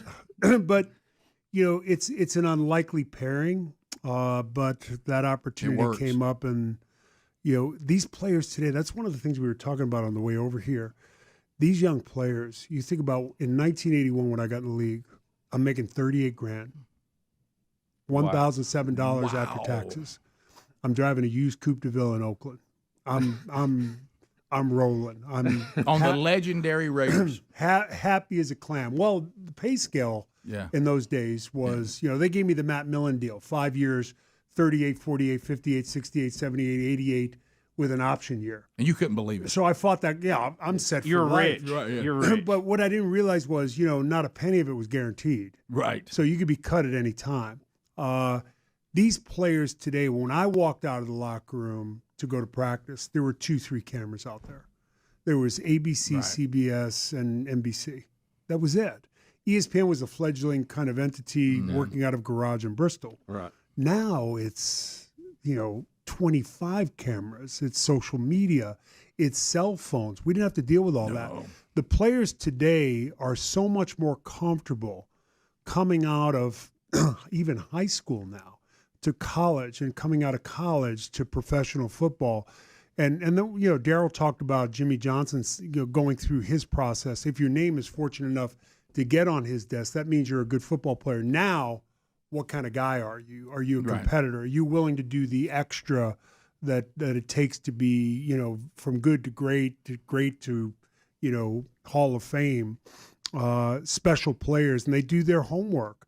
So these players are comfortable, and I think all of them could have a future in broadcasting. My gosh, every year there's somebody coming out. Well, how you mentioned, and y'all keep adding to the desk. Yeah. I've noticed. I mean, you've Yeah. got 15 guys out there now. Eventually, Well, you have to cut somebody, Super right? Bowl we did. I mean, Gronk comes in, and it's like, I'm not sure if it's an MMA event. Right, Or, yeah. He you doesn't know, know. honestly, I'm kind of like, do I laugh or what do I do? But Gronk is such a likable guy. And what a player. What a player. Yeah. Well, We got a great group. You mentioned this, and I didn't want to bring it up, but you did. You probably picked up on it when you came in that I played a little ball. And I was eyeing you up. Yeah, I mean, yeah. I always eye up the threat in the room. Right. So And we you're it. we found a picture. Look what number. I think not- about look- I dance around. Yeah. I dance around Bubba for a while. Yeah. He'll get size me up. winded. He'll Yeah. get winded. You looked at me, and I could. The I low saw it. center of gravity. Yeah, you don't, saw it. Don't let it fool you. You looked over and said, "That's another." Predators can tell. Look at the number I wore when I played. Did you really? How about that? That's a good picture. 75. What was that? An All-Star game? Yeah, that was actually the high school that I played for, and I did go to the All-Star game. That was actually a playoff game there. And of course, like all of us that played little ball, if it hadn't been for an injury, of course, I would have made the league. Everybody knows that. Kurt Menefee says he was a great. We were at dinner last night, and I was laughing with him. He said and Kurt's great. Kurt is great. Thank God, because he's the only guy that can handle our group. Yeah. He can read the teleprompter, get us in and out of commercial, because none of us can. Yeah. That's funny. He said he had a great middle school career, and we, all of us said, is there any footage? And he said, well, there was a fire at the house, and none of the film is available. That's the best excuse I've ever heard. Yeah, I played. And he had a knee injury. Yeah, of course. Of Yeah. course. Yeah. So the one knee kind of bows in. We all had an injury that kept us from making the league. Yes. That's what I love. Yes. But no, it was. I loved it, and I did. I wore 75. I wore it from 7th grade on. And from Mean Joe Green. So did I. Yeah, and Mean Joe Actually, Green's what so did I. got to me. And then when you started wearing it, I thought, well, now it's even cooler. Yeah, I want to be drafted by the Steelers, and Right. they came in and worked me out. They were that group where, Jake Nevin Hall, Jake Nevin was a legendary trainer at Villanova through basketball and the track team and football, and we didn't have great facilities. It was a great school, and it was a great experience. Met my wife there, and she was a classics major. I wasn't. And in order to run a 40, if it was raining out, you had to start in the hallway caddy corner and run across the gym into the other hallway by Rolly Massimino's office. and I ran for every scout in the world. So every path is different. It is. And it's opportunity. And what do you make of your opportunity? Yeah. That's the key. Yeah. Howie, I want to ask you too, and it's a little off football, but are we going to see you in some more movies? But Bubba, See, I love every time Broken we Arrow. bring you up, I he brings love up Broken Broken Arrow. Arrow. I If love you that mention movie. Howie Long, all the things you've done, guess what Bubba says? A Broken Arrow. Broken Arrow's on every night somewhere. Somewhere, it is. Somewhere. You still getting a check Because for I that? get a Does it- check. I get a check for like When it runs- $180. I was about to say, how much- My wife still doesn't know I get that check. Oh, okay. That's your own money. That's sneaker money. No, I did Broken Arrow, and I was supposed to be there for 3 weeks. And John Woo was the director, and he kept coming in my trailer and saying, "You, John Wayne, we make you bigger." Oh. And I ended up there for 3 months. Wow. And that's tough. You got 3 kids at home. Oh, yeah, that is And my wife, who, went to law school out at USC, practiced in LA for 5-6 years. Then after young Howie was born, kind of packed it in to be a full-time Sure, mom. yeah. Thank God. Yeah. There's nothing worse than your kid not being the kid on burger day at school because you didn't give the $5 I know. on Monday, and I that's a screwed mom that thing. up. That's a mom thing. Oh, yeah. We're genetically not Right. equipped for that. They're so much better Equal than but we are. different. Yeah. If they ran the world, we'd be all right. It's a funny life. Did you want to do any more though? That to Bubba's question, did you want? Well, what happened? It's a lot though, isn't it? It's Here's a lot. what happened. Disney offered me a movie, a post-apocalyptic movie. It's like a $30 million budget, and Fox had preemption rights. Okay. They preempted me off of that film to do Firestorm. Firestorm was going to be shot in Canada. The script wasn't done. It was a first-time director. It was a $16 million budget, and I had to shoot it during football season. Oh boy. So here I am in Canada every week for 3 months, from Monday through Saturday. and then I'm doing the Sunday show, and I'm sprinting to the airport, getting back to Vancouver, driving to Whistler in the morning, and shooting in the woods. And you've got the kids setting up ramps, jumping their bikes into the pool. Little Howie's, he had a problem at school. He kicked a kid. It's the usual stuff, and there's only so much you can do via phone. That's right. They start to realize. Yeah. They look at a map and they say, he's in Vancouver. He can't make it home at least until tomorrow. Right. It's going to be okay by then. Right. Yeah. So, no, I said, my wife asked me. You can't do it all. And it was an interesting question. She said, why are we doing this? Is it money? We have money. We're okay. Yeah. Is it ego? Yeah. So it was a good kind of exercise in a self-check. Absolutely. I've been very fortunate. Listen, it's with you guys, it's year 30, and Terry and I have been together 29, and many of those years have been dog years. Yeah, so you've done great. Yeah. Well, Howie, I appreciate you taking time with us. That's kind of you to do that. Come back and see us again. I know you got a lot going on, and anytime you're in Birmingham, you look us up. Yeah, call me. I'll call in if you need. Yeah, we'd love to hear from you. USFL kicking off this weekend, Season 2. 6:30 p.m. local time at Protective Stadium. The Stallions, defending champions, against the Generals, and then Sunday at 5:30, the Breakers against the Pittsburgh Maulers. Go to theusfl.com. Rick and Bubba, Rick and Bubba.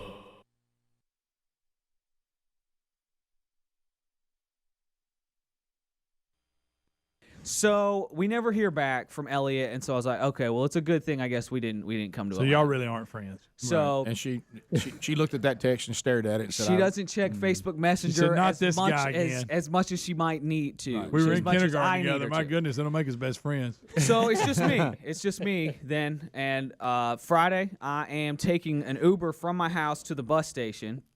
And, of course, I'm running late. I cannot find my sunglasses. And I'm sitting there thinking to myself, I'm going to have a whole weekend, no sunglasses. Uber driver's at my house. He's sitting there 5-6 minutes. And I'm like going out the door. I'm like, I can't find. I'm tearing my motorcycle apart. I'm tearing my car apart, tearing my house apart. All my backpacks, can't find my sunglasses. So I say, okay, fine. I jump in his car. Have you ever thought about laying out everything you need for the next day or when you go to bed ahead that of night? time? Did that sneak up on you? Millennial. That's a little too adult, Rick. Okay, Okay, right. Yeah. I mean, we're going to see Slayer, Rick. I'm not living in that world right now. I do. Yeah, exactly. I'm on my way to the bus station. Do I sound like I have my life together? No. Okay, that's a great point. Crazy. And I get in the Uber, and the bus is supposed to leave at 1:40 p.m. Our arrival time is 1:38 p.m. Whoa. That is the arrival time. So the whole time I'm just sweating. Now you're stressed. I'm just stressing. All over the sunglasses.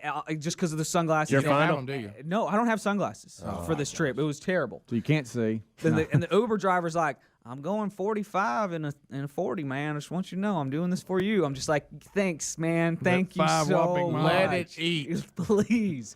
We get there. I make it to the bus station, and there is a big old line. But there's a line, and there And are a people there. fine-looking bunch. That's actually good news. It is. Everybody's not on yet. I jump out of the car, and I jump in the back of this line, and you know how you ask the last person in line, like, Atlanta, is the Atlanta bus? And they're like, yeah. And then you just kind of have this like worried thought, like, what if that person's wrong? And I realize that there's a bus and some people are going on, but the line I'm in is not moving. So I think it's like a second bus or whatever. Yeah. And so I just start running through the parking lot, and these security people are like, hey, stop. I'm like, whoa. And they're like, that's reboarding. People that are reboarding. Okay. You have to wait here. You're initially boarding. Because evidently a lot of people tried to cut line. Evidently people take this bus as they're heading, from further west towards Atlanta or whatever. Plenty of stops. Well, I've never been on a bus before. You mean this one wasn't dedicated to Slayer? This wasn't Slayer in Atlanta. Slayer in Atlanta. Bubba's thinking it's a private bus. And I'm waiting in line, and I'm about to step on, and this lady puts her hand out, and she's like, we got to get somebody off this bus first. And I realized that there is a police officer escorting someone off of this bus. Yeah. As I'm about to get on it. That's every stop. Yeah, and they'll make some. I'm not even on the bus yet. We'll be back. Rick and Bubba, Rick and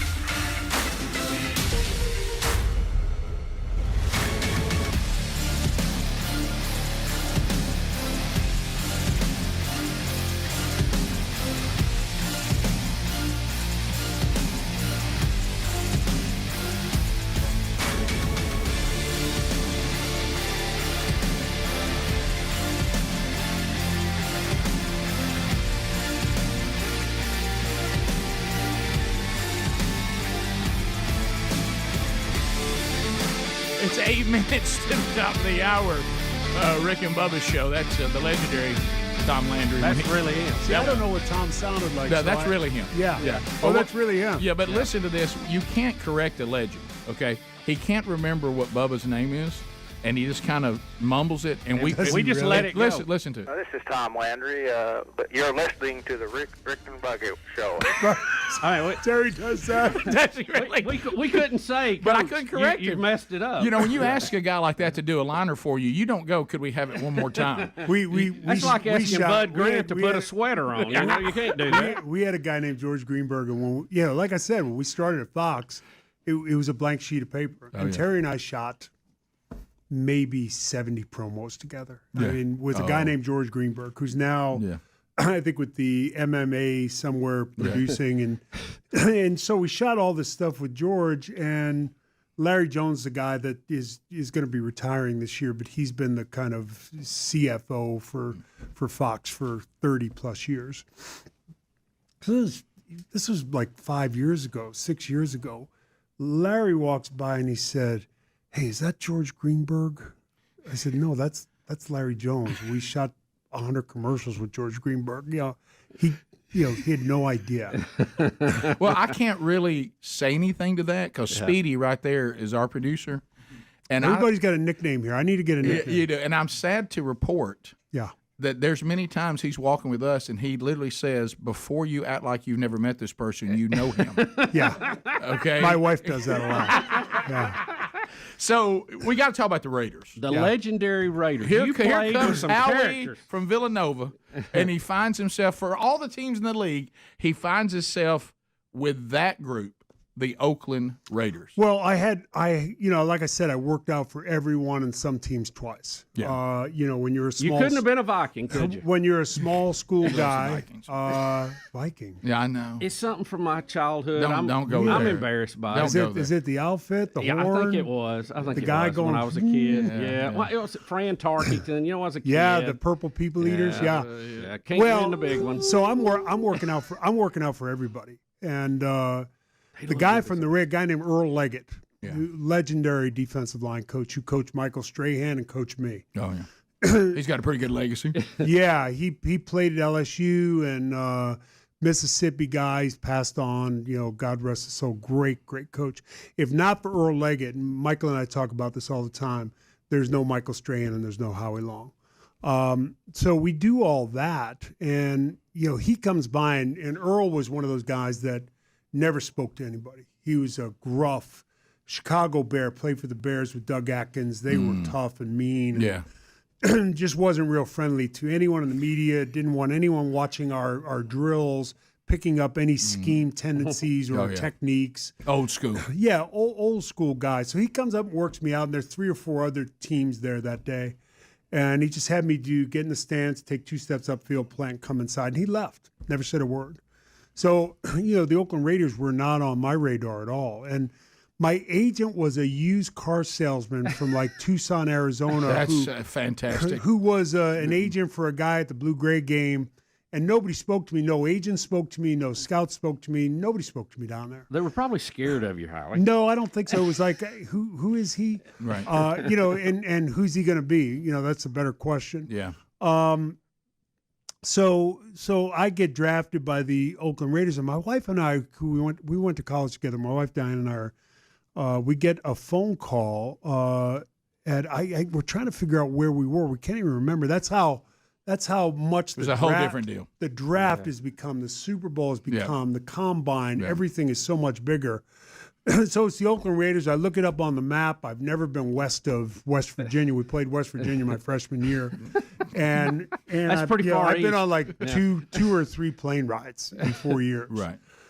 So I go out to Oakland, and you got to remember at Villanova, there's a priest on every floor. Oh yes. In the Oakland Raider locker Not so room, much. there's not a priest to be found anywhere in a 2-mile radius. The only time a priest would go there if he was going to try to deliver he someone was giving from a the demon. last rites to somebody. Ted Hendricks, Lester Hayes, Oh, my Mike God. Davis, Matt Millen, Art Shell, Gene Upshaw, Cliff Branch, Freddie Blitnikoff's on the staff. Their household names. The whole Willie bunch. Brown is on the staff. Wow. I mean, everywhere you look, Al Davis is the coach. Legend. Ron Wolf, Hall of Fame GM. His title wasn't GM. You didn't have titles at the Raiders. There was Al and everybody else. Right, yeah. Right. So, everywhere you look around you, there's a legend. And the way they did things, I mean, Ted rode a horse on the practice field one day. Yeah. I mean, and that was normal. We might have a guy disappear for a day or two. Right. And you're going to remember there's no social media, there's no Right. cell phones. Right. You had your local beat writer who with a wink and a nod would kind of overlook that. Right. So I'm in this locker room and I'm, my God. And part of it was me catching up. Right. And I was fortunate enough, the smartest player I ever played with was Ted Hendricks. People don't realize this. Really? Ted Wow. Hendricks was brilliant. Ted Hendricks could come in half hungover from the night before. And usually did. Or something did something. And would watch, we're watching as a group, the next team we're playing on film, cut-ups of them on film. 18 Bob Trio, 14 Bill Jokerell, counter 66. He's calling out the plays. He knows every Before play. they do it. And I'm saying to myself, how does this guy know what everyone's doing? Right. And I said, I want to be more like him. I wasn't like him socially. Understood. But as a player. As a player, how did he figure all that out? And I'm going up against Art Shell and Gene Upshaw every day in practice. Oh, my goodness. So my rookie year is, it's blunt force trauma and, a lot of education. So, but I think being around great, everywhere you looked, you didn't have to look far to see what greatness looked like. Yeah. Howie, thanks for being with us. Yeah. And thank you for spending so much time hanging out with us today. I could listen to 6 hours of Raider stories. I could too. Yeah. Stick around. We'll do a couple of podcasts if you want to. Yeah. Top of the hour. Howie Long, our guest. If you got more Rick and Bubba, stick around. If you're leaving us, have a great day. Thanks for being with us. Rick and Bubba, Rick and Bubba.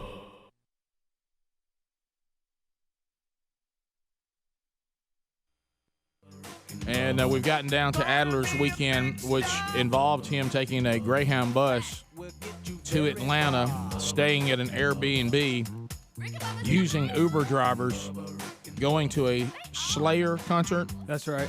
And then trying to get back in. And you've gotten to the Greyhound bus late. That's right. Yes. And you've gotten in trouble because you tried to board the bus as the reloaders were boarding. And now the police have had to take someone off the Greyhound to give you a seat. Yes. Okay. And remember, initially this was going to be a couple trip with my wife and I, but it changed a lot. Well, nothing says romance like Slayer. Right. I was going to try to go to Slayer. Our Greyhound. Our Greyhound. Especially Greyhound. Or staying in someone's house. Yeah. I was going to try to go to Slayer one night with my wife, and then we were going to go to Taylor Swift the next night because my friend Elliot is a background singer and dancer for Taylor Swift. You know somebody with Can Taylor I tell Swift? you, We got your it. idea of a great weekend with your wife and mine's just totally different. I mean, it's just not the same. If you would have went to Taylor Swift one night and Slayer the next one, I think your body would have shut down. It couldn't have comprehended. I think you're right. So we didn't hear back from Elliot. So I just went by myself. I had it. And so I'm now getting on the bus and to Atlanta, and a guy just walks out and a police officer follows him, and they just walk together. Like guy gets his bag and everything, and they just walk calmly out. I'm just like, okay, well that was interesting, and I now step onto the bus. At least you get his seat for the first time. Now there's a seat available. Mm-hmm. I actually did sit in. It was the only seat in the whole bus that had 2 empty seats was that seat. And so I was like, all right, I'm going to go take it and see if I can at least get a window seat and maybe nobody will sit next to me and I could have a little more room on this bus ride. That would be awesome. Right. Yeah. And I get to the seat and I'm really confused though because the seat in front of it looks like a 3-year-old and a 6-year-old little girl, 2 little girls. Right. And I'm like, well, is this their parents' seat? And I'm confused because I didn't actually see the convict get out of that seat. you Right. know? And so I'm like, is it anybody? And I ask, I go, is it taken? And the 6-year-old, honestly, this person looked like they were 6. They were like, yes. And I'm like, wait, I don't think, do you think I'm asking, can I take this seat or whatever? And so I luckily know a little bit of Espanol. Right, yes. And so I go, ¿Es ocupado? ¿Es ocupado? And she goes, no. I go, no es ocupado. And she goes, no. And I'm like, okay then. Also, where are the adults that should be claiming these two kids that are by themselves on this bus right now? No, what world am I in? What's going on? You're in our Adler, Adler, you didn't adopt kids this weekend. I did not adopt them. I don't want to jump ahead in the story here. Greg may have had the answer, but go ahead. Yeah. I think you might be right, Greg. Anyway, so I sit down. Papa. And, Greg. Oh, for real. I think that's what happened. There was a cold Coke still in the cup holder of the seat that I sit in. Oh my gosh. I'm serious. And Did they're you get like, you a bump off it? that happens to our dad sometimes. It's almost like the attitude they had. It was crazy. Anyway, so I'm sitting down, and the bus is filling up, and I see there are lots of seats not being filled. You know, there are not very many empty seats. And then a guy steps on the bus, tatted up. Oh, of course. Here he comes. I told you to put your tank top. And there were no seats left on the bus. This dude sits down next to me. Of course he does. This dude sits next to me. He's like, man, it's a full bus. I'm like, yeah, I think I only got this seat because the guy got taken off because he has warrants. Oh. And saying warrants on a bus is like yelling fire in a theater. You shouldn't do it. Everybody. When I said that, I'm not joking. Like everybody, there's like a shuffle all around me. I'm just like, where have I put myself? Oh, he said the W word. And the person that was most uncomfortable was the dude with the tats sitting next to me. Of course he was. Yeah. He gets real. Like, I mean, he is curled up into a gigantic tatted ball. Yeah. And we're sitting there, and I'm like, I could be wrong about that whole warrants thing. He maybe told him to get an award of some kind. Right.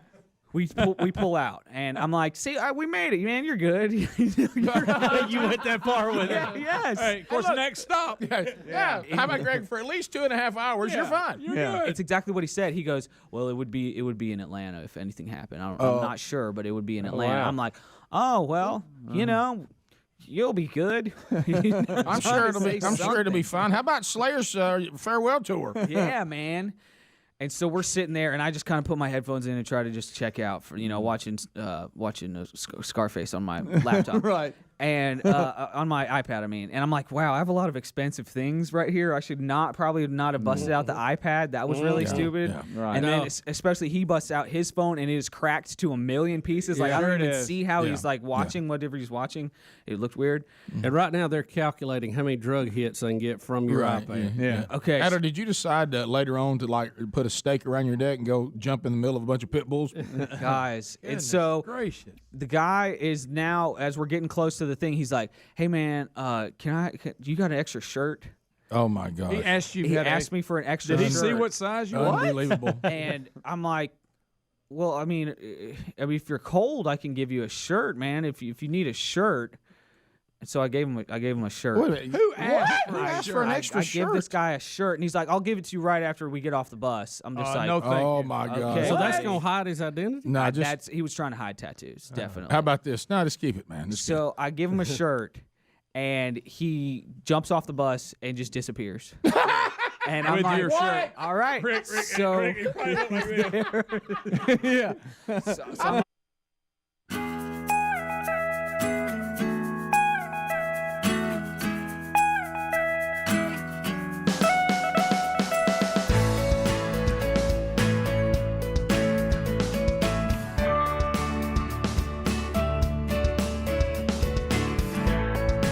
6 minutes past the hour.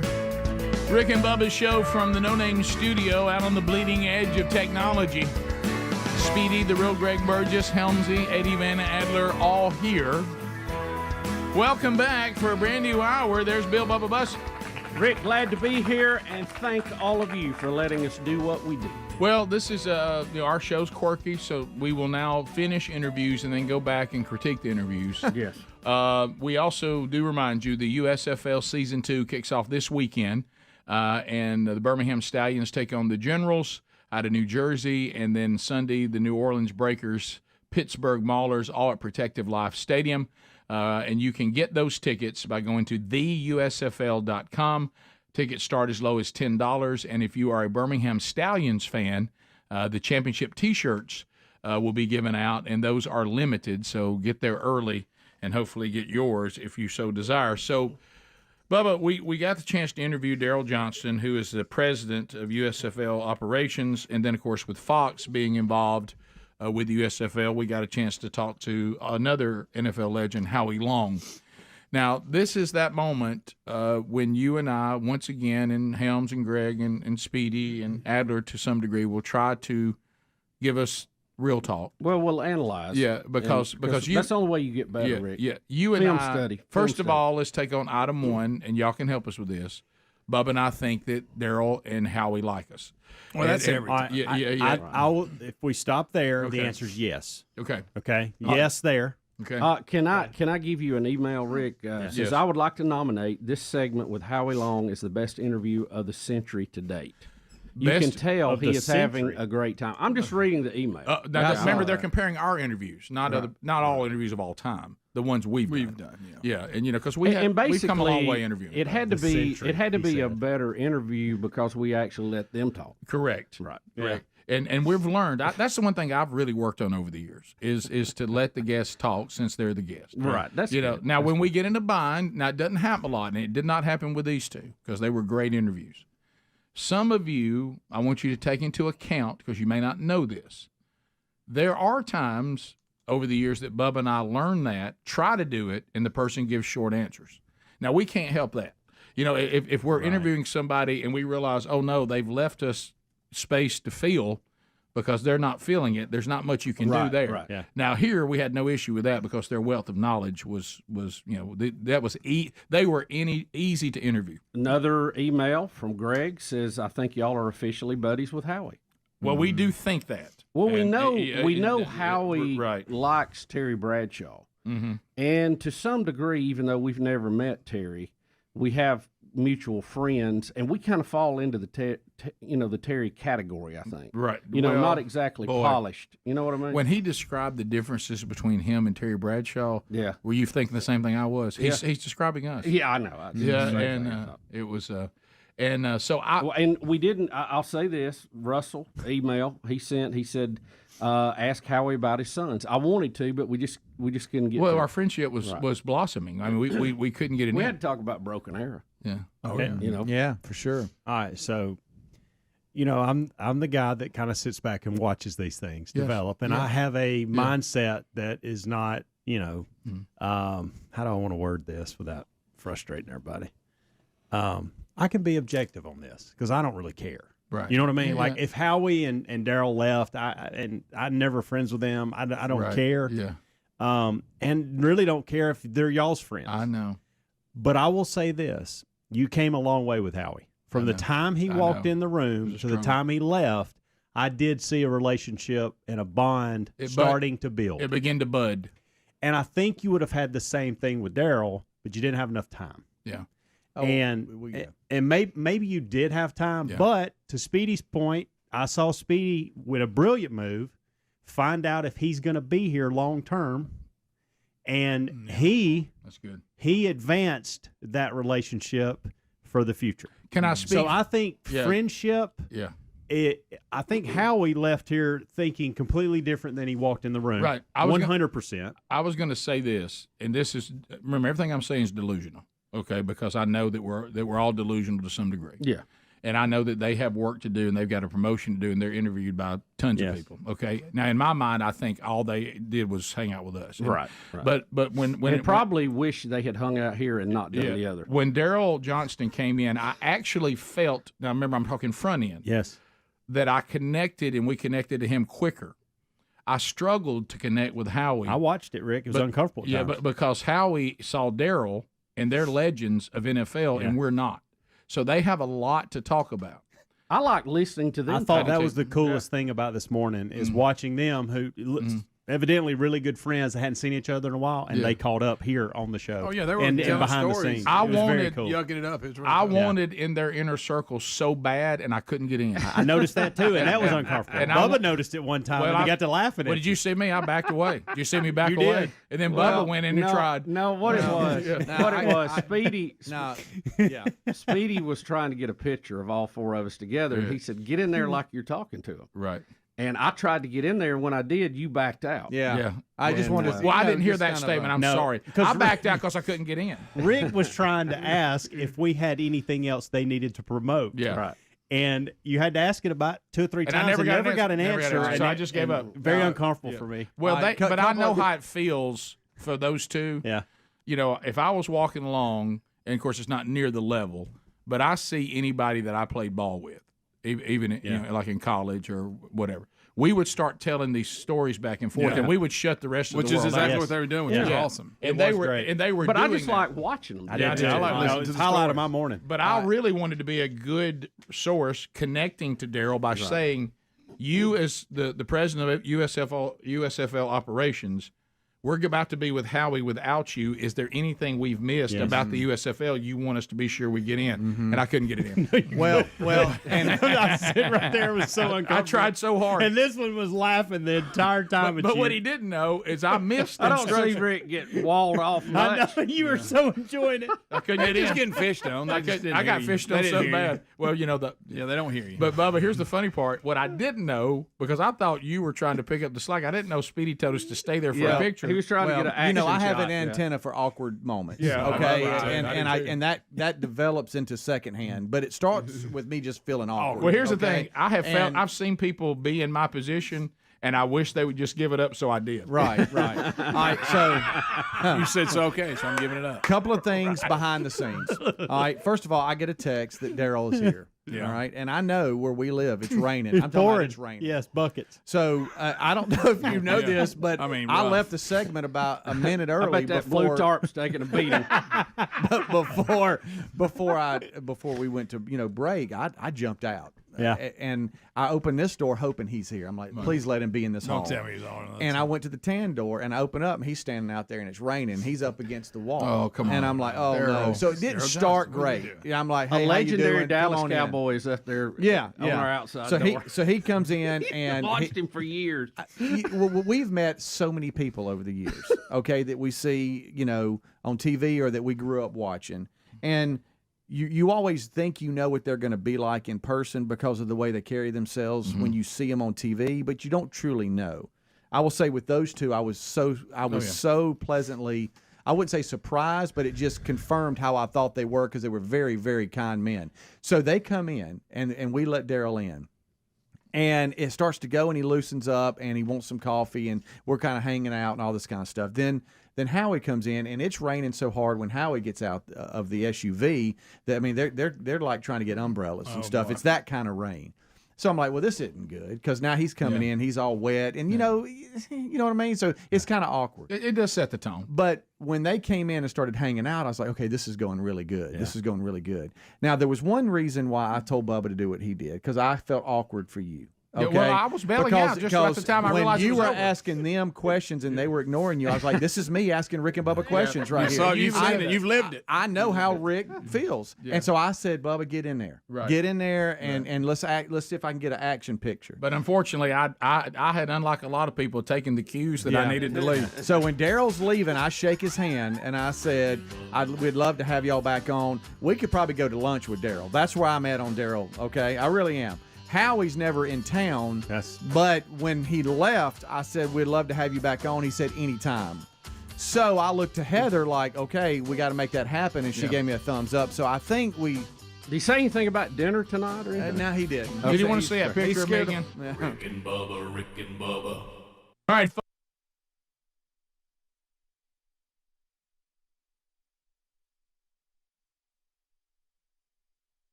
All right, so let's talk about this weekend. You know, we're telling you things that are going on and happening. And you remember last week we interviewed Jason Whitlock on Rick and Bubba University, the podcast, another person that we now think is our friend. And Jason has organized Fearless Army Roll Call, and we got in a real deep conversation about that. Well, that's this weekend, and you're thinking, well, Rick, what in the world is that? Well, it's a men's conference that men, from anywhere can go to the Music City this weekend, and it's an important conference. Tickets, of course, have sold fast, but there are still some available. You can get yours now by going to fearlessarmyrollcall.com. If you're in the Nashville area, you can get to Nashville tomorrow and then Saturday. You can reserve your spot right now. And you're going to have different men get up and do different sessions on different topics about men who God created, to be, spiritual leaders, to see if we can't provide for this country that's gone nuts some spiritual healing. You've heard us talk about disciple men change everything. So this is going to be a great occasion, and they're going to be talking about topics that all of us as men deal with, and it will be incredibly beneficial to you and hopefully beneficial to our country. So go to fearlessarmyrollcall.com to get your tickets to be in Nashville coming up this weekend for Fearless Army Roll Call. That's fearlessarmyrollcall.com.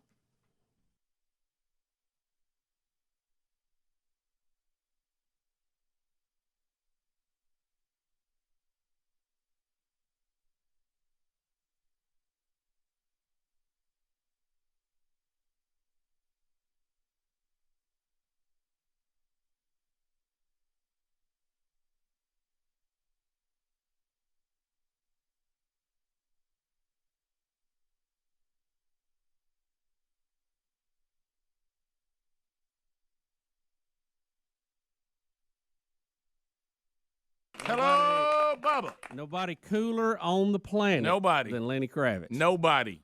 You remember when we did those Jeep commercials? I thought, well, it don't get any better than that. Well, I thought about you. It's been a few weeks back. I was watching the NFL channel, and they were doing, behind the scenes of halftime shows. Yeah. They were showing you how all the different ones, and it was the one where Lenny was a special guest. And, even backstage, all he did is just sit there in his sunglasses and be cool. I'm sure. Everybody's frantic. Yeah. Everybody's trying to get it put Not together. Lenny. Not Lenny.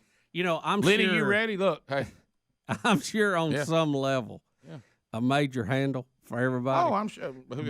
But just cool factor in presentation, I don't think it gets any Who's cooler? Now, Rick, if you remember that Jeep commercial, he was like out in the mud somewhere, and he was sitting on the hood playing his guitar. Sure. I don't know if you remember that. I or don't, not. but it sounds And cool. I actually tried to reenact that, but I dented the hood up. Yeah. And so that was kind of short lived. Well, and that might have been when Helmsley paid you a compliment and called you a hippo. It was sincere. But Helmsley, I forgot where I was at. Yeah, he beat up on me. That's fine. It was a compliment. Right. I know my heart. They didn't even call. So does Jesus. They didn't even call Jerome Bettis the hippo. I know. Yeah. Well, that's on the people. Wait a minute. I've missed something. we got to Did re-examine you that ever? one. When was it? This morning? It was a kickoff hour comment of what Helmsley said last night during a match. I'll just tell you what happened. He was playing. What segment was it? I missed it. It was I was maybe listening. segment 2. 1 or 2? It was 1. Toward the end of 1. It was 1. Okay. Toward the I was end running late. That's It was what I toward the end of 1. There's a hippo spanking in the news, and that A led hippo into this. spanking? Let me update you on all There's hippo a hippo news. spanking at the LA Zoo. We've been saying on this show for years, a little known fact, hippo, one of the most dangerous animals in the world. Yeah, we just had a tourist Killed eaten by one. We had the story yesterday. We didn't give it to you. We never got to it, but a tourist was killed by hippo, and that's kind of a long-running hippo updates that we have on the Around show. 500 people a year are killed in Africa from hippos. That's right. And because you think they're fat and they're slow, leading to this point, right? But they're actually very quick and they're very dangerous. Yes. Okay, we got that. Yeah. Even as Speedy said, I'm with you. They even swim with crocodiles, and crocodiles, you're like, nah, pass. So they can't get their mouth open that So way. anyway, Helmsley was playing a match against a fella last night that was about 5'6", you said. Yeah, I would say about 5'6", 5'7", about Adler's height, about 250, but about Bubba's weight. Right. Well, that's like you're playing me. Almost. Right. Well, almost. And this is very similar. And he made a shot. Was he a hungry hippo? Well, yes, he made it. And,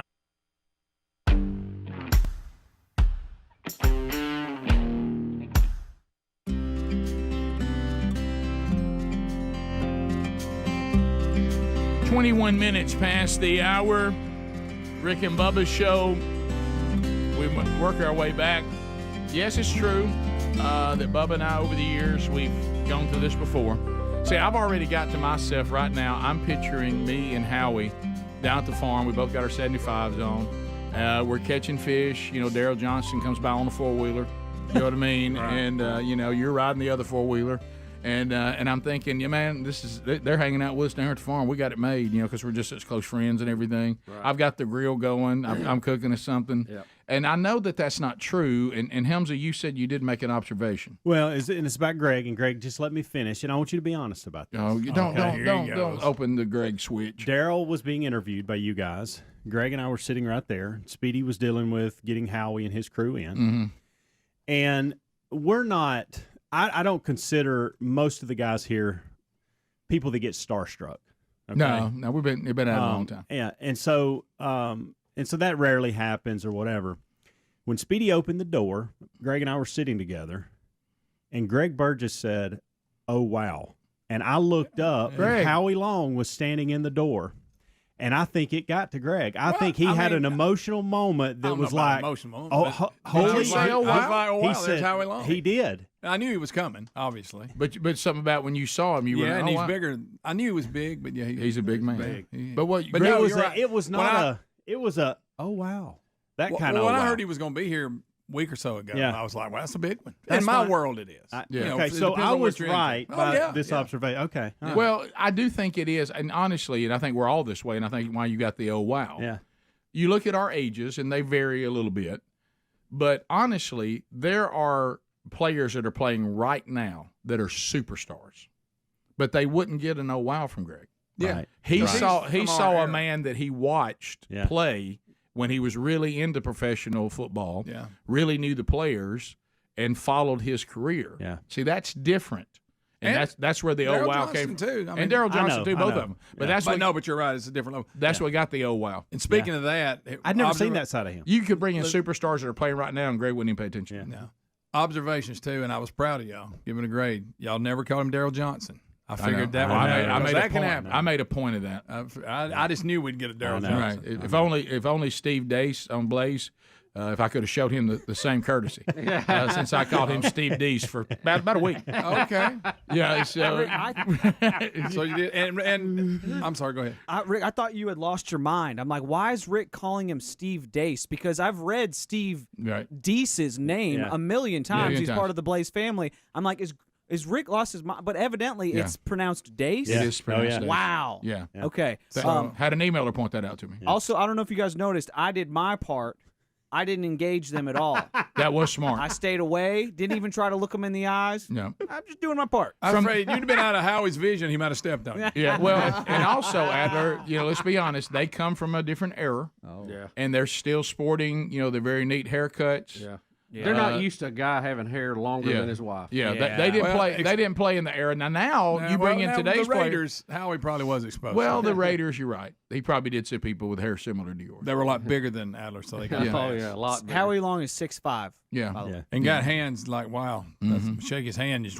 I know him much more from his broadcasting than his career because of your age. And I want to comment on this, the email about the greatest interview ever. It was really good, but compared to Bill Elliott, I don't know. Here he goes. I mean, you might need to revisit that one. Here he goes. Why do you bring that That's up? why I said don't flip that switch. I know. But what a moment killer. Y'all remember that one? A moment killer. Well, why do you have every time? I wasn't here for it. I wasn't working yet, but boy, I love hearing it, and I love us talking about it. But let me tell you, obviously Greg likes us talking about it, Bubba. But here's another one. Greg, here's something you're leaving out. Nobody knows this. Greg dared me to play Tom Landry. I did. I said, please, since he's so impressed with the sound, the intros, what you call it. Yeah. I mean, it's no David Copperfield liners. Right. But no. I forgot about David Copperfield. Oh, good night. Oh, yeah.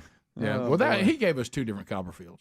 One time we interviewed him, he loved us, and then if we foolishly thought that would spill over to the next interview, and we were incorrect about that. He was having a bad day. Yeah, no Provigil that day, I guess. I don't know. Yeah, he was on the bus too for that second interview. Yeah. It was probably a difficult situation. Yeah. And I think his girlfriend wasn't his marriage falling apart or girlfriend. Oh, you got that happening. No, seriously, I think so. Yeah. What was the Bill Elliott Bubba asking about the car business they were in? It went up bankrupt or something.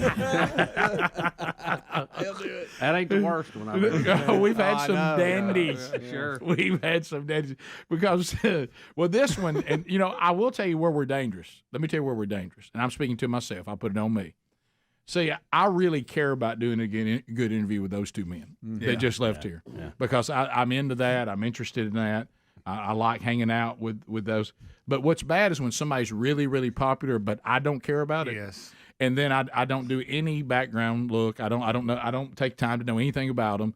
And then they come in here and they're really well known. They've got a giant audience, and then you're looking down and you bring up something stupid because you don't know anything about them, and you haven't done. You've been given all kinds of information on them. You just haven't looked at it, and those are dangerous interviews. You remember the time is at the old studio years ago, and I know who she is now, but at Remember the time. Lucy Hale, is that her name? Yeah. She's the actress. Yeah. Well, everybody was going crazy. There were people piled outside. I didn't know who she was. Yeah. And I don't think any of us really did. No. Yeah, I didn't know who she was. Rick, to your point, I played this over the best of. I completely forgot it happened. But we were having Pete Sampras on, and he was going to be out. Oh, I forgot about that. And you interviewed Speedy as Pete Sampras to prep I for it. remember that. It was hilarious. I forgot about it was this. hilarious. Yeah, because I got left with an interview that Bubba would have been fired up Yes. about. Yeah. And so I had to. So I practiced on Speedy. I forgot about that. That's was a pretty good one. Did I ever interview Pete Sampras? Yeah, oh yeah. How did You I do? Yeah. I think it was pretty good. Did I do okay? No, you had practice. I think I felt really liked pressured you. to do it well for Bubba. Yeah. You know, I couldn't mess that one up. Isn't it funny too that we pick for best ofs the fact that we did a mock with Speedy sure. as Pete Sampras versus the actual interview? Oh yeah, that with was Pete good. Sampras. There's a best of bit where Bubba is Rod Stewart or somebody. I mean, that called in. Yeah, he called in and just kept his voice the same because we were supposed to interview somebody. And he didn't. Anytime, let me tell you, if you ever back in the old days, if you were a name and you canceled on us, we would interview Bubba as you. That's great. That's fantastic. Greg, when you met Howie, you did have a nervous voice, though. I didn't even talk to Yeah, her. you went. Yeah, y'all overdoing it. I'm not taking it that far. I was just. I'm just saying. I heard you go. Hey, There was a Howie." quiver. Here we go. There was Now, a quiver. Y'all can't There take was a nothing. shudder and a quiver. What Yeah. the Can I analogy? shake your hand? The analogy I would use is squealing like a schoolgirl. Yeah. Okay. Y'all I thought have I your heard. fun. I thought I heard something. I looked over one time. He was like, He was nervous as a June bride. What a man. "Yeah, what a man! What a man! What a man!" All right. Okay. But I'm down. you can document an oh wow. It wasn't a way, and it wasn't a starstruck kind of thing, but it was a wow. There he is. Yeah, He's here. like, I mean, wow, compared so- to the most people we have in and out of here, I mean, my goodness, I ain't used to it. You realize those people are listening? It was different than seeing Charles Billingsley out there. I mean, I love Charles. You gonna give a wow? Burgess. Our guest? No, we love Charles. Rick and Bubba, Rick and Bubba. He And was Helmsy made a shot that this guy shouldn't have been able to get to, and he got to it with amazing quickness and speed. And so a guy said on the side, I guess his friend, his partner. man, you're like a rabbit, and Helmsy said more like a hippo. And he Out said, loud? yes. Yeah. Which meant you're Before I fast could get for a it back. fat guy. And so Helmsy said he didn't know why that bothered anybody because what he meant was, wow, you're really quick, just like a hippo. Right. But like Greg said, no, what you really said is, like a hippo, people see you and think you're fat, but you're actually really quick. Right. That's okay. what I That, and so Helmsley said he doesn't understand why that was a No, negative. I didn't say that. Was I the- said Was the tried to hippo, act like was the hippo mad about it? I didn't say no. I actually thought it was good. He did look he at took you, it as though, a right? compliment. What I said Did he was win? Did they win, I knew Who when won? I said it. I knew when I said it Right. that it could be taken the wrong way, but that wasn't my heart. I was actually paying a compliment. Well, I think There's not one human ever been called a hippo. I know thought that, it was Greg. a compliment. Greg, I get that. You're right. I completely. That's why in my mind when I said it, I wanted it back. That's the whole point. Right. It's kind of undefeated as a Yeah. dig. I knew You know? when it. I knew when it came out of my mouth that Oh, it was 100%. not going to be taken the way I wanted it to be taken. Well, I you- knew that. Well, Right. you see why I don't play tennis with him. Right. Well, the other Yeah. thing is that you know what other That's made it, why. you know what Verbally made, abused you know what made it a double whammy was the shift from the rabbit. Yes. You know what I mean? Yes. When you said more like a hippo. Yeah. Meaning It was unbelievable. The speed, the agility that this guy had. Unbelievable. It was unreal. Yeah. You didn't think Rabbit had it covered? I didn't. Okay. Because Rabbit doesn't have the girth this man had. Right. You're right. He's fat and quick. There it is. Bottom line. I've never seen Hippos a are man. fat and I've quick. never If we- seen a man this big and this quick. I'm just glad it was a man. If we want to not a woman. be if we want to be that if we want to be accurate, he is more like a hippo. Absolutely. No doubt. Yeah.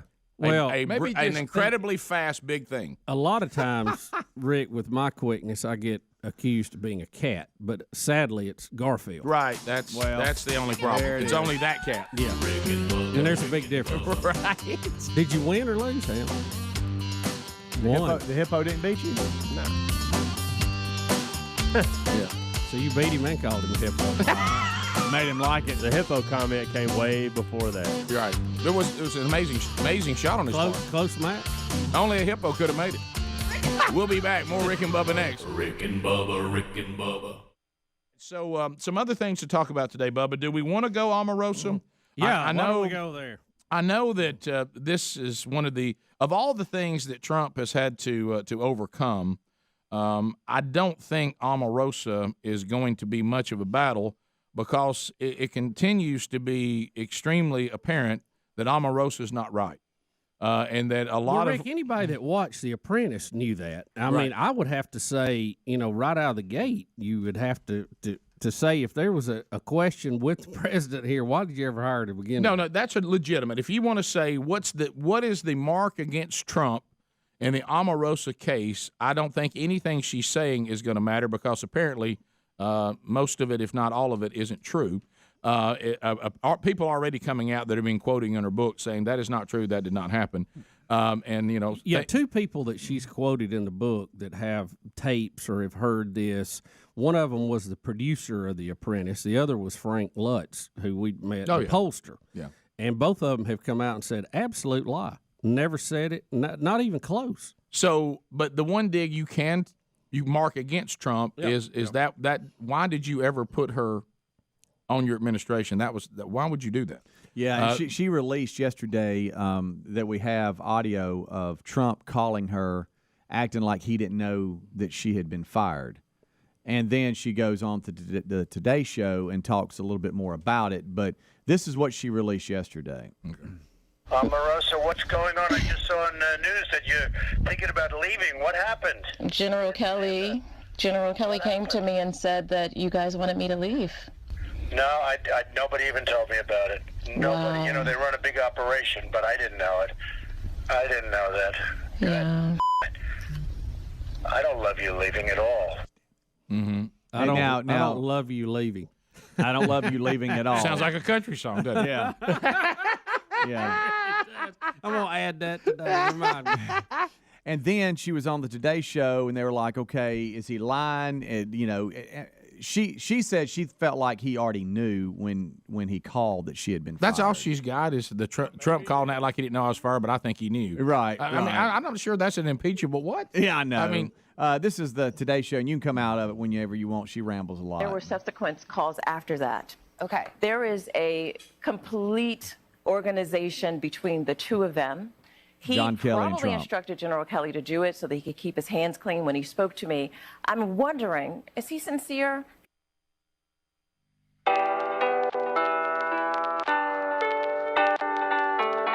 all right, let's talk to the people. 866 We Be Big is a number. All 10 lines open. Let's go. You can comment on things you've heard on the show today, bring up new topics, ask questions, bring information to the table. This is your time to be on the Rick and Bubba Show. Make the move and get in, and we'll be chatting with you. The buzzer will rule. 30 seconds a pop so we can get a lot of people on in a short period of time. No meaningless shout-outs, no shameless plugs, none of that. Welcome in the phone troll. Carshield.com/Bubba. Auto repairs can be a real headache. Of course, sometimes it even hurts in other parts of the anatomy. And I will tell you this: if you got something wrong, then guess what? It's going to be $1,500 minimum. And why don't you right now go to Carshield.com for a protection plan if your car no longer has warranty? If you don't have a warranty, you can get a protection plan. And look, there's all kinds of protection plans that are available for you. They're not very expensive, but look at the ones that offer 24/7 roadside assistance. They offer, your rental car options. They offer free towing. You want to look at all that because that's the kind of stuff that really hassles you. So go to carshield.com/Bubba, and you can get 20% off the plan that you select using our code Bubba. Okay, so use the code Bubba right now. They cover more parts than ever before, or if you want to talk to them directly, 1-800-451-7776. Remember, use Bubba for 20% off whether you talk to them or use the website. They're also at the sponsors button at rickandbubba.com. All right, to the phones we go. Let's start with David out of Prattville, Alabama. David's got us on I-92, WLWI. David, go ahead. You got 30 seconds. What am I missing? Hello, David. Well, this is that weird thing it does. There you The go. Bill All of right, Meat. hey, David, Hang start on. over. Start over, buddy. I'm sorry. All right, now you're on. Go ahead. Oh, my bad. I was going to say that was a great interview. I enjoyed it thoroughly.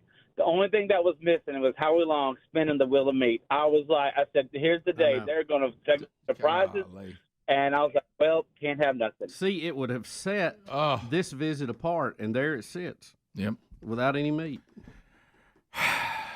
If we just had Spam, we could have done it with that Can- alone. I'm going to buy us a bunch of Spam today.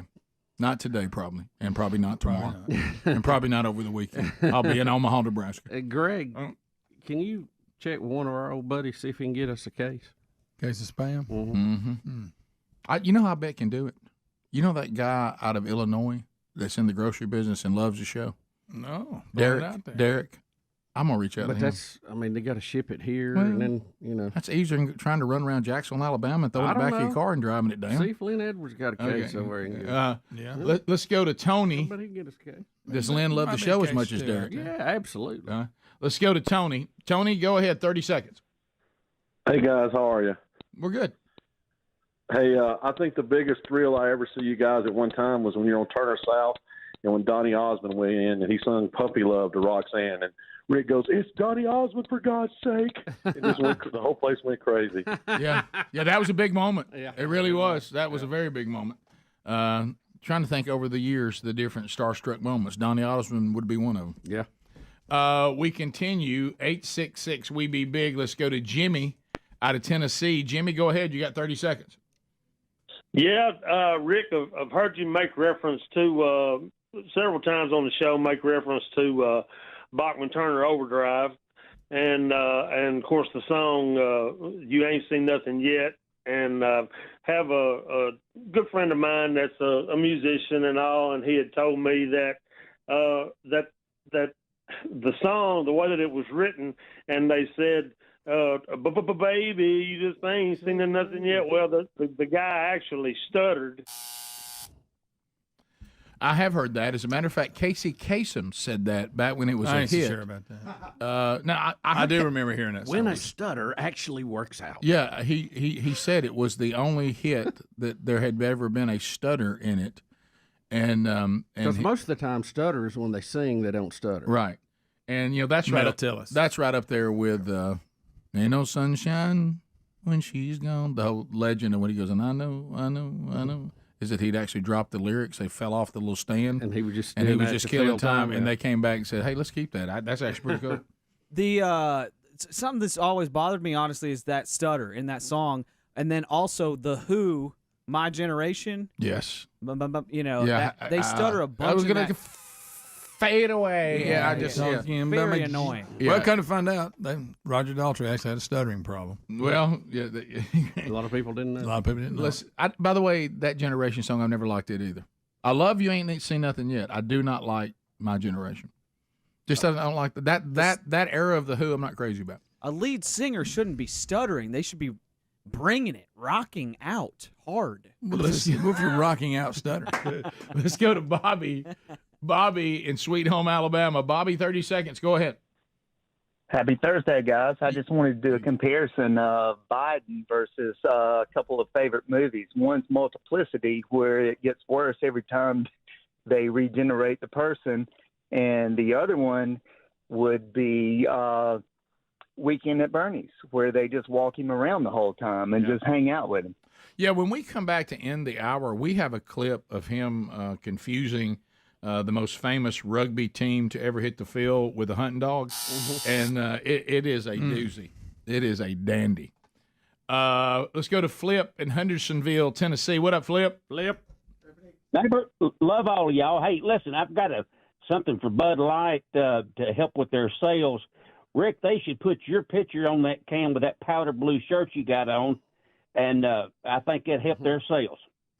It might. They might try it. It'd be better because you would finally see a man among men, and it probably would draw them to it. Unlike putting your picture on there. Well, I'm just saying. I mean, you wouldn't want Flip's picture on there. I mean, then now you just keep going down that wrong road. Flip. Keep in mind, I'm a grown man going by Flip. Yep. 866 We Be Big. Let's go to Taylor out of Coleman, Alabama, listening on 104.7 WZZK. Go ahead, Taylor. Hey, guys. So quick tip on the hand warmers that Bubba was talking about the other day. Yep. Instead of putting those things in your pocket when you're hunting or whatever, if you put them on the top of the back of your hand, it will actually keep your whole hand warm as well as a lot of other things up your arm instead of just holding on to those things. Yeah, a lot of gloves have a compartment back there for that. They do, but I'm glad we got that. Yeah, well, Greg, and it is interesting, and I know we're not completely there, but hand warmer talk coming off Bubba on the Easter service, I got why we're doing it. But tips on hand warmers in April, it feels a little odd. Yeah, it does. You know, it does. After Easter, I mean, it's always cold at Easter where we live. But right now in April, I just don't feel anybody writing that information down. Right. Now, if you want to talk about an umbrella today, you're right. Yeah. Now, if we were talking about this in January, February, you got people taking notes. Oh, You know it. Let's go. I always keep some in my car just in case I'm stranded again, like the snow blizzard we had. Well, and in April, I think you're going to be good, but I mean, you probably do in the winter. Early April. You never know. You're right. Be All right, Jordan, fire it in there. Of course, it's mid-April, but you're right. Jordan, welcome to Rick and Bubba. 30 seconds. Go ahead. What do you think the chances we can get Marlboro putting out a rainbow pack? 'Cause I'm sick of smelling these cigarette smokers. That's a good one. Let them boycott that. Yeah. You know what? That would be an interesting. But when you have people Fired up, Dylan. When you have people addicted to nicotine, that's a completely different thing. Yeah, that's true. Of course, there are some people addicted to Bud Light, but there are other options. Mm-hmm. Yeah. The tobacco thing was funny. All these lawsuits and to cover it, all they did was raise the price of cigarettes because people were addicted to it. Which the suit was over them hiding the information that people are actually addicted to it. And that's how they paid for it. You know what they said? then they were like, hey, y'all got us now. Let's just raise the price. We'll we'll pay it. And then we had this whole demonization of that industry. It took a big beating, and we just turned around and started smoking marijuana. Yeah. And legalizing it. Well, another Makes thing, sense, though. you've heard me. I think smoke's bad for your lungs either way. Your lungs aren't designed for smoke. No, air. That's what they are. Air. Well, let's go back to this, too. You're right, 100% on that. And I've mentioned it before, but I've really been paying attention to it. Because this is supposed to be, I don't know that the far left, where are they on cigarettes? Because they don't seem to think cigarettes are evil. And this seems like something they would be global warming. Because I notice everything they put out, if you watch any remotely new movie, you would think it would be old movies. You look at new movies, they think it's so cool for people to smoke, their characters to smoke. They're all smoking. Yeah. They smoke like crazy in movies now. Have you noticed? Have you ever noticed that everybody smokes? Well, they got away from it for a while. But have you noticed when it comes on, when it lists like nudity, foul language, they will list smoking? Mm-hmm. Do they really? Yes. Well, I tell you that it's especially if you're smoking nude. Yes, nude smoking. Well, yeah. But they'll have smoking in there with other stuff. All right, we come back. We do have a Biden update we talked about. He's been in Ireland. Oh, my. You're going to hear some things he's been doing. And then this thing he says about rugby is just bizarre. We'll come back. More Rick and Bubba coming up right after this. Rick and Bubba, Rick and Bubba. Another question is General Kelly running this country or is the president running this country? Because he said he didn't know and they run a big operation. Back Who to is the the honesty they? issue. Wait, Do you think the president lies Savannah. often? Who is the they in the tape? You can't ask the question and then ask another question without my answer. You asked me, do you think he knows? Pleasant interview, isn't she? The And you answer said you're is, not sure. I'm not certain. Here's the other part. Who's running this country? Look, let me tell you what's funny. You can tell just in her body language and the way she talks. She thinks she's trying to figure out what her angle is on this. And you see there's confusion. The Today Show's saying, let's run with it. He lies a lot. And Amaro said, no, that's not what I want to run with. Yeah. What I want to run with is I want to like there's some big conspiracy that Trump's just a puppet. Mm-hmm.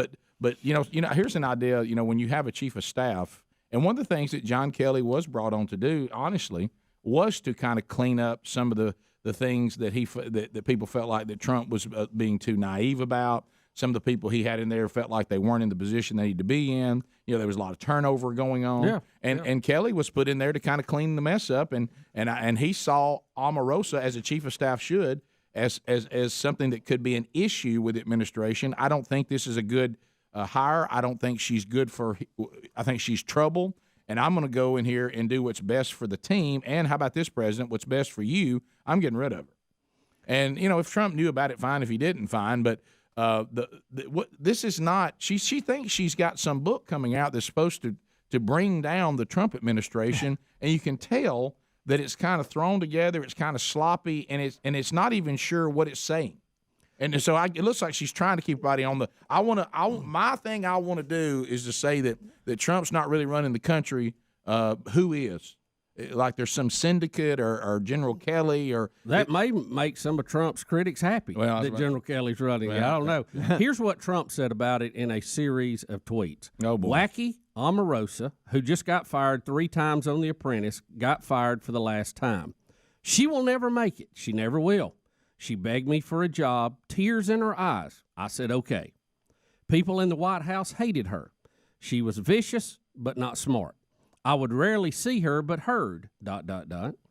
Really bad things, nasty to people, and would constantly miss meetings and work. When General Kelly came on board and told me she was a loser and nothing but problems, I told him to try working it out, if possible, because she only said great things about me until she got fired. While I know it's not presidential to take on a lowlife like Omarosa, and while I would rather not be doing so, this is a modern-day form of communication, and I know the fake news media will be working overtime to make even wacky Omarosa look legitimate as possible. Sorry! ! So he admits that it was not presidential to put her on the staff. He thought that it would be a good thing for her, and he thought she was loyal to him. And he says, and she was until she got fired. Now suddenly I'm the worst thing on the planet. Yeah. And everybody else is too. And you can tell if you've watched any of these shows she's been on, she's not stable. I mean, she's just not a credible source. I'm not even sure that, the people who would like to say, well, maybe this is something we can use against Trump. You almost get the sense that and maybe that'll change. I could be wrong. But the way it feels right now is we've had things better than this that didn't work. Why do we think this is going to work? This is not as good as some things we've had before this. The Omarosa book is just not as good as some of the things they had on him before that they thought was going to be the end. Yeah. Mm-hmm.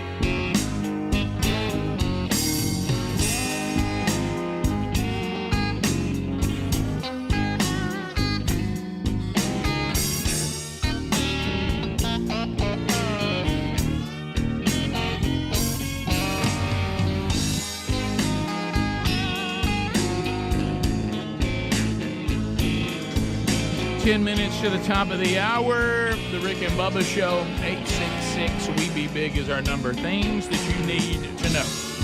All right, so yesterday's Bible study, Revelation chapter 7, is now in the archives on our YouTube channel or our podcast channel. Also, coming up this weekend, another Rick and Bubba University, the podcast, Jerry Ryan, one of the founders of Three on a String, recently inducted into the Alabama Music Hall of Fame. We go through the history of Three on a String with one of its founders, and Jerry Ryan, friend of the program. That'll be coming up this weekend, and their story is hilarious. Whether you've ever followed Three on a String or not, you'll enjoy that coming up this weekend. Fix Mama's Mouth. The cutoff is May 4th for your mama to be considered for the $17,000 dental makeover from Dr. Thomas E. Dudney and the gang. If you have not entered Mama, you need to go to the contest button and follow all those details and do so. Omaha, Nebraska, tomorrow and Saturday morning, men's conference, Westside Church. Lord willing, I'll be there. We'll be jumping on an airplane after the show tomorrow and headed to Omaha, Nebraska. Look forward to seeing all the men there this weekend. All right, so Bubba, let's get into our Biden cuts. We're doing those a little bit later in the live show today than normal. Because we're hanging out with our new buddies. Anybody know? Hey, he's in Belfast, and he is. He's not. He doesn't recognize the Prime Minister of the UK, and he salutes an older guy, and he's confused on who's who. I guess so, because the minister comes up first. Yeah. So the prime minister is first, and he gets 0. Yeah. From Biden.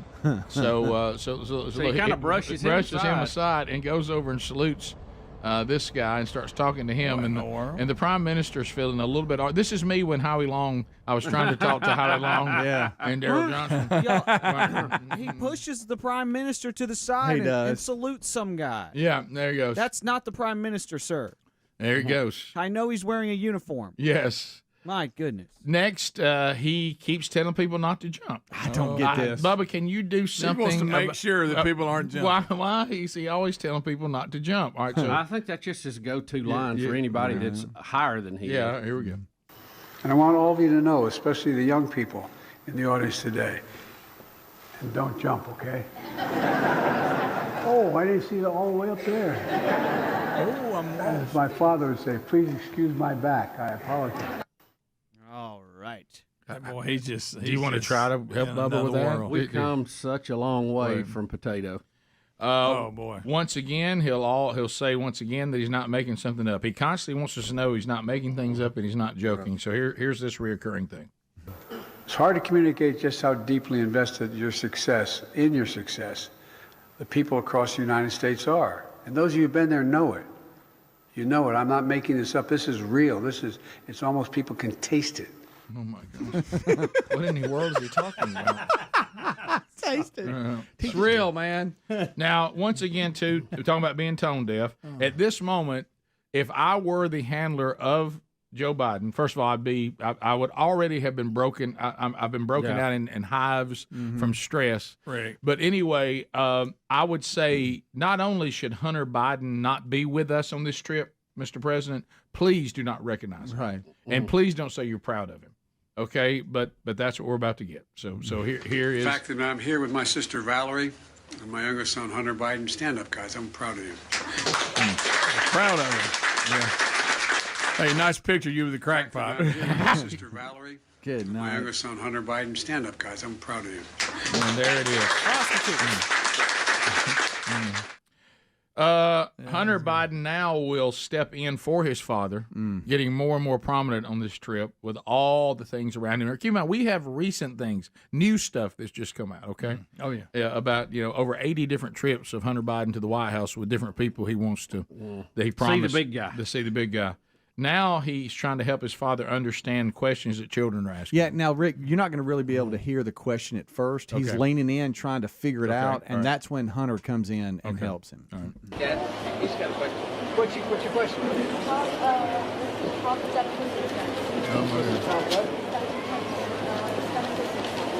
What's the top of success? Well, making sure that we don't all have COVID. What are you talking about? To success. Like, what's the key to success? What's the key to success? You know what I found out the key to success is? And I'm not sure I'm the best guy to explain it. These guys can tell you. The key to success is whenever you disagree with someone, it's okay to question their judgment, whether they're right or wrong. But it's never okay to question their motive. That doesn't make sense. Wait a minute, time out. Don't forget he's screaming. Why does that even? when he was Of trying to course figure you out question people's motives. Yes, with the kid talking, he said something about COVID. He said something about COVID, and then I think what he probably should have said, don't question their character. You, I you think can that's what he trust their meant. motive. I think, yeah. I think that's Their what he motive meant to could say. be really bad. Yeah, it could be real Did you bad. hear Hunter go, they're talking about success. Yeah. Hunter Biden comes in, listen, and then at one point They must have liberal drug laws there is why he went. right. The A most lot of gentlemen's clubs. too. the most honest statement the president makes at one point when he says, "I'm not sure. I'm the person you ought to ask about that. I can't explain it." Yeah. and he's Stop talking. there. And while he's talking to, it looks like a couple of firemen or something stand over there, or something. And then he starts this speech about, which you're right, Bubba. He completely gets Question their wrong. motive. Yeah, I think he meant. I think that may be the first thing you need to look into. Yeah, and so can we get on down to 9A? You think? 'Cause Oh, I'm boy. just looking at the clock. Yeah, you want that. Don't Yeah, you? so let's get down to 9A. Now everybody's familiar with the All Blacks, the famous rugby team, New Zealand, and their dominance of rugby. He's going to try to fire the Irish people up about their rugby team, but he's gonna call the All Blacks something that is going to own us. So here we go. We take great faith. And the closing comment I make, you see this tie I have with a shamrock on it? This was given to me by one of these guys right here. Was a hell of a rugby player, and they beat the hell out of the Black and Tans. Oh, God. It was but it was when you were at Black and Tans. Soldier Field, wasn't it, the game? Chicago. And after it was all over, he gave my brother, allegedly for me, but if it wasn't, I still took it. I still got the tie. I wear it with great pride. There he goes with the switching of the mic too. Do you realize he just called the All Blacks the Black and Tans? Mm-hmm. That's a hound dog. Yeah, that's a hunting dog. A black and Surprised tan. coon hunting dog. Yeah. A black and he just called the most famous rugby team. Even people who don't know about rugby know about the All Blacks, and he just said when they beat the heck out of the Black and Tans. So they beat a bunch of hunt dogs from Tennessee. Why were they playing hunt dogs? What am I thinking? Let me tell you something. wait And a once again, this is a classic mistake. Okay, now he went on his own, so I'm sure nobody could do anything about it. But I'm back to being his handler again. I said, let me tell you something. Appreciate I know he wants to make a rugby comment. We do not hand the name of a team All Blacks to this man. No. There's so many things that can go wrong here. Yes. Really, they got out of it pretty mild. I mean, him saying Black and Tans is bad, but it could have been a lot worse. After his speech in Ireland, just look in his eyes. He's just so lost, you guys. He's just so confused. No, and yeah, lost. look at the confusion. Don't worry, It's Hunter's there to not take good. care of it. Yeah, look. Hunter's there to fix it. Yeah. And just guide him around. Take Look care at of the big man. Look at those eyes. It's worrying. Yeah, top of the hour. Rick and Bubba, Rick and Bubba.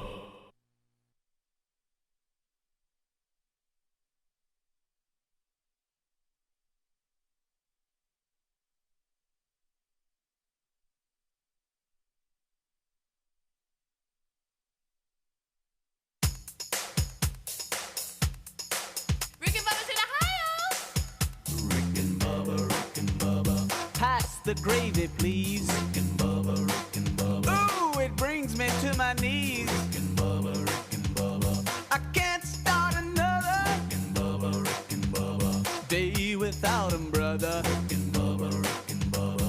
Ooh, there is no other. Rick and Bubba, Rick and Bubba. Waking on their blubber.